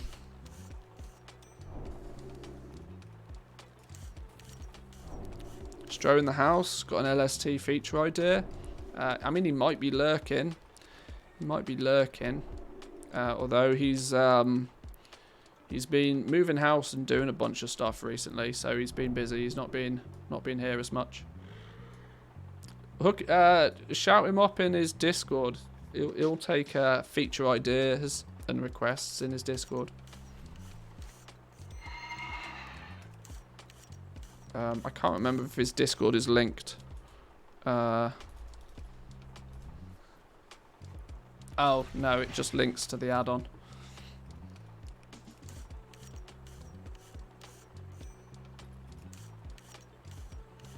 Making a whole bunch of 117 gear. This means we must have sold it. I love it when we randomly sell 117 gear. What did we sell this? Versatile Lace Stripe Band of the Aurora. We sold one for 815 gold. 850 gold. Nice 800 gold profit on a 60 gold crafted item. Oh yeah. Selling shrouded cloth at 3 gold 50 a piece? What, is there 4 players on your realm? How in the world did you get 3 gold 50 a piece for shrouded cloth? Must have been cleaning house. That is bonkers numbers.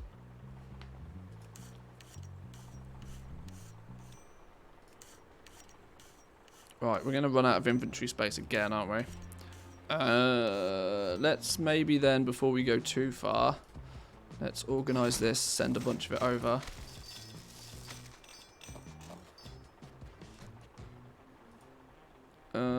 Is there going to be stuff I don't want to send over? I don't know. Let's just do it anyway. Whatever.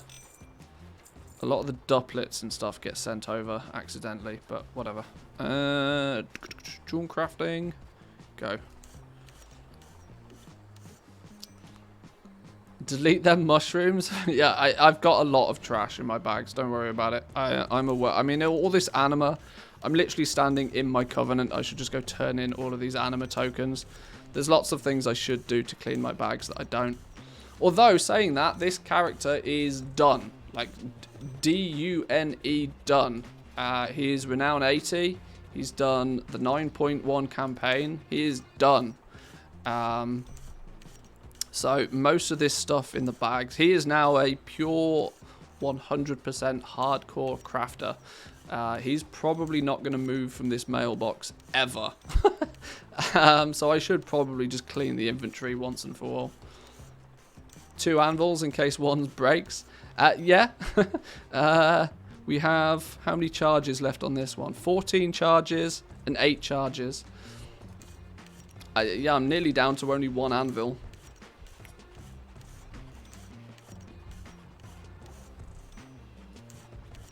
I know you were memeing me by saying 2 anvils, by the way. I'm aware. I am self-aware, don't worry. Better get another one. Yeah, stack them up. Better get a third. Inventory is full. Oh, dear. Oh, dear. It's almost like I'm holding on to stuff I shouldn't be.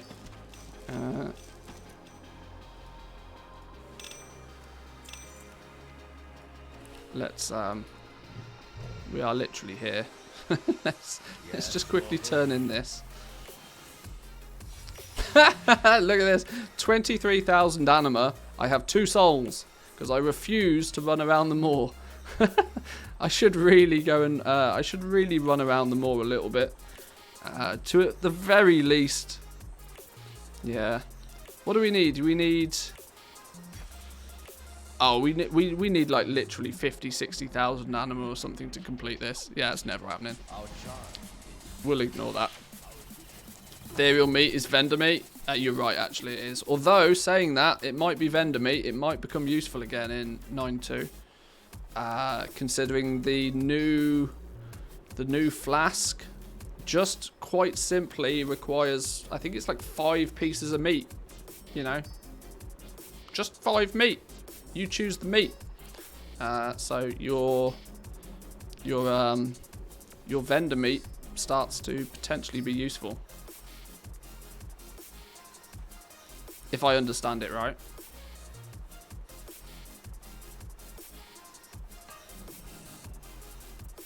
Whoa. Oh, yeah. Haha. Let's use our anvil. Go.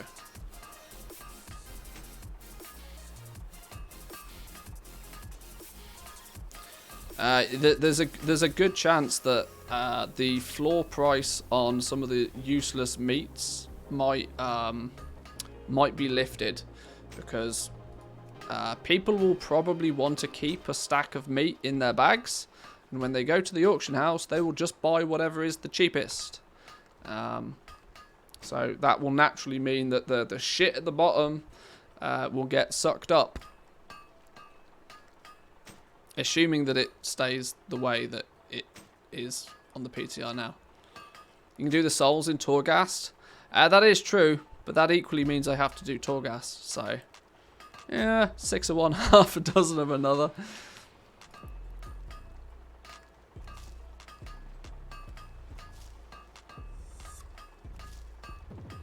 Got 2 guild banks full of meat just in case. Saving it for an anti-vegan day.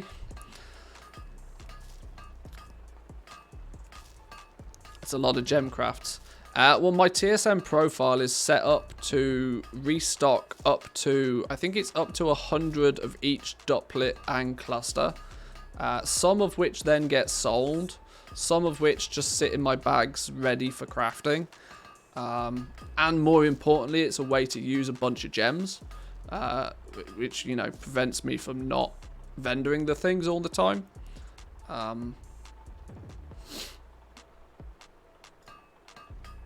Yeah, they're not really for the purpose of selling in most cases. Although I do sell a few of them. It's basically just using the raw gems for as many different things as I can possibly think of. Because it's better to do something with them than vendor them.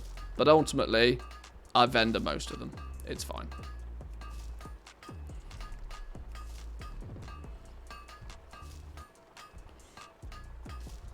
What I might do is quickly, if we quickly craft that one and quickly craft that one, then the rest of it is just garbage that we can get through. These are things we actually sell though, so let's switch back to blacksmithing. Let's get these lot listed, or sorry, sent over to bank character. Yeah, stupid red gems. Yeah, you'll always have, or at least I always find I always have way too many red gems. And eventually, when you get deep into crafting Legos, you just always have way too many of all of the gems. It makes no difference what color they are. Right, let's grab all this then. This should be nearly our full restock then. Any gold that we have remaining after this restock, which is about 135k, is just spare gold for us now. We're at the, if we can get a full restock done and still have gold left in our bags, we are moving up in the world. We are moving up in the world.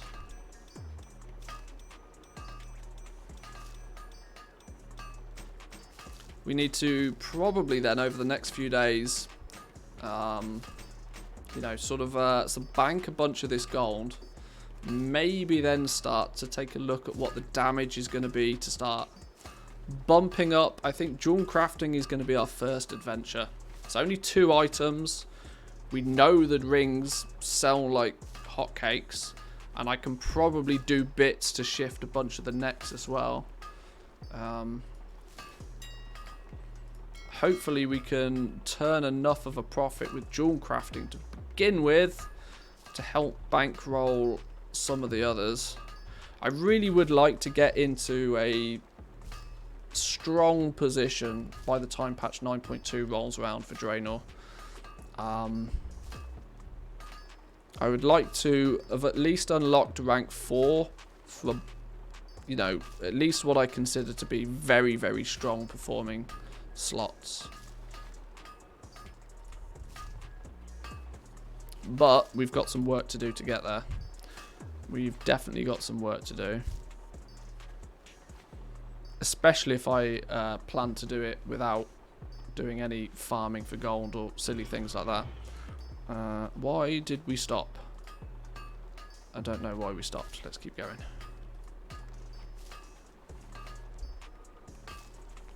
Quick clusters with 200 gold all day yesterday. Sold like 500 of the things. Holy jeez. I guess if you get a reset on them, it's one of those commodities, right? That most people, you know, they're not going to go and they're not going to log on their Jewel Crafter and craft them themselves. But if they're 50 gold or they're 200 gold, to most people, it's just like, well, I only need 3 of them. I'll just, you know, I just buy them. Like, it's either 600 gold or they have to do a bunch of stuff to go and make them themselves, which on a cheap commodity, they're probably not going to do. This is why I tend to have a sort of a Walmart style approach to crafting. I like to craft a little bit of everything, even if at the time it's not profitable. Just because there will be a day when it is profitable, and then I'll already have stock ready to sell when that day comes. Rather than having to, you know, spot an opportunity, go away, craft a bunch of stuff, and then by the time I've done that, I come back to find that, well, the opportunity is past. You know, being in a... having your items listed at a point where if the market turns in your favor, you can take advantage of, I think it's quite important. But you're risking a lot of gold by holding that inventory. But, you know, whatever. Every rank of every legendary slot sells eventually. I just can't explain it. Yeah, I mean, it does. It quite genuinely does. The problem is it doesn't sell at a pace that most people find acceptable. In a weird way, low rank legendaries almost sell in a similar pattern to transmog, in terms of that you don't really, you can't really explain very easily why somebody bought the thing that they did for the price that they did, but they did. So, well, you know, so be it. That's kind of the way I look at it anyway. On the 2 realms that I'm properly established on, though, I don't even craft ranks 1s, 2s, and 3s, even if they claim to be profitable. I'd rather just dump those same materials into more 4s, 5s, and 6s. Less so 5s, for obvious reasons, but more 4s and 6s.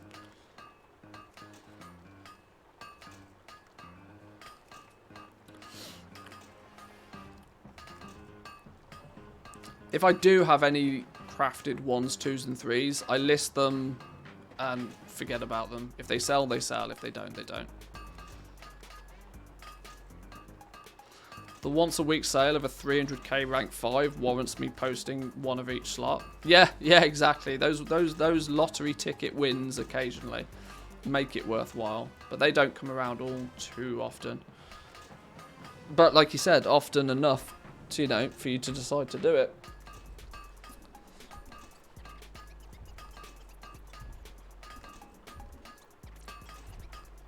Right, we're just crafting stupid, boring ass skeleton keys now. I'm kind of bored with that. I'm quite content though that we did bits on that. We got a whole bunch of essences. I'm wondering if now that we are not that super tight for gold, maybe we should start not selling our essences, but using them to chip away at rank 1 hell. Like the guy posting 1 or 2 of just everything at 500k must see some sales. Yeah, there's no reason that people would do it unless it very occasionally worked and all of a sudden they've paid for their month of game time.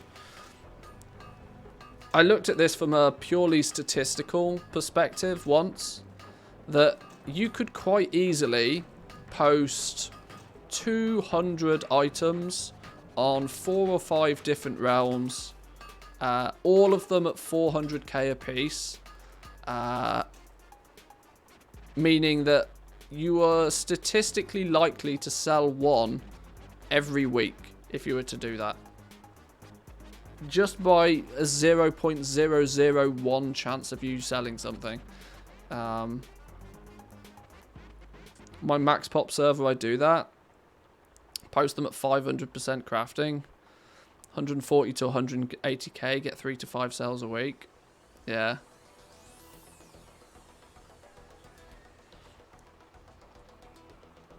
Do fish work on the new flask?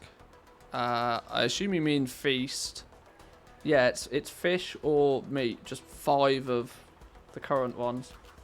5 of the current ones or 5 of the new ones, I think. I can't remember exactly how it works. The new feast is quite cool though. Instead of one person crafting the feast and just dropping a feast and everybody then eating it and getting the buff, one person puts down like an empty kettle, and then everybody adds their meat and their fish to it, and once the limit has been reached, then it's full and everybody can then get the buff. It's a lot more of a community focused way of doing the feasts, which I think is quite cool.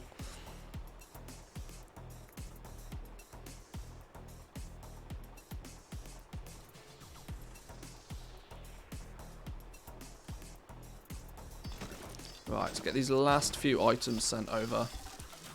Last few items for the day.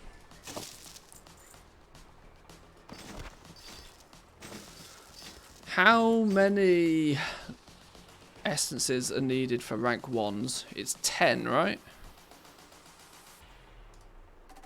Yeah, 10. Got it. Why do I remember things like this? So we need 150 of each essence to power level our ass through rank 1. That's not that bad.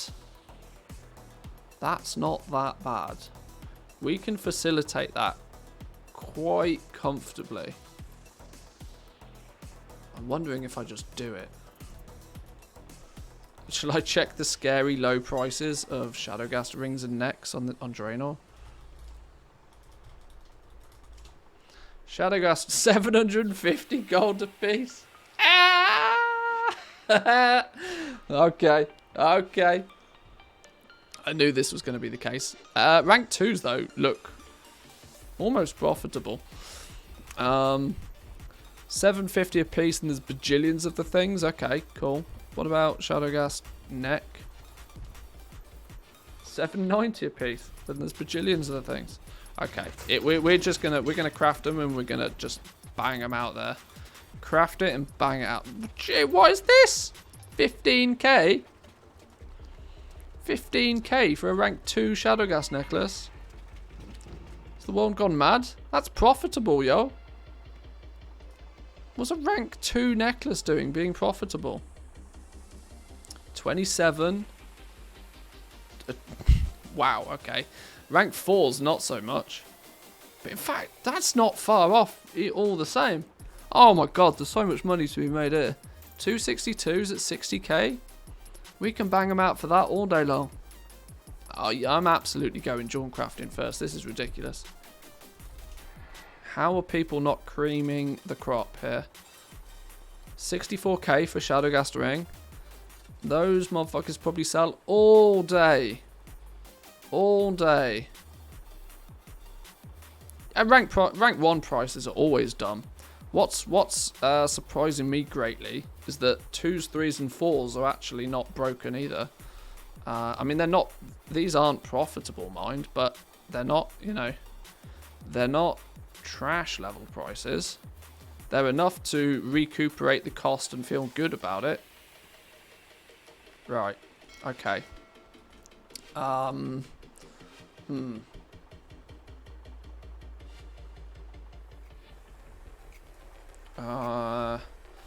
Question becomes, is if we wish to start dabbling in Legos, what do my groups look like for Legos?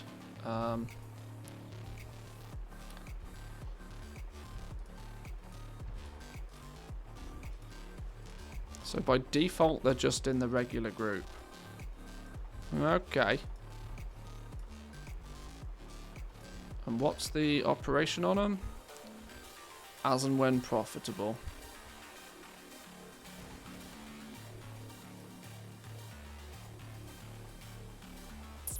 Okay. I think then we do it manually. We go clear that crap out. We don't need any of that business.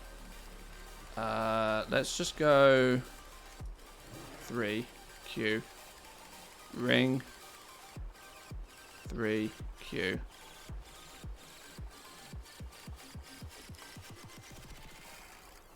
So what do we need? We need Shadowgast ingots. Of course we do. Of course we do. We need Sinvir ore. Sinvir ore. How many did we need? 9? Hey? Can I just buy Shadowgast ingots? I'm going to take a loss on these anyway, so if I'm going to take a loss... Whoa! Hello! What have we got going on here? I ain't pissing around making them at that price. How many do I need? 200? That'll do. Yoink.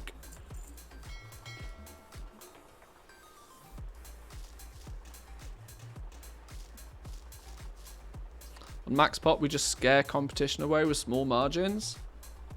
I'm happy with small margins, plus or minus. If people are gonna keep things hovering around crafting cost, I'm happy all day long, because it means I can chip away at it and it won't really cost me much, and it's manageable. What were we doing here? We were going send Mutheus some of those. Go.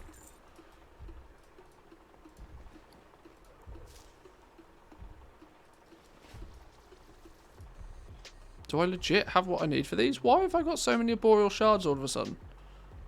Alright, I ain't gonna complain. Right, go. Craft.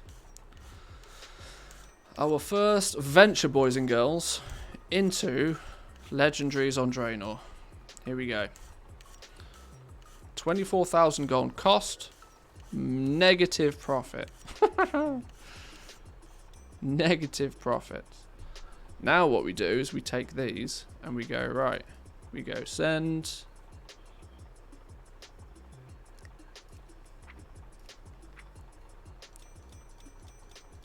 Now what we do is we sell the damn things. How do we sell the damn things? We sell the damn things like this.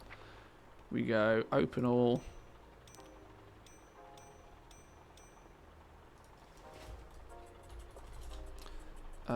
Groups, Shadowlands Professions.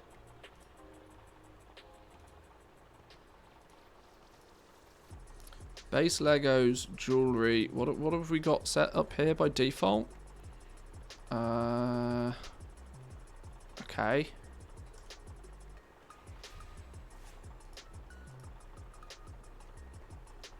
I'm going to add them straight away to my sellout group.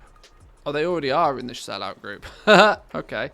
They come in the sellout group by default. Cool. That's good. What does that then set? No. Okay.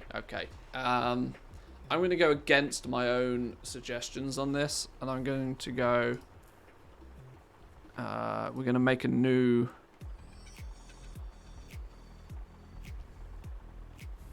I'm going to duplicate this. And I'm going to go max sellout mode. Max sellout mode is going to be very simple. We're going to post at 12 hours. We're going to post 5 of the things. We're going to keep none of them in our bags. We are going to go 70% DB market. We're going to, if they go below minimum, we will post them at minimum. We will then go maximum. Well, firstly, we want normal to be 95% DB market. Hardcore sellout mode for legendaries is not going to take the crafting price into consideration at all.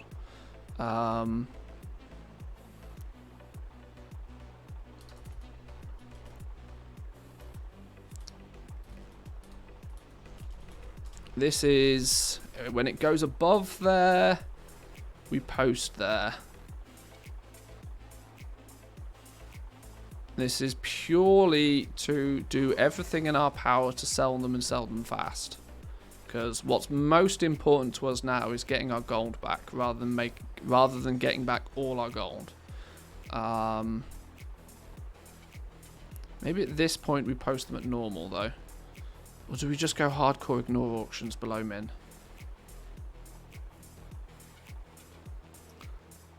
I have a get rid operation, a minimum price of 500 gold. Done. Yeah.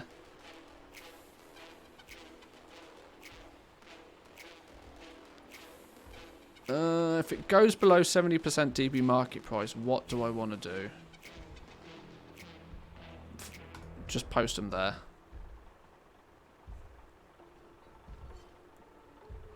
Going to the dark side.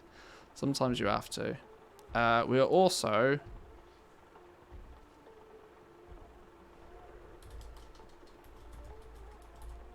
controversial, I know. But... 12 hours, 5 of them. Just bang them out. Okay, I'm happy with that.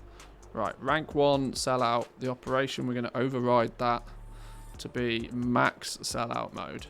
Get rid of the things at all cost. Do not craft the damn things. I will craft them manually as and when I need to.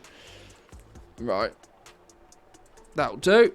That should now mean that these puppy dogs will have 724 gold as the minimum price, 983 gold as the normal price, and 1,000 gold is the maximum price. Now, their crafting cost is 6k, but I don't care. I want me the gold back ASAP. I'm not waiting for that magical wondrous sale. These are ranked ones. We've got to get rid of the piss and things. Post, go. Now we should see both these Shadowgast rings and necks being posted. Now they're not going to be profitable. We're not expecting them to be profitable. What we're expecting is that we can sell them. If somebody wants to sweep in and try and buy them off us and flip them and do silly things, then they can do silly things. Aside that, we just want to get rid of them. We want to get the gold back from them ASAP so we can craft more. Not the approach I would recommend most take, but it's the approach that we kind of need to take if we want to have some aggressive growth. All the while selling nicely profitable 200 item level catch-up gear to people. Cha-ching, cha-ching, we win. Let's take a look at the ledger real quick then. Our ledger is, DB market is a lie. DB region market average. Hey, that's the one. 2.2 mil of stuff. So we got 2.2 mil of stuff on top of over 100k plus stuff. You know, liquid gold. That's all right. That's all right. Beautiful.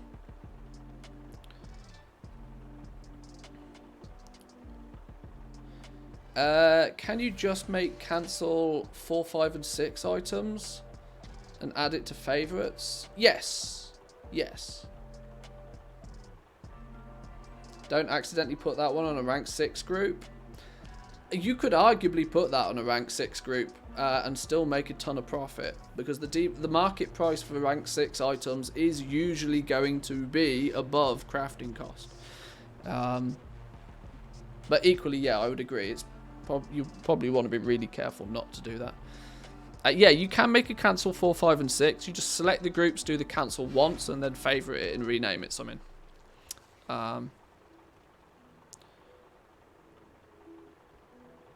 Can I do it? Well, there's no point in me doing it, because I haven't got 4, 5s, and 6 to sell. Not on this realm, at least, anyway. But that is where I'm going to leave it there for today, boys and girls. First stream of 2022, and it's been a blast. A bank holiday Monday may definitely have aided with the viewer count today, but I hope everybody enjoyed. We'll be back at this again tomorrow. We will continue with Project Draenor, see how far we can get. We might do, tomorrow is going to be, who knows, we may even look at the Mage Tower. It's the last day tomorrow, who knows, we'll see, but thank you once again, boys and girls. Make sure, if you haven't already, make sure to check out the YouTube channel.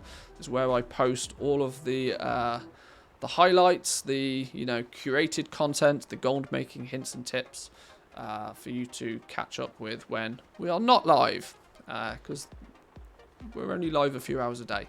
But we'll be back again tomorrow. Yeah, I've not really got too much to say. I'm hungry. That's what I have got to say. Have a good day. Enjoy the rest of your day. Happy goal making, and I'll see you all tomorrow. Enjoy. Peace.